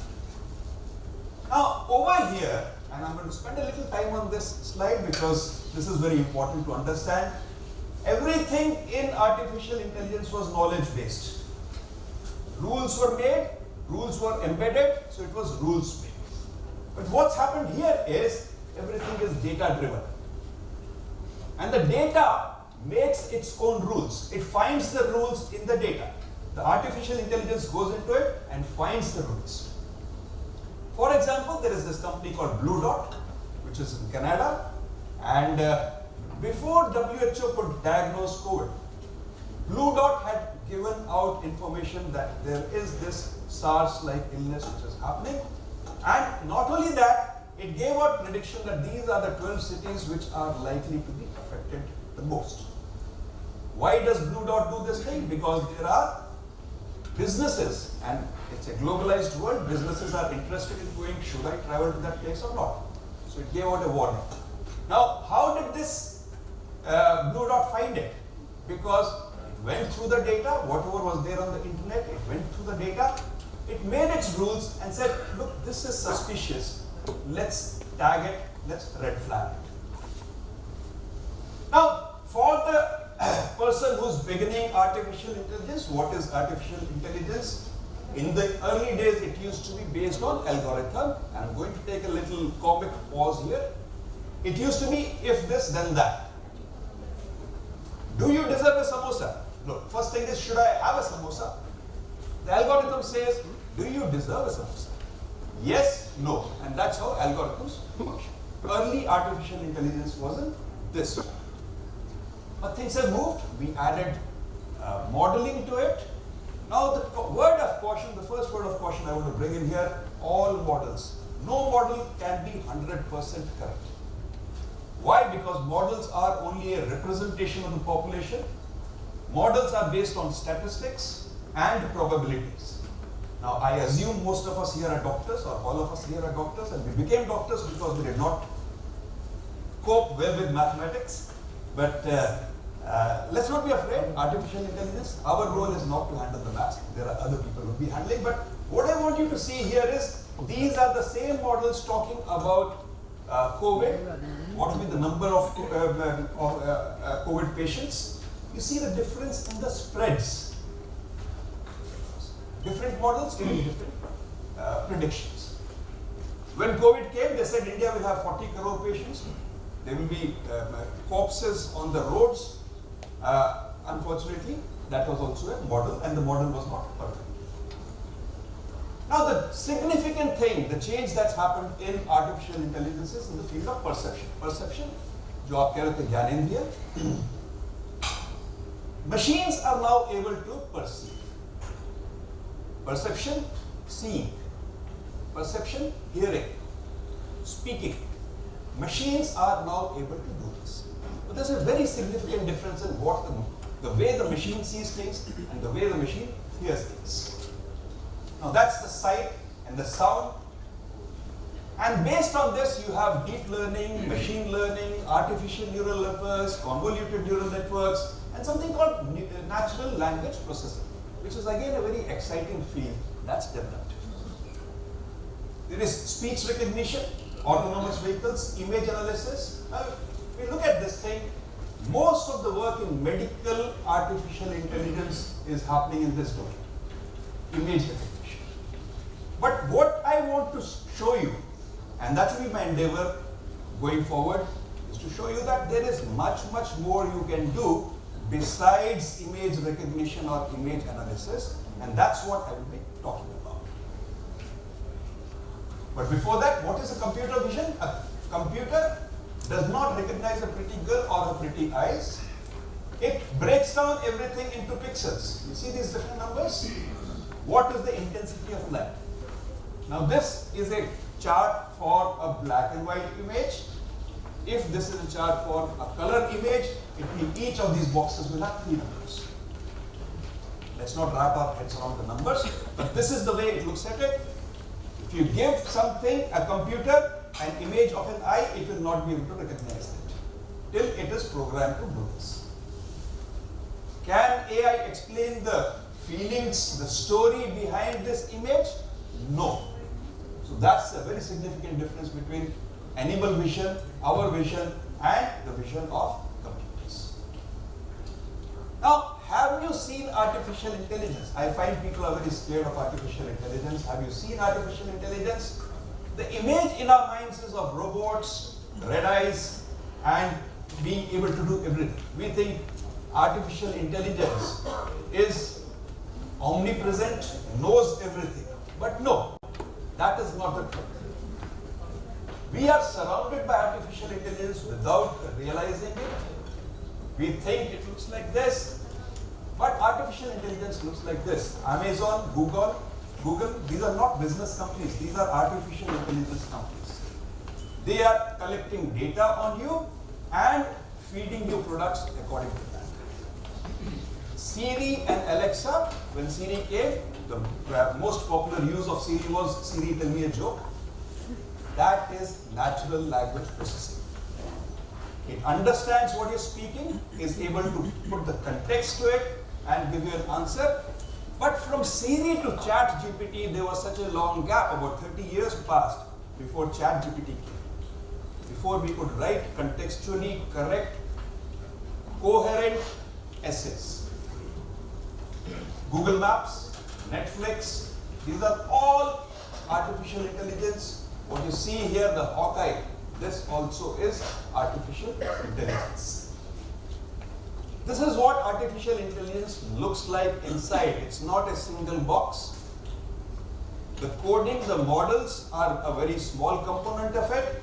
This is what is there. There are libraries, there are programs, there are neurons. Now the neurons are not the actual brain neurons. The computer codes are called neurons.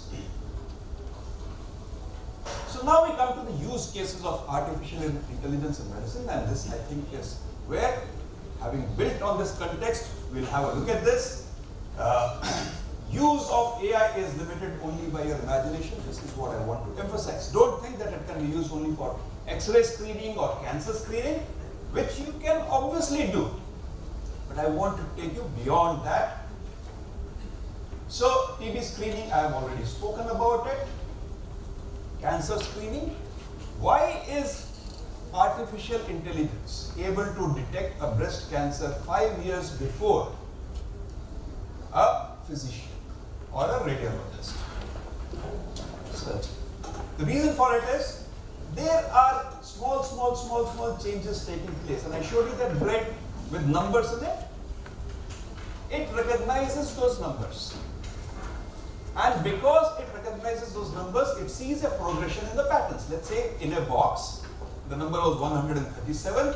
It recognizes the pattern, says, was there a 135 before this? Was there a 120 before this? Was there a 95 before this? It recognizes those patterns, and that's how we are able to see. The computer is able to see things which the human eye cannot see. This is the simplest of the things, and a fracture. But what's important is the AI can also now fill up your report. You see the amount of time that the radiologist can save. You can have pre-populated reports. Why is this popular? Why is this possible? The reason is this is being done by machine learning and deep learning component, whereas this is being done by the natural language processing, the NLP, which is there. The two mate together and you have a pre-populated report. Let's go beyond this. This is Melbourne area, multiple hospitals there. This is the time of COVID. Everyone was running out of resources. You were running out of staff, you were running out of ventilators, you were running out of oxygen. It was global. So what they did was they used artificial intelligence to predict which hospital will run out of its resources. Which hospital will have the maximum number of patients in the coming days. That's through the modeling which was done. So in this example, they found that hospital B is the one which is going to run out of its resources. So what they did was they would move people and equipment and medicines across the entire region. Okay, this hospital is going to have a problem. Let's move resources from here to that place. Let's focus all our resources. So handling your resources, cost optimization is one of the fantastic uses of artificial intelligence. Now you may say, but we have not done this before. That's not a problem. Cost optimization is something that the industry does day in, day out. We are only adopting what the industry has already done. And these are proven models, supply chain management. This is what is used in supply chain management, medical logistics. Proven models, we can easily adopt them and use them. During COVID, once again, people were trying to reach, contact tracing was a problem. Now this is an example from US. There are people who speak Spanish, there are English speakers, there are those who speak French, and you find that people open up if you speak to them in their own language. This is something that we all understand. We classify it as empathy at times.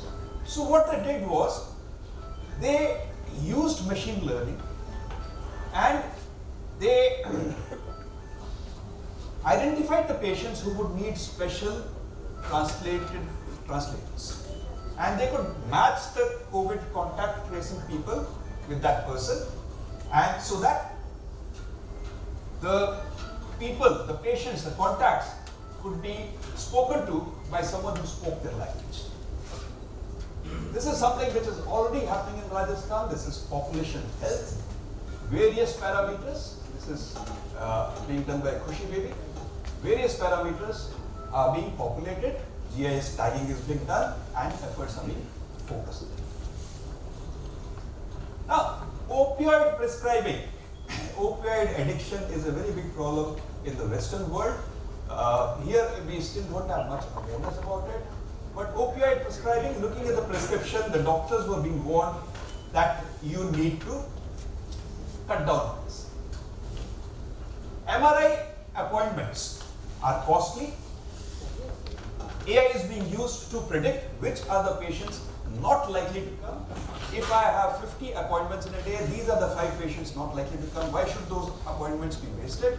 So they are using machine learning to predict those slots and getting in other patients to come into those.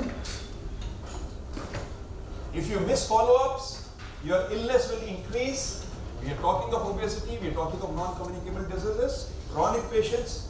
The more you miss your follow-ups, the more is the cost on the system. So if you can prevent the missed follow-ups, you can control the costs. Besides this, it is being used for drug discovery, supply chain management, clinical trials, patient support, mental health. It's being used very frequently for answering questions, or in pregnancy. If a woman has some questions, she may feel shy about reaching out to the doctor. There's a natural language processing chatbot. She puts her question there, she gets her answer. So now we come to the issues, and these are my last 5 slides. The first one is reliability. I'll give you examples. This is a study of this is a meta study of 2,200 studies of COVID models. This was done by the Alan Turing Institute in Oxford. Alan Turing, you'll recall, is the father of artificial intelligence. They concluded that none of the models was of any potential clinical use. Now this is of 2020. Things have moved on. We have bettered things. Things are much, much healthier. Sepsis model, this is the EPIC sepsis model used extensively across USA. They found 2/3 of the patients who actually had sepsis could not be identified by this model. Now these are isolated incidents. I have picked them up to generate awareness that such things can also happen. And this is used extensively across USA. This is a very interesting thing. A model was made in Mount Sinai Hospital to identify which are the patients in the ICU which will become critical. This was based on chest x-rays done on those patients. And when they took out this and they took it to the radiology department to see other chest x-rays, they found that this failed to work. And when they finally went into it, they found that the machine learning model, what it had done was it had identified which machine, which equipment is being used, rather than what is the actual pathology. This is something called a clever hands phenomenon. Time permitting, during question answers, I will handle this thing. So, machine learning is something which has made artificial intelligence very powerful, and all the advances which are taking place are because of machine learning and deep learning. But the problem with that is, as I said in the beginning, it creates its own rules. It identifies its own rules. We do not know what those rules are, what it has identified. In case things go wrong, we call it a black box. The human abdomen is also called a black box, but this black box can be opened up and you can check things physically. In the machine learning, deep learning black box, there is nothing that you can open up and do a retrospective explaining of things. Clever hands, we can talk about it later. And now, bias. We keep hearing of caste bias and racial bias. This is an example of gender bias. Women's heart attack symptoms dismissed as panic attack. He said she's having hysteria. 60-year-old man, it says MI. 60-year-old woman with the same symptoms, it says she's having a panic attack. Gender bias. So I'm on your side, ladies. We need to understand that everything in artificial intelligence is based on data. If the data shows predominantly women with chest pain were having panic attacks, statistics and probabilities, as I said, it will identify them as having the panic attack. Something that we need to be aware of. ChatGPT hallucinations, I think we are all familiar with. We can discuss this later. So reliability, as I said, no model can be 100% accurate. I have already told you about these things, and there is something called the butterfly effect. We used to talk about this thing, the butterfly effect. The fluttering of a butterfly in Brazil can cause a cyclone in Florida. What it means is small changes can get amplified in the various feedback loops. And that's something that happens in artificial intelligence also. We need to be cautious about it and to understand that. And finally, the 4 pillars of medical ethics, which were laid down by Beauchamp and Childress: beneficence, non-beneficence, justice and autonomy. First, do no harm. Whatever tools we pick up, we must weigh them against these. But most interesting thing for me now is autonomy. Autonomy, we used to apply it to patients. Patient says, this is my body, nothing about my body without me. But autonomy here, I am concerned about the loss of autonomy amongst the doctors. Because there's a tool which has been applied, and the doctor says, I do not agree with this thing, so the doctor has to write it down. Now, if something goes wrong, who will be held accountable? The doctor will be held accountable because he did not agree to what the established tool had put forth. This is something that we need to be cautious. So doctors are getting into a cognitive laziness. They say, if the tool is saying this thing, just attach a copy of the tool and sign it off, even if I don't agree with this. We need to be aware of these cognitive biases as well. So to conclude, AI is awesome, but AI is not infallible. AI acts in the digital world, but it impacts in the real world. And finally, will AI replace doctors? This is the question which is there in everyone's minds. 250 images per second. Will it replace radiologists? No, it cannot. And the reason for it is computer vision is still not perfect. If you make a graph like this, we are still at the bottom of the graph in computer vision. Everything in medicine is human-centric. Let's not forget it. There are so many variables. But what we need to do is, unless we use these technologies, we will be left behind. And AI is the future of healthcare, but it cannot implement itself. There are people who have to program it, there are people who have to translate that expertise and implement it. And something which is pertinent to all of us here is medical education will also incorporate AI in its ambit. So, as I said in the beginning, AI is awesome. Given a chance, I would love to implement AI tools because those are force multipliers. What 100 doctors do, 2 AI tools can do. But while using those tools, we need to be cautious. It's like driving a car.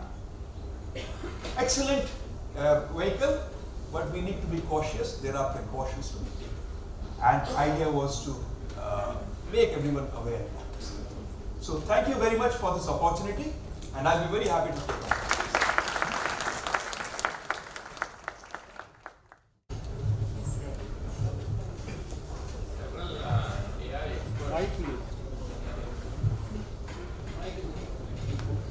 That was a great presentation. Congratulations. Thank you. Several AI experts as well as some super intelligent people like Elon Musk are fearful that AI will become so autonomous that it could be a threat to humanity as such. What are your comments on that?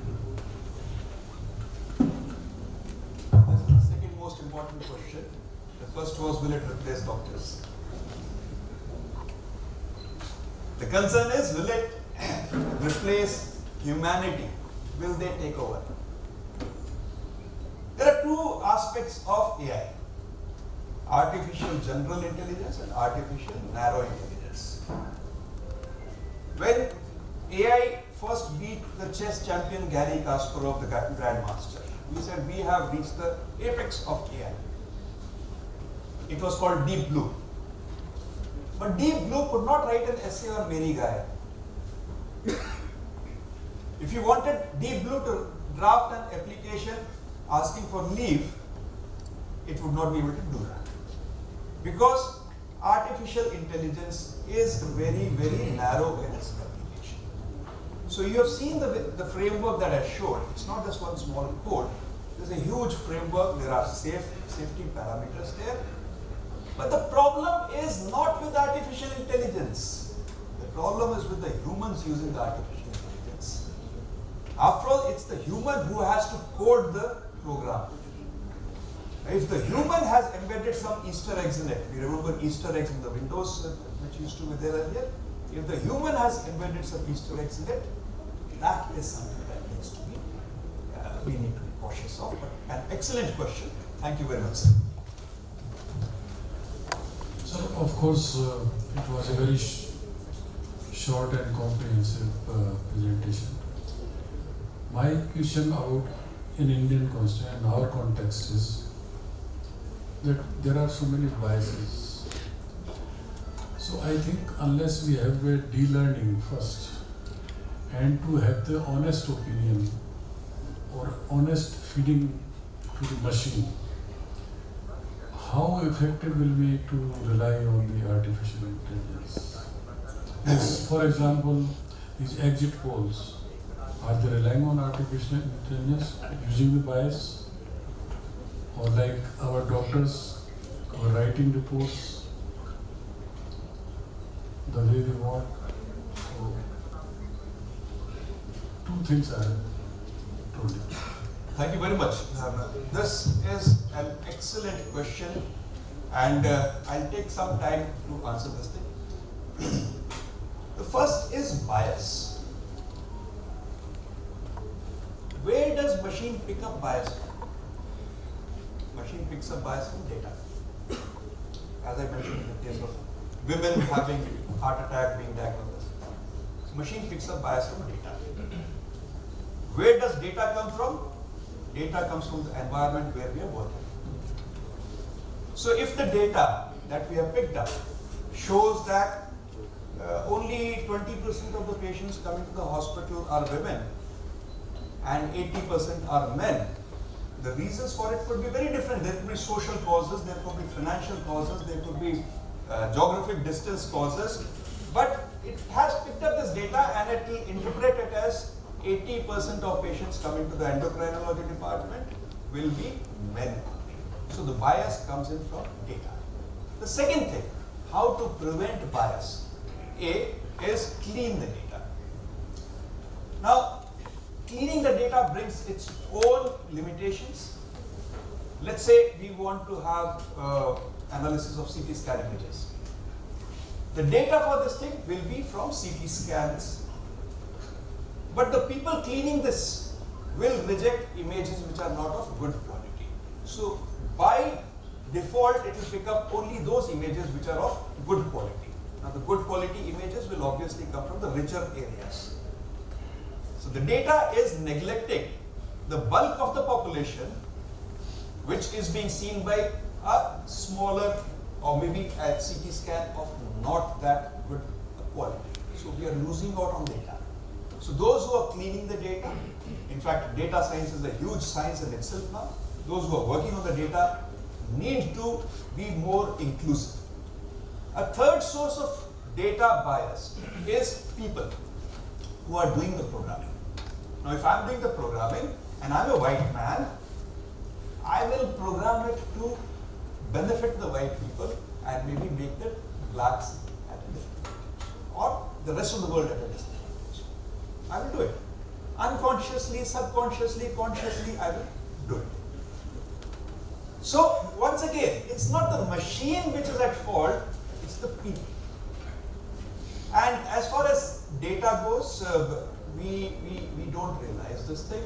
We are all men of habits. How I drink my tea, what time I check my WhatsApp, what time I call my staff, these are all habits. We don't even realize it, but we keep doing it day in, day out, every second we are doing it, and data captures all these habits. Even our subconscious habits are picked up by the data. The problem that you have posed, sir, is not an easy one, but it is important for people to be aware of this problem, and thank you for putting it on the table. I had kept my talk very short and I did not delve into these details. People think because I was told we don't have much time. So, but I would love to get into a deeper discussion on this thing. Thank you so much for putting this on the table. Thank you, Rajeev. Hello, You got a question? As the artificial intelligence and all these are increasing, on the other hand, in medical field, we are increasing the medical legal problems. So, if we take help or we give the say machine to report the MRI or anything, say fundal examination, then who will be responsible for that medical legal purpose, whether the software company, whether the doctor, or say the health provider, who will be there? Very tricky questions. You've thrown a googly at me. It's a very tricky question. I'll give you an example. Elon Musk's autonomous car was on the road. It hit a pedestrian, the pedestrian died. The thing went to court. He said, whom should we blame? He said, blame the car. Arrest the car, take the car.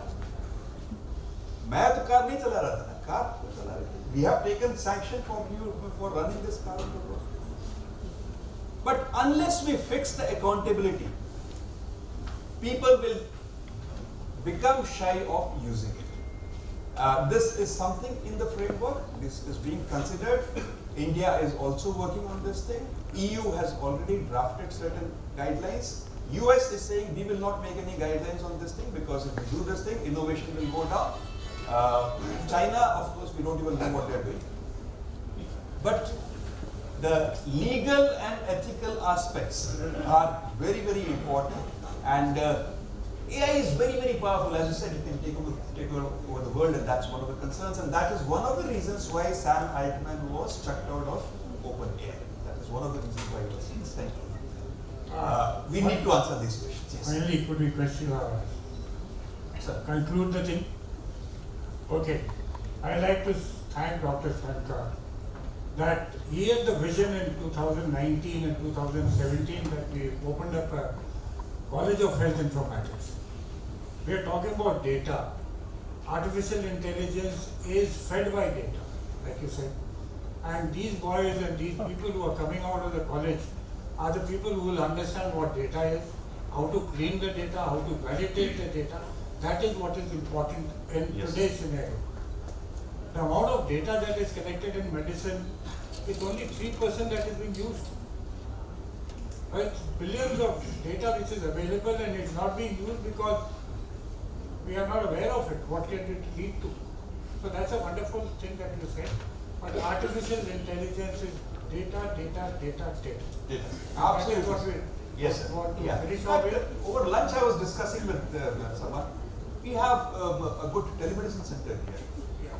We have a bank of cases which can be, we go into that, we can extract really useful data. And of course, the patient load which is there, huge patient load, I walk around here. There is so much data that can be extracted from it. The Western countries using 1/100th of that patient load in their hospitals are making models for us. But we should not succumb to it because those models are made on Western patients. Demographic data is totally wrong. It cannot be applied. West.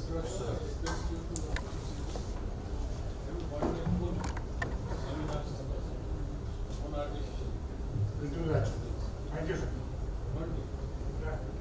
The simple question is, what is the role in medical education? Because we are all medical educators. So how it can be useful in medical education? Right. I would say, what should be the role of educators towards artificial intelligence? And the role of educators should be to include it in the curriculum. We should make sure that the boys who are coming out of the medical college are tuned to using artificial intelligence. Like when I passed out, I had never seen a CT scan or MRI.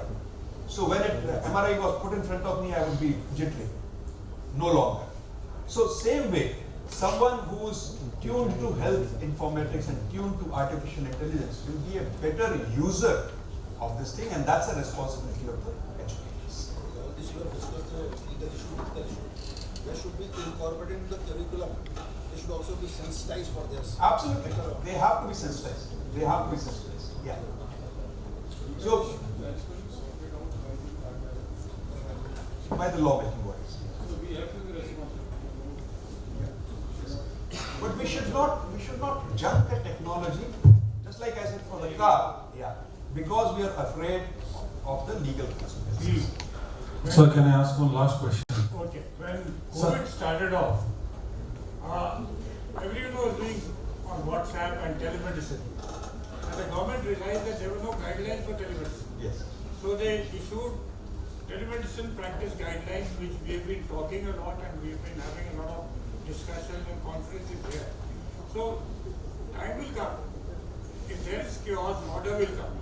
It's just a Greek philosophy says, let the chaos happen and order arrive. It will come, sir. Absolutely. Well said. So thank you for the excellent presentation, and I think we all agree that AI is something which is you cannot avoid. You have to live in this world of AI. And I agree with you that AI will not be able to replace doctors, but do you think, like ML Soundcast, instead of hiring 10 radiologists, he can do away with just 2 radiologists, same amount of work, and then 8 can go and relax at home? Okay, let me put it this way. I will increase the throughput in the radiology department because I use AI. Those 10 need not be sent home, 8 need not be sent home. Those 10 can now handle 10 times the workload, including teleradiology and other. We will not replace, but we will use AI. We will use AI and use 10 times patients for all other hospitals in the country. That's the way. That's it. It's a force multiplier. It's a force multiplier. Thank you so much, sir, for a wonderful presentation. Rajeev Sharma, Professor, Department of General Surgery, Mahatma Gandhi Medical College and Hospital. And as a panelist, I would like to invite Dr. K. Jagdishan, President, International Medical Sciences of Academy, Dr. Ajay Sharma, Professor and Head, Department of Surgical Gastroenterology, Mahatma Gandhi Medical College and Hospital, Dr. Saurabh Kalia, Additional Director, GI Surgery, GI Oncosurgery and Bariatric Surgery, CK Birla Hospital, Dr. Kapileshwar Vijay, Consultant, GI Surgery, Eternal Heart Care Center, Jaipur, and Dr. Rajkamal Kanojia, Professor and Unit Head, Department of General Surgery, Mahatma Gandhi Medical College and Hospital.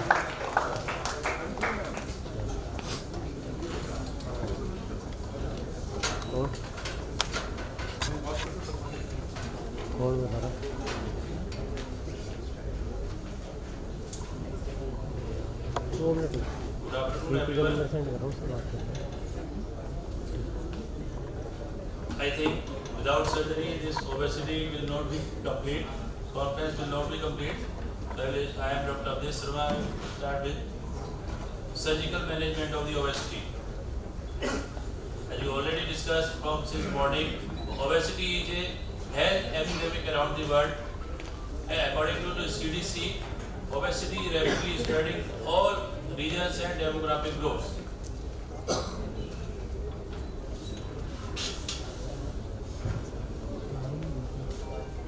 Now, the prevalence of obesity is increasing around 10-fold in around 10 years, past 10 years. According to the surgical patient, the obesity is defined as National Institute of Health and Association of American Association of Bariatric and Metabolic Surgery as average weight, overweight, obese, morbidly obese, either super obese or extreme obese. The initial guideline according to National Institute of Health, it was around 40 kg per meter square BMI. They are the candidate for surgery, and 35 plus comorbidity was for this candidate. But the latest consensus in 2022, it has revised and the BMI has cut short to the 35 for the surgery and 30 plus comorbidity for the bariatric surgery. Now the prevalence of obesity as per WHO, the WHO report states that 1 in 6 out is obese and 1 out of 10 is diabetic and 1 out of 3 is hypertensive patient. We have already seen 4 cases on etiology and pathology. Now the comorbidity associated with obesity. We have already seen around 1/6 of the obese patient is diabetic, that is around 14 to 20%, and every 1/3 of the obese patient is hypertensive, around 25 to 55%, and patients are dyslipidemic, having cardiac issues, respiratory, OSA, joint problem, and mental illness.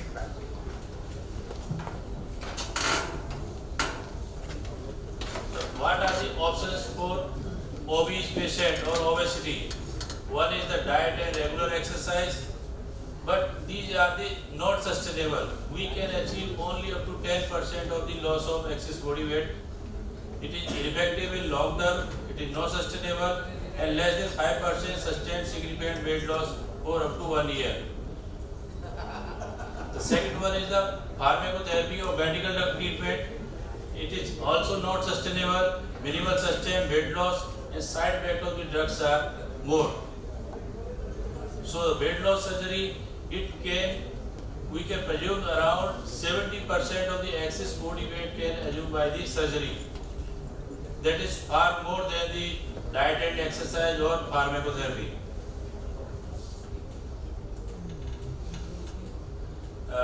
You can see as the BMI increases, the risk of comorbidity increases and treatment changes according to the BMI of the patient.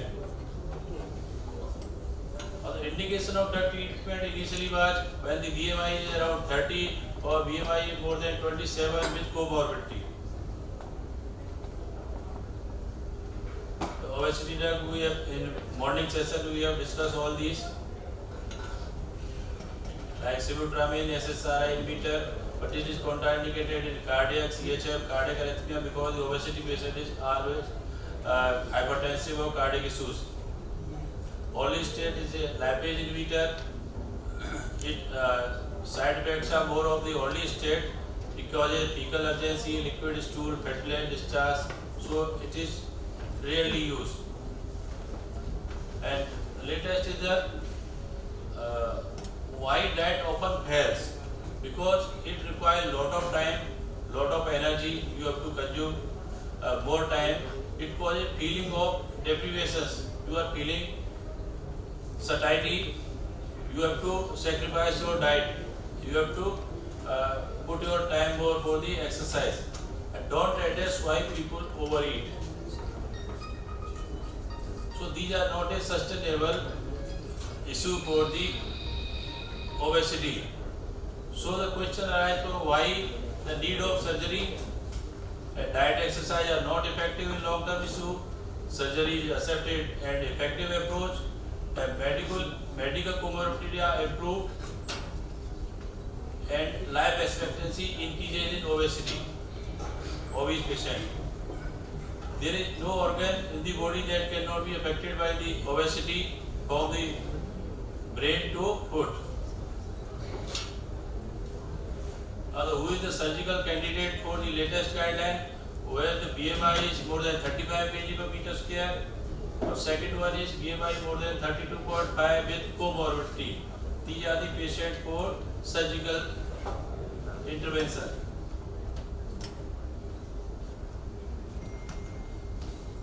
Now there are the multidisciplinary team should be there for the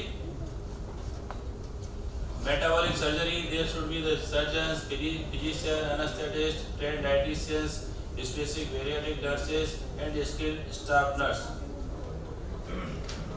Now for the diabetes, International Diabetes Federation in 2011 states that the bariatric surgery is an appropriate treatment of people with type 2 diabetes and obesity who are not achieving recommended treatment target with existing medical therapies.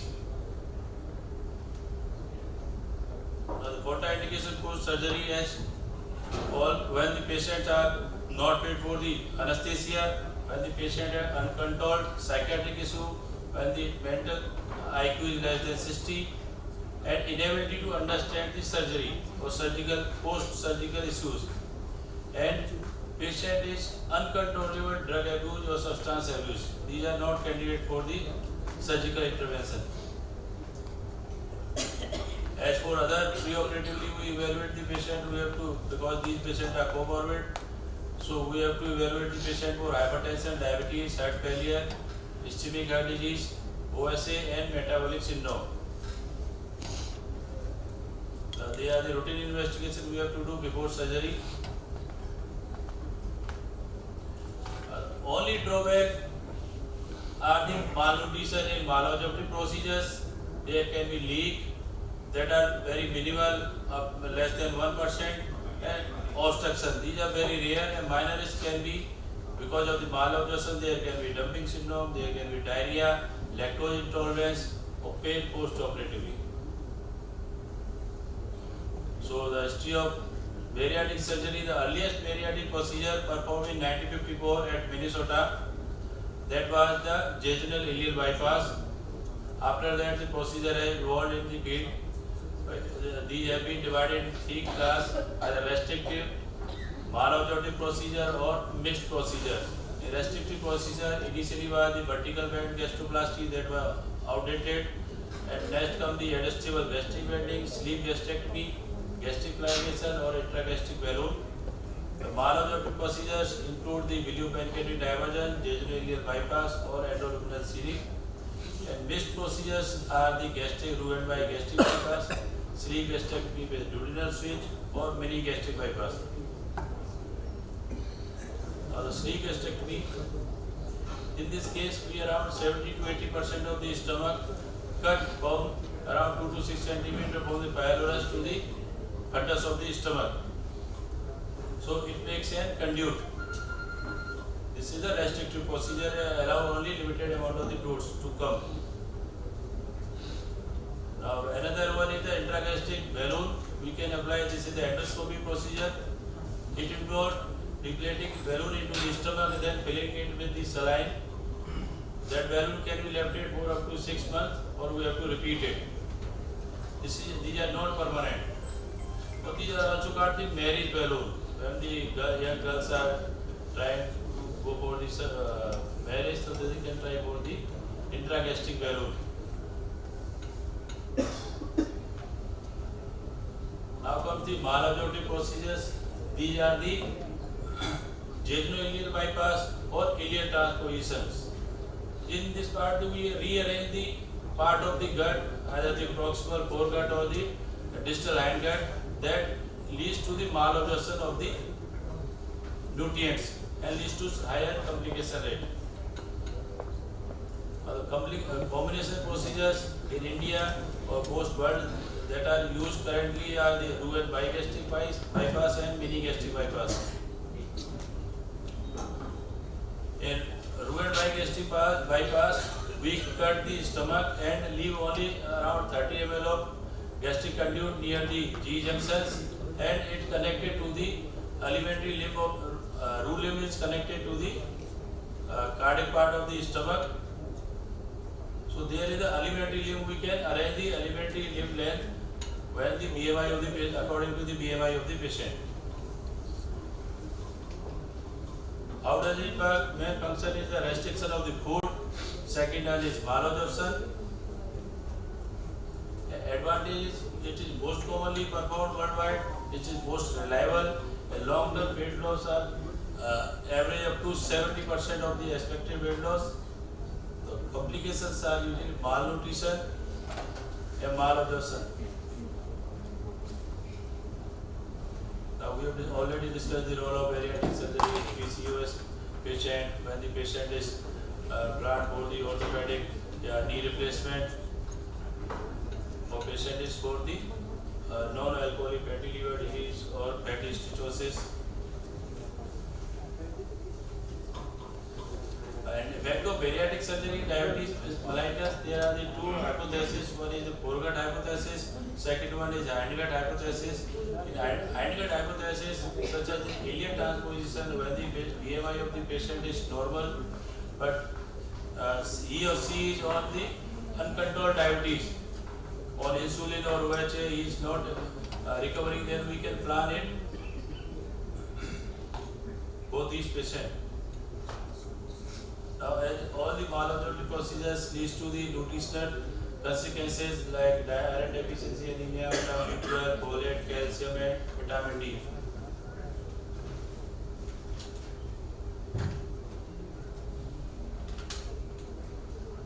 Now comes the mini gastric bypass. It is familiar in routine time. It is newer version of the traditional gastric bypass. It has both like the Roux and bigastric bypass is restrictive and malabsorptive. The main difference is the conduit of the stomach is larger than Roux and bigastric bypass.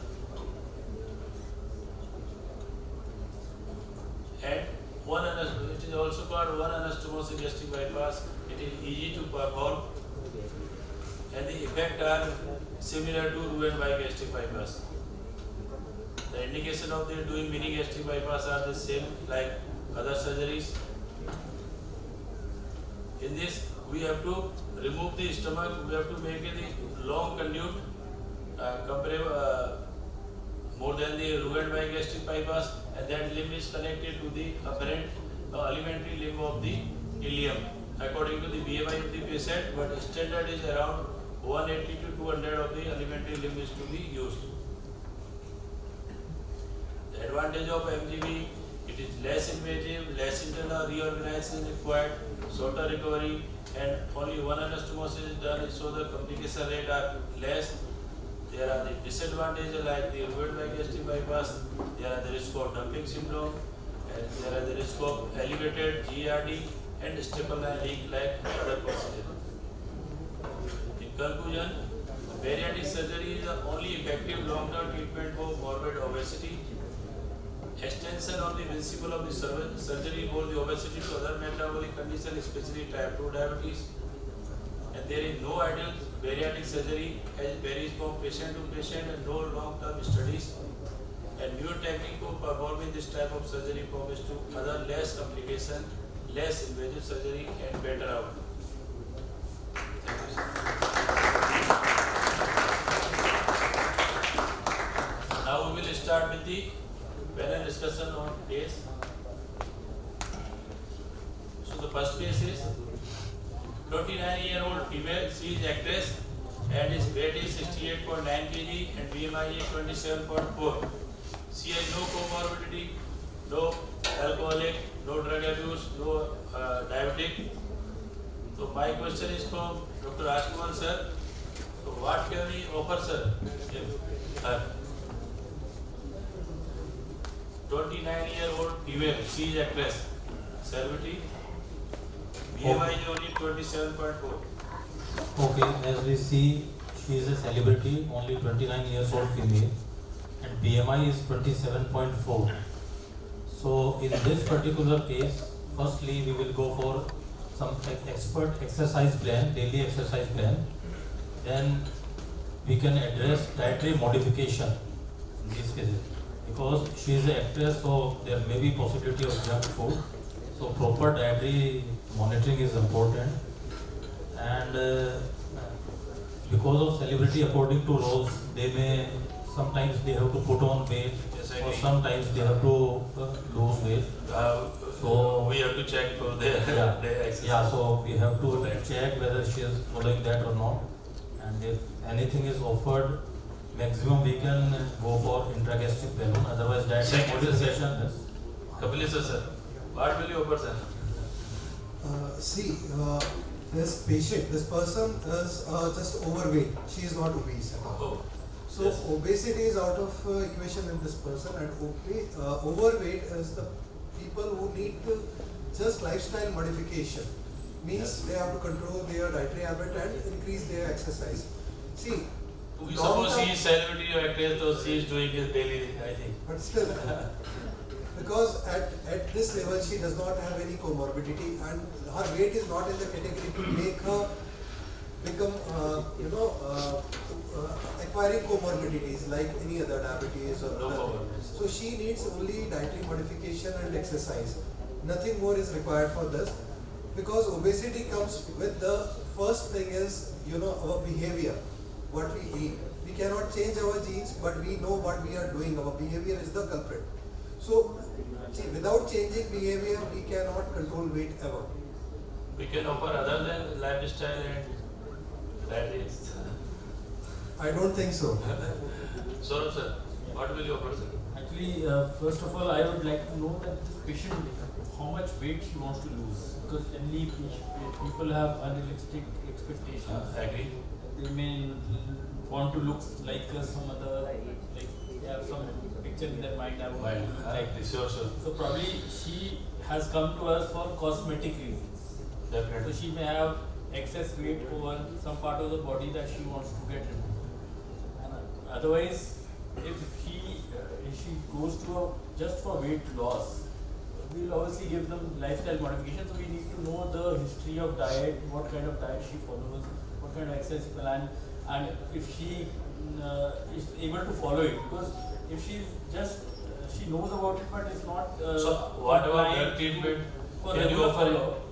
So she needs a nutritionist who takes care of every monthly follow-up, and she's able to, that behavior change has to be taken care of. Suppose he is doing exercise or but he is not losing weight. What other can we add?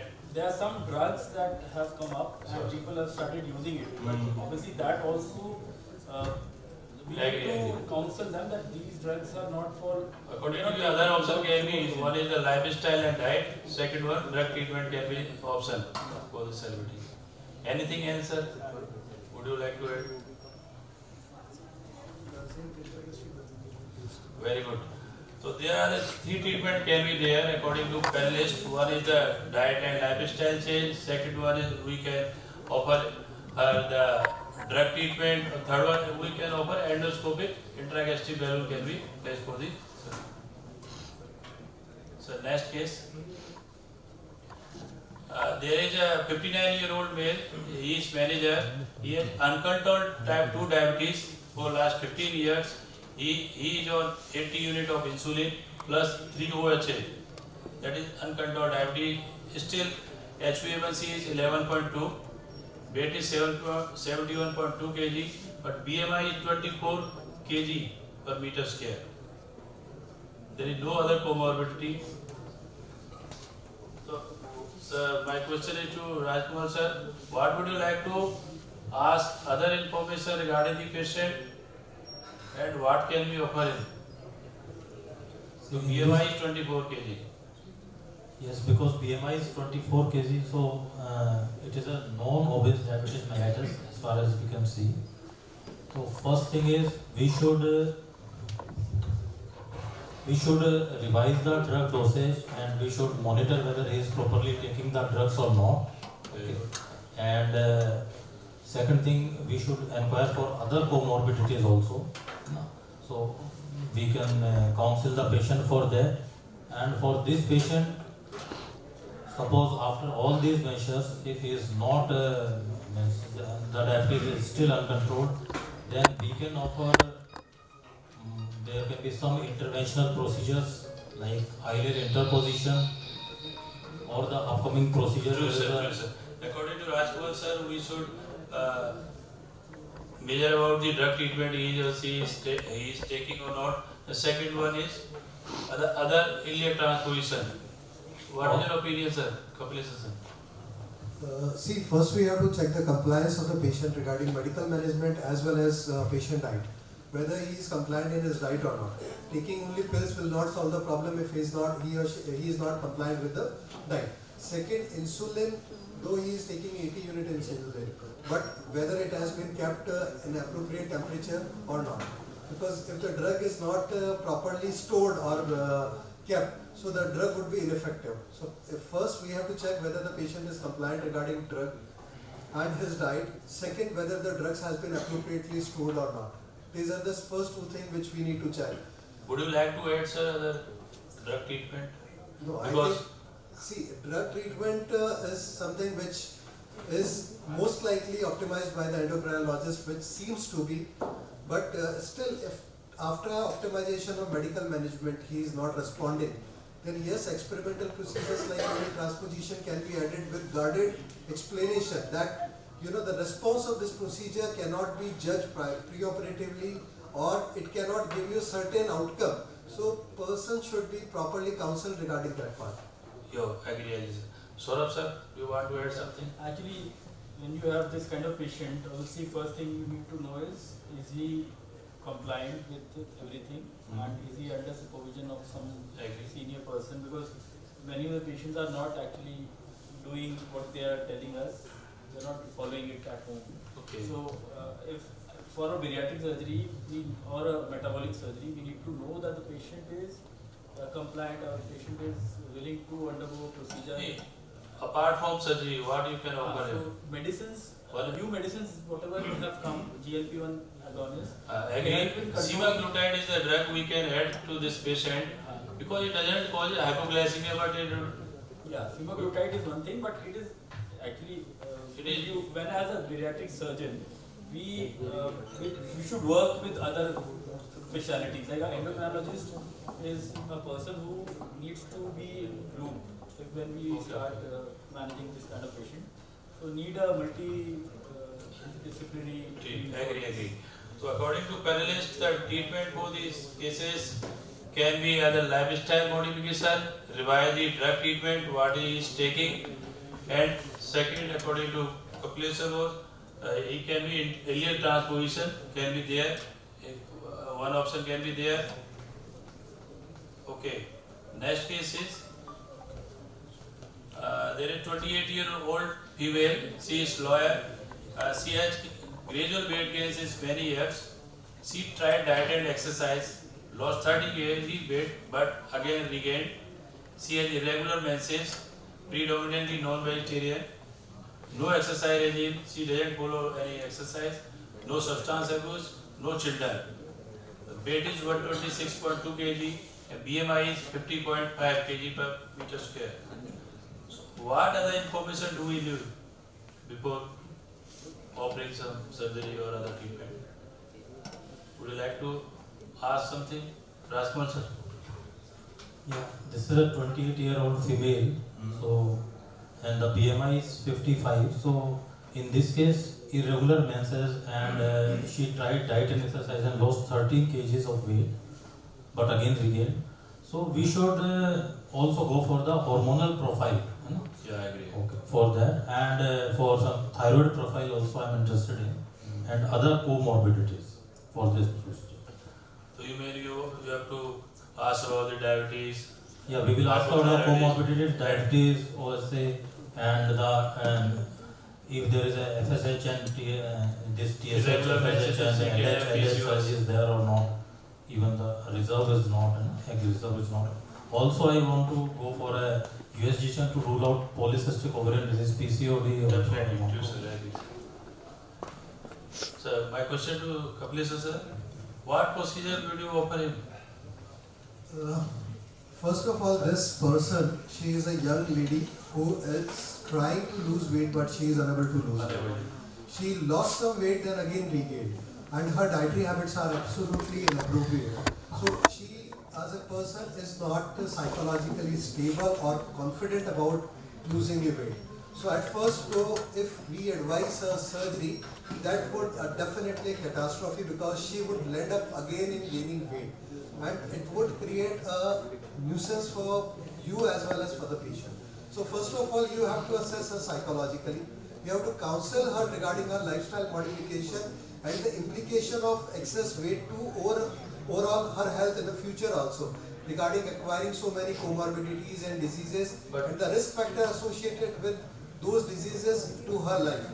And kept her on a constant wiggle for at least 6 months before offering any further treatment to her in form of surgical treatment. Yes, she need, if any comorbidities like hypothyroidism. Suppose she has diabetes and hypothyroidism. But still, if she is not psychologically stable, I would not like to offer any surgical option to her. That is the first thing. There is no psychological issues. No. She is not facing exercise. Yeah. So only no substance abuse. Yeah. But still, she, this is a gradual weight gain. So it means she is not compliant regarding her diet and other things. So in that case, I would offer her a intragastric balloon as a non-invasive procedure to lose certain amount of weight, to control her weight, Agree. See her, stability regarding the procedure. Agree. One option is intragastric balloon we can offer him. No, actually intragastric balloon should be offered in a BMI of 30 or around 30. So this patient definitely needs surgical option, but patient has to be assessed and all contraindications to surgery have to be removed.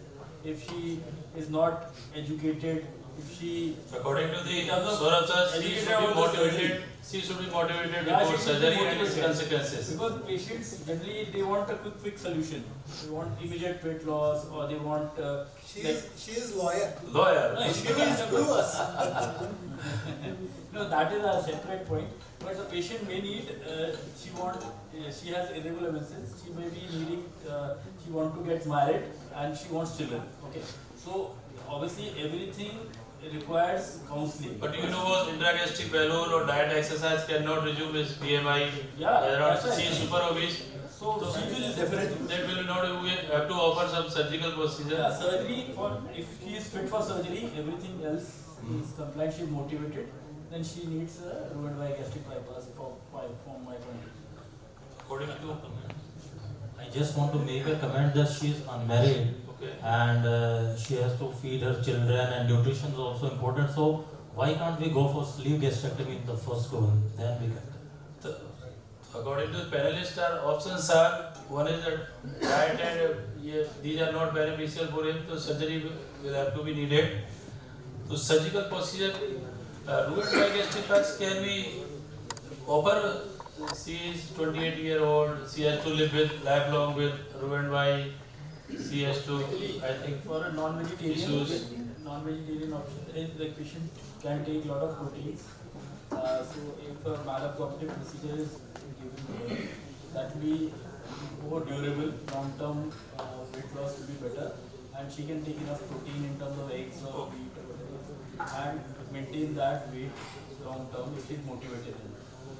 So, according to panelists, there can be treatment option for these patients. Either we can offer him sleeve gastrectomy, because sleeve gastrectomy has minimal malabsorptive complaints. She did not require lifelong or nutritional supplements. And rheumatoid gastric bypass, according to Shoaib sir, we can offer him, but she needs to around 1 year, 6 months, 1 year to 1.5 years before getting an issue. So these are the limitations of doing Roux by gastric bypass in this patient, because she has to live with that surgery for his lifelong. So we have to offer him all the procedure. The next case is there is 38-year-old male. He is doing great job, having sedentary lifestyle. He is OSA and he is pre-diabetic. He is alcoholic. BMI is around 46 kg per meter square. He has undergone left Roux by gastric bypass 1 year back. There is no complications intraoperatively. Post-op 1 year, we assume there is poor follow-up. He had not done exercise regime. Alcohol, he has continued alcohol intake. And BMI is 41 kg. This is a case of inadequate weight loss after Roux by gastric bypass. So, what will you offer, Dr. Asmal sir? See, this is a classical case where we should feel the importance of pre-operative counseling and motivation. Okay. So, he seems to be unmotivated patient. Yeah, it seems to be an unmotivated patient, and he is having a history of substance abuse also. He is alcoholic. So, as far as I think we should motivate the patient, proper follow, proper exercise schedule to be given, proper diet regime should be tried, and then we will go for some. Sure, agree. Kapilesh sir, what would you like to add? I fully agree with Dr. Asmal, what he has mentioned, but there is one thing which we need to look. A person has lost only 5 kg per meter square and in a span of 1 year only. So there is a small chances of a complication where there is a pouch gastric fistula formation. Sure, agree. Sometimes what happens, you are doing Roux by gastric bypass, you have made a small gastric pouch and the rest of the gastric remnant is inside the abdomen. And we have diverted all the food into the small bowel. But suppose there is a fistulization of gastric pouch with the stomach, then what will happen? All of the food, or predominantly majority of the food, will regain the same channel. So patient can regain weight because of that also. So we have to look after that part by doing imaging studies. If it is not there, then certainly as he has all the negative factor for a successful bariatric, like he is not compliant for the follow-up, he is not compliant for the regular exercise as well as diet. So this kind of people will definitely regain weight in spite of any procedure. Okay. Saurabh sir, would you like to add something? Like this patient has come to you, so probably he wants weight loss again, or he wants. So there is a clear-cut case of inadequate weight loss. So he doesn't he didn't follow any. What does he want actually? That is what my point is. If he wants to again do something, because he poor follow-up 1 year later he comes to us and so obviously we'll have to talk to him. Then alcohol de-addiction is one thing that we are not talking about. That is one thing that will help him, and even drugs will help him. Like not the resurgery is not the option. First thing is evaluate, again educate, again monitor, again counsel. So there are a lot of things to be done for him. So according to panelists, first of all, before surgery, we have to motivate the patient. A willful patient should be go for the surgery. He is alcoholic, pre-operatively or post-operatively. He is not doing any exercise or maintaining dietary recommendations. So there can be, we can first the diet and regular exercise, regular follow-up can advise to him. And then if patient regain weight, then we can look for... In history profile itself, the person is not an ideal candidate for any surgical intervention. So patient should be motivated and substance abuse should not be there before surgery. Patient should be willful for the surgery and post-operatively consequences. Thank you panelists for this wonderful discussion. First of all, thanks to the organizing committee for giving me an opportunity to speak on this subject. Mr. Chairman, sir, senior dignitaries, dear colleagues and friends, I am going to speak on general problems in orthopedics in obesity. So, as you all know, more than half the world's population is going to be overweight by the year 2035. So it is a global problem and it is a tsunami. To attract this attraction, to attract the attention on this burning problem, 4th March is marked as the World Obesity. One of the world's fastest rising obesity is in India, and according to estimates, India already has 135 million obese people. Obesity is a state of physical inactivity and a high calorie consumption, which is directly correlated with obesity and high BMI. So obesity does impact orthopedics, and orthopedic issues mainly are involved through two mechanisms: biomechanical factors and metabolic factors. There are certain variations in the types of the obesity. There is normal weight obesity. In a study from the Indian state of Kerala, it was observed that almost a third of the population had normal weight, despite having high body fat. So this is a normal weight and high and normal BMI. Then there is sarcopenic obesity. Sarcopenia is a state in which there is loss of muscle mass and loss of muscle strength. This is age-related, and it is stated that by the age of 80 years, almost 50% of the muscle mass may be lost. Another variation is the abdominal obesity or the central adiposity. There is more fat around the abdomen and the waist. From the literature, it has been reported that the central adiposity induces more damage to bone microstructures.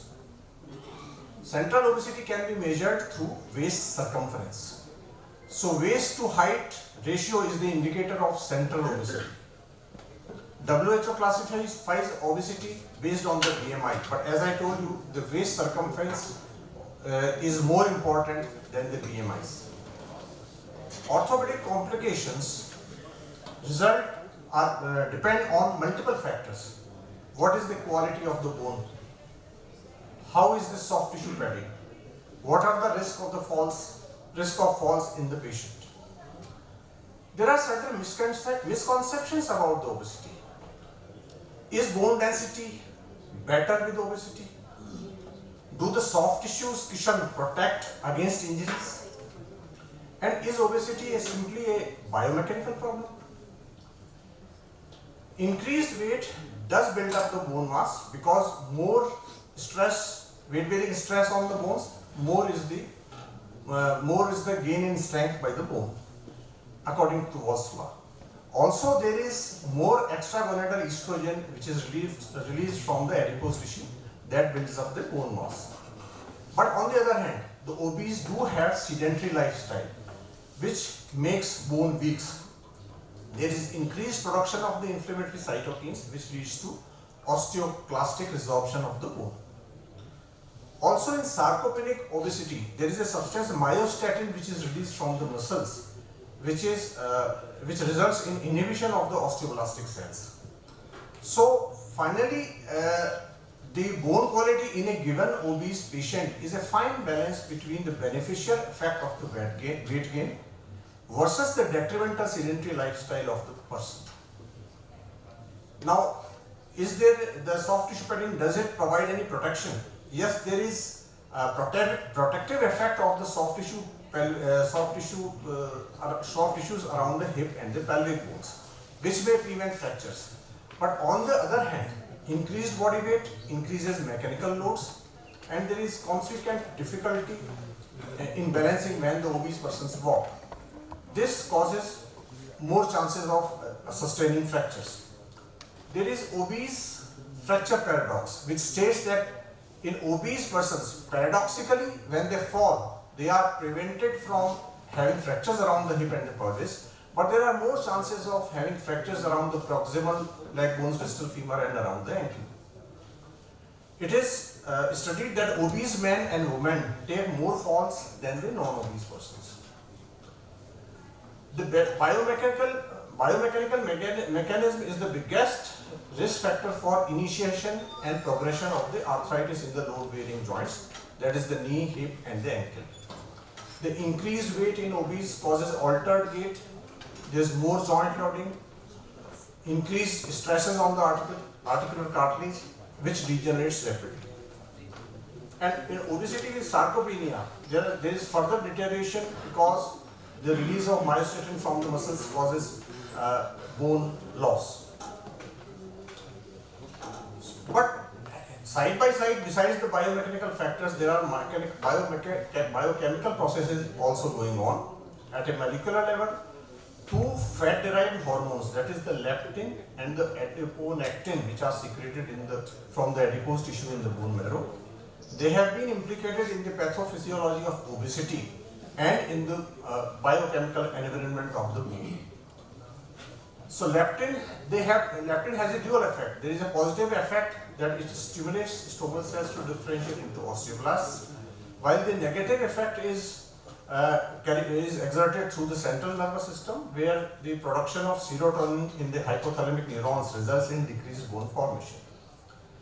Similarly, adiponectin, the concentration of adiponectin is inversely proportional to the numerous inflammatory cytokines secreted.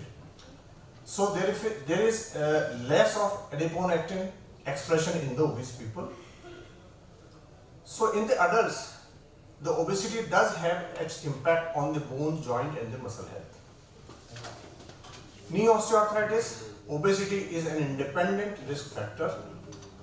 It initiates a pathway of cartilage degeneration and collagen type 2 degradation. Initially there is loss of the joint space in the knee joints, and later on it is a bone-to-bone contact.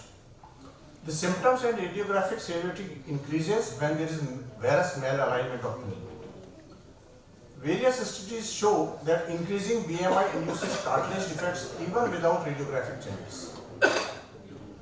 Also, obese people are prone to have osteoarthritis in the hand joints. Various studies show that there is a significant association with hand osteoarthritis. The carpometacarpal joint of the hand, the interphalangeal joint of the hand, they are involved.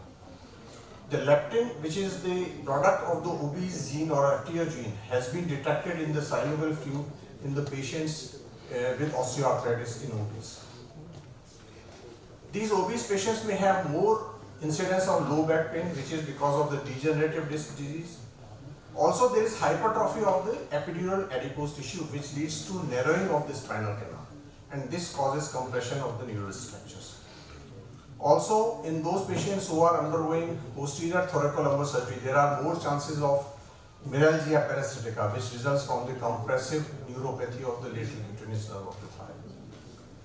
Obese people are more prone to have diffuse idiopathic skeletal hypostosis, in which there is new bone growth and ossification of the ligaments at the anthesis, where the ligaments and the tendons take attachment to the bone. And this affects many sites in the skeleton, but the thoracic and the lumbar spine being typical. Leptin is genetically and indirectly associated with the pathogenesis of the ossification of spinal ligaments. Obesity is a risk factor in the pathogenesis of the gout also, and it has been seen that serum uric acid is positively associated with high BMI. It's important to note here that the visceral fat area, that is central adiposity, where the fat is all around the waist and all, this is the strongest contributor to elevated serum uric acid concentration. Obese are more prone to have fibromyalgia. There are tender spots around the nape of the neck, around the scapular region, interscapular region, and obesity plays an important role in that. It is found in the studies that weight loss would result in reduction in the fibromyalgia symptoms. Obesity is also a risk factor for rheumatoid arthritis, but the association appears to be threshold effect, with no relationship between BMI and the risk of RA below a BMI of 30. The increased levels of adipocytokines in RA patients suggest that there is a role in the modulation of the inflammatory environment in these patients. Then the childhood obesity is also on the increase, and the children with obesity are more prone to have early arthritis. They may have more incidence of fracture bones. There are more chances of slipped capital femoral epiphysis. They may have tibia vara Brown's disease. There is more incidence of painful flat feet. and they may have impaired mobility developmental coordination disorders. SCFE is a condition which results because of the growth plate malfunctioning at the proximal femoral end. The femoral epiphysis slips downwards and backwards, and it requires fixation within 24 to 48 hours with a screw. But the problem in obese children is that taking the patient into OT table and fixing the epiphysis may pose many challenges.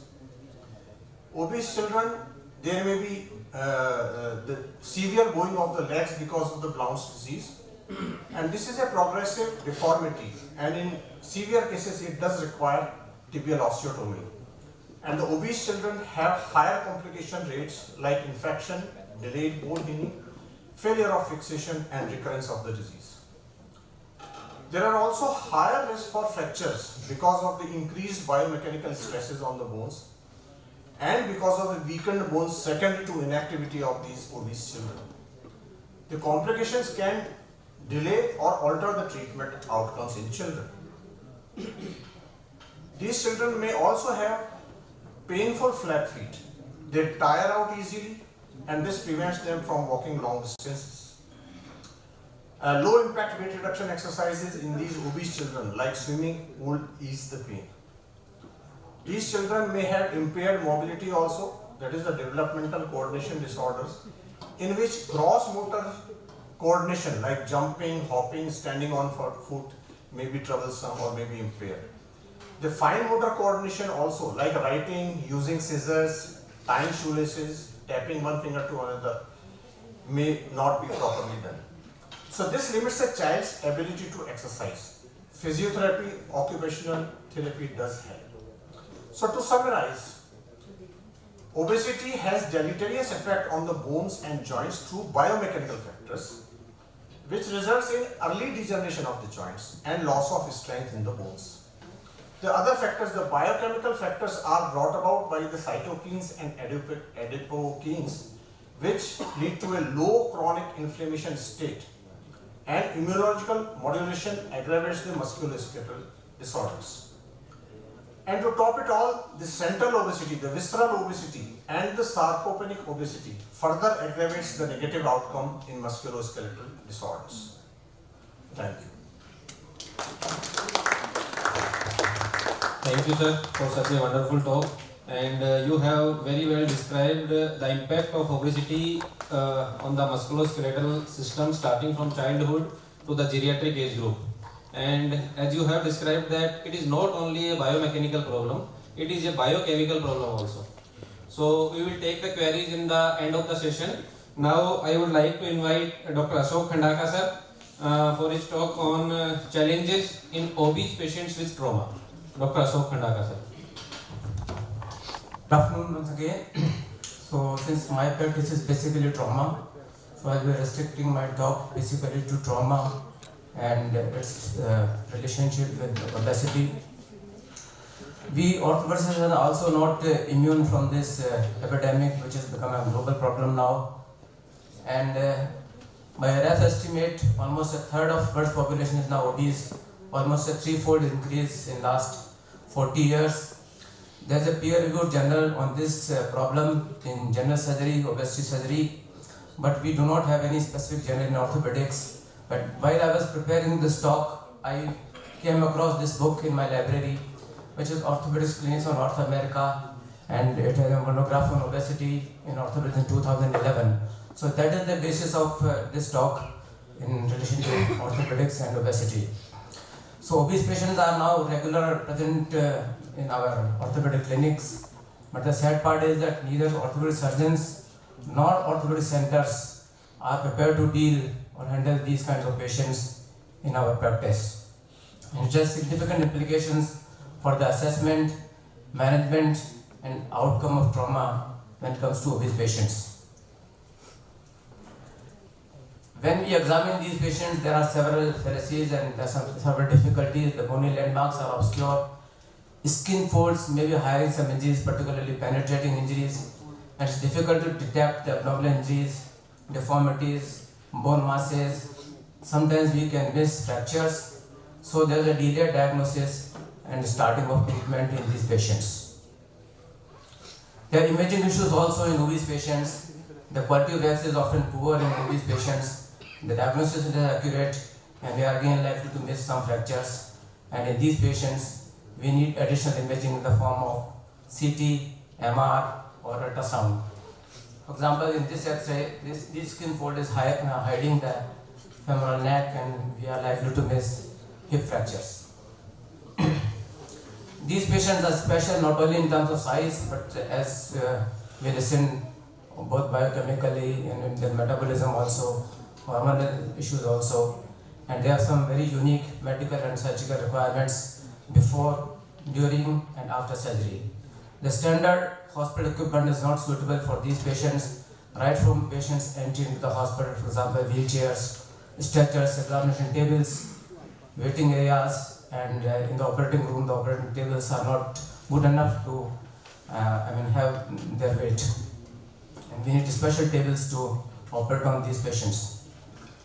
Talking of obesity and trauma, by a rough estimate, if the patient is overweight, they have about 15% higher chance of sustaining trauma, whereas they are morbidly obese, that is BMI 30 and above, they have roughly 48% of higher chance of sustaining trauma. The overall ISS, that is injury severity score, is lower in these patients, and when it comes to blunt trauma, the injury pattern is quite different in this group of patients.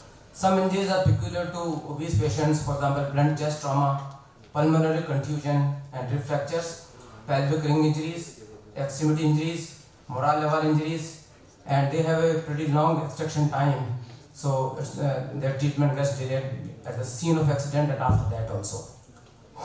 Conservative treatment is very difficult and very limited indications. The plaster cast and traction is not very well tolerated in these patients, and most of the time we are forced to do internal fixation in terms of surgery by means of some plates, screws, all those things.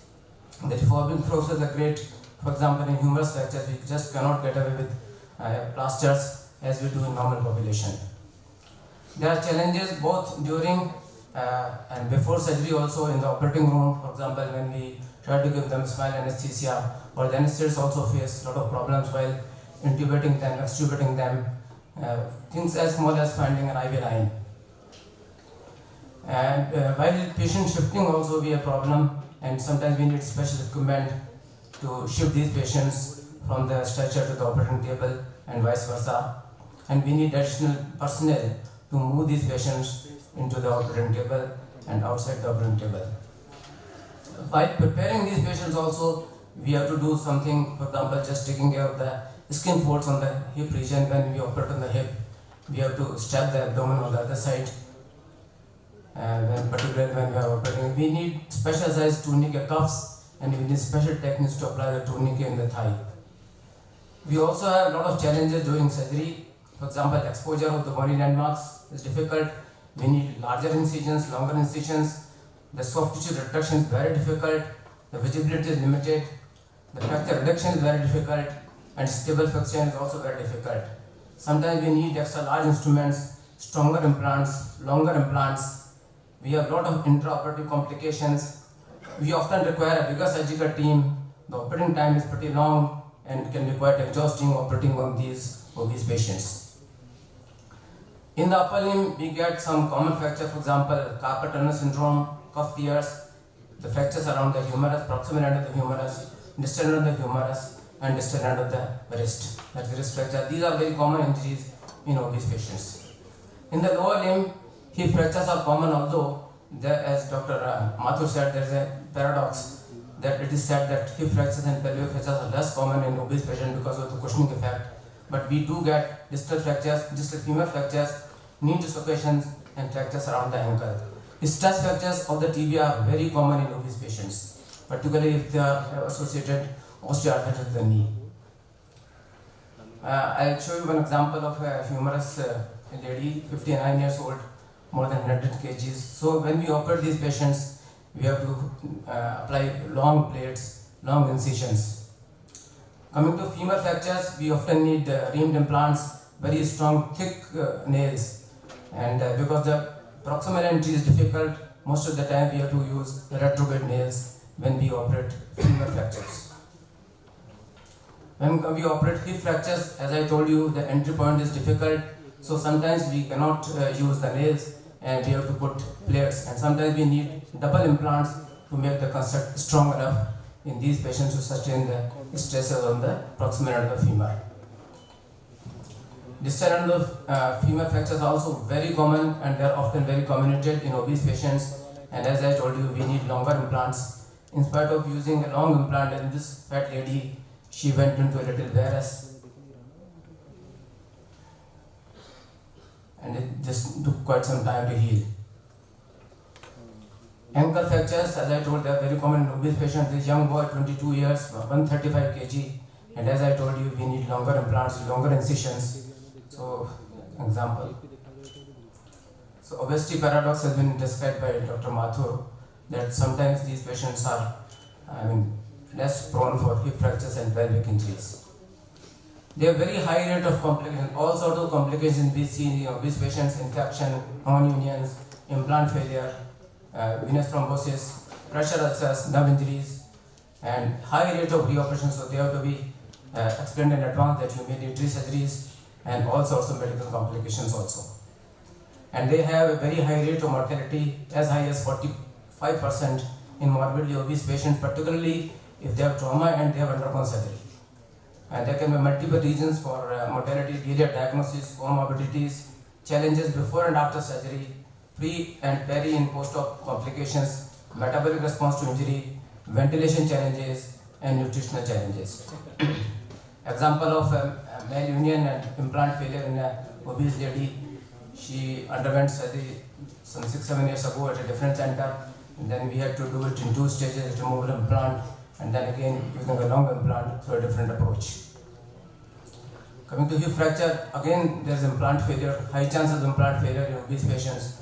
So this young male who was more than 100 kgs had 3-4 surgeries, still is not fully well. Non-union implant failure, again an example of a 45-year-old male who was undergone a surgery for a distal femur fracture, went into non-union, breakage of implant, and we had to redo it and had to use 2 implants to operate this patient. Again, a proximal humerus fracture, she was operated somewhere else, and with a single implant, the implant broke. We had to redo it, and again we used 2 implants to stabilize it, and then she became alright. So wound infections are very common in these fractures, in these patients. That there can be multiple reasons. For example, the patient physiology, excessive amount of fat, low tissue perfusion in the adipose tissue, diabetes, the trauma itself can be responsible, long surgical time. All these things can be responsible for wound infections. Example of a lady, 80 years old, about 120 kg, proximal femur fracture with lateral prosthesis, and immediately post-op she had infection. How to take care of the infections? We all know these techniques: asepsis, tissue handling, debridement, hemostasis, taking care of the dead spaces, proper wound closure, use of antibiotics, maintenance of blood sugar. Sometimes we use negative pressure therapy to close these wounds, to take care of these wounds. Malunion is also very common, particularly in proximal T, an example. So, important thing is to be aware and to be prepared to deal these group of patients. In our practice, treatment trauma in obese patients is a genuine challenge, and both orthopedic surgeons and trauma centers must be prepared to deal this group. We should be aware of missed injuries, missed diagnosis. We should be prepared with implants, instruments, and we should be prepared for a longer operating time.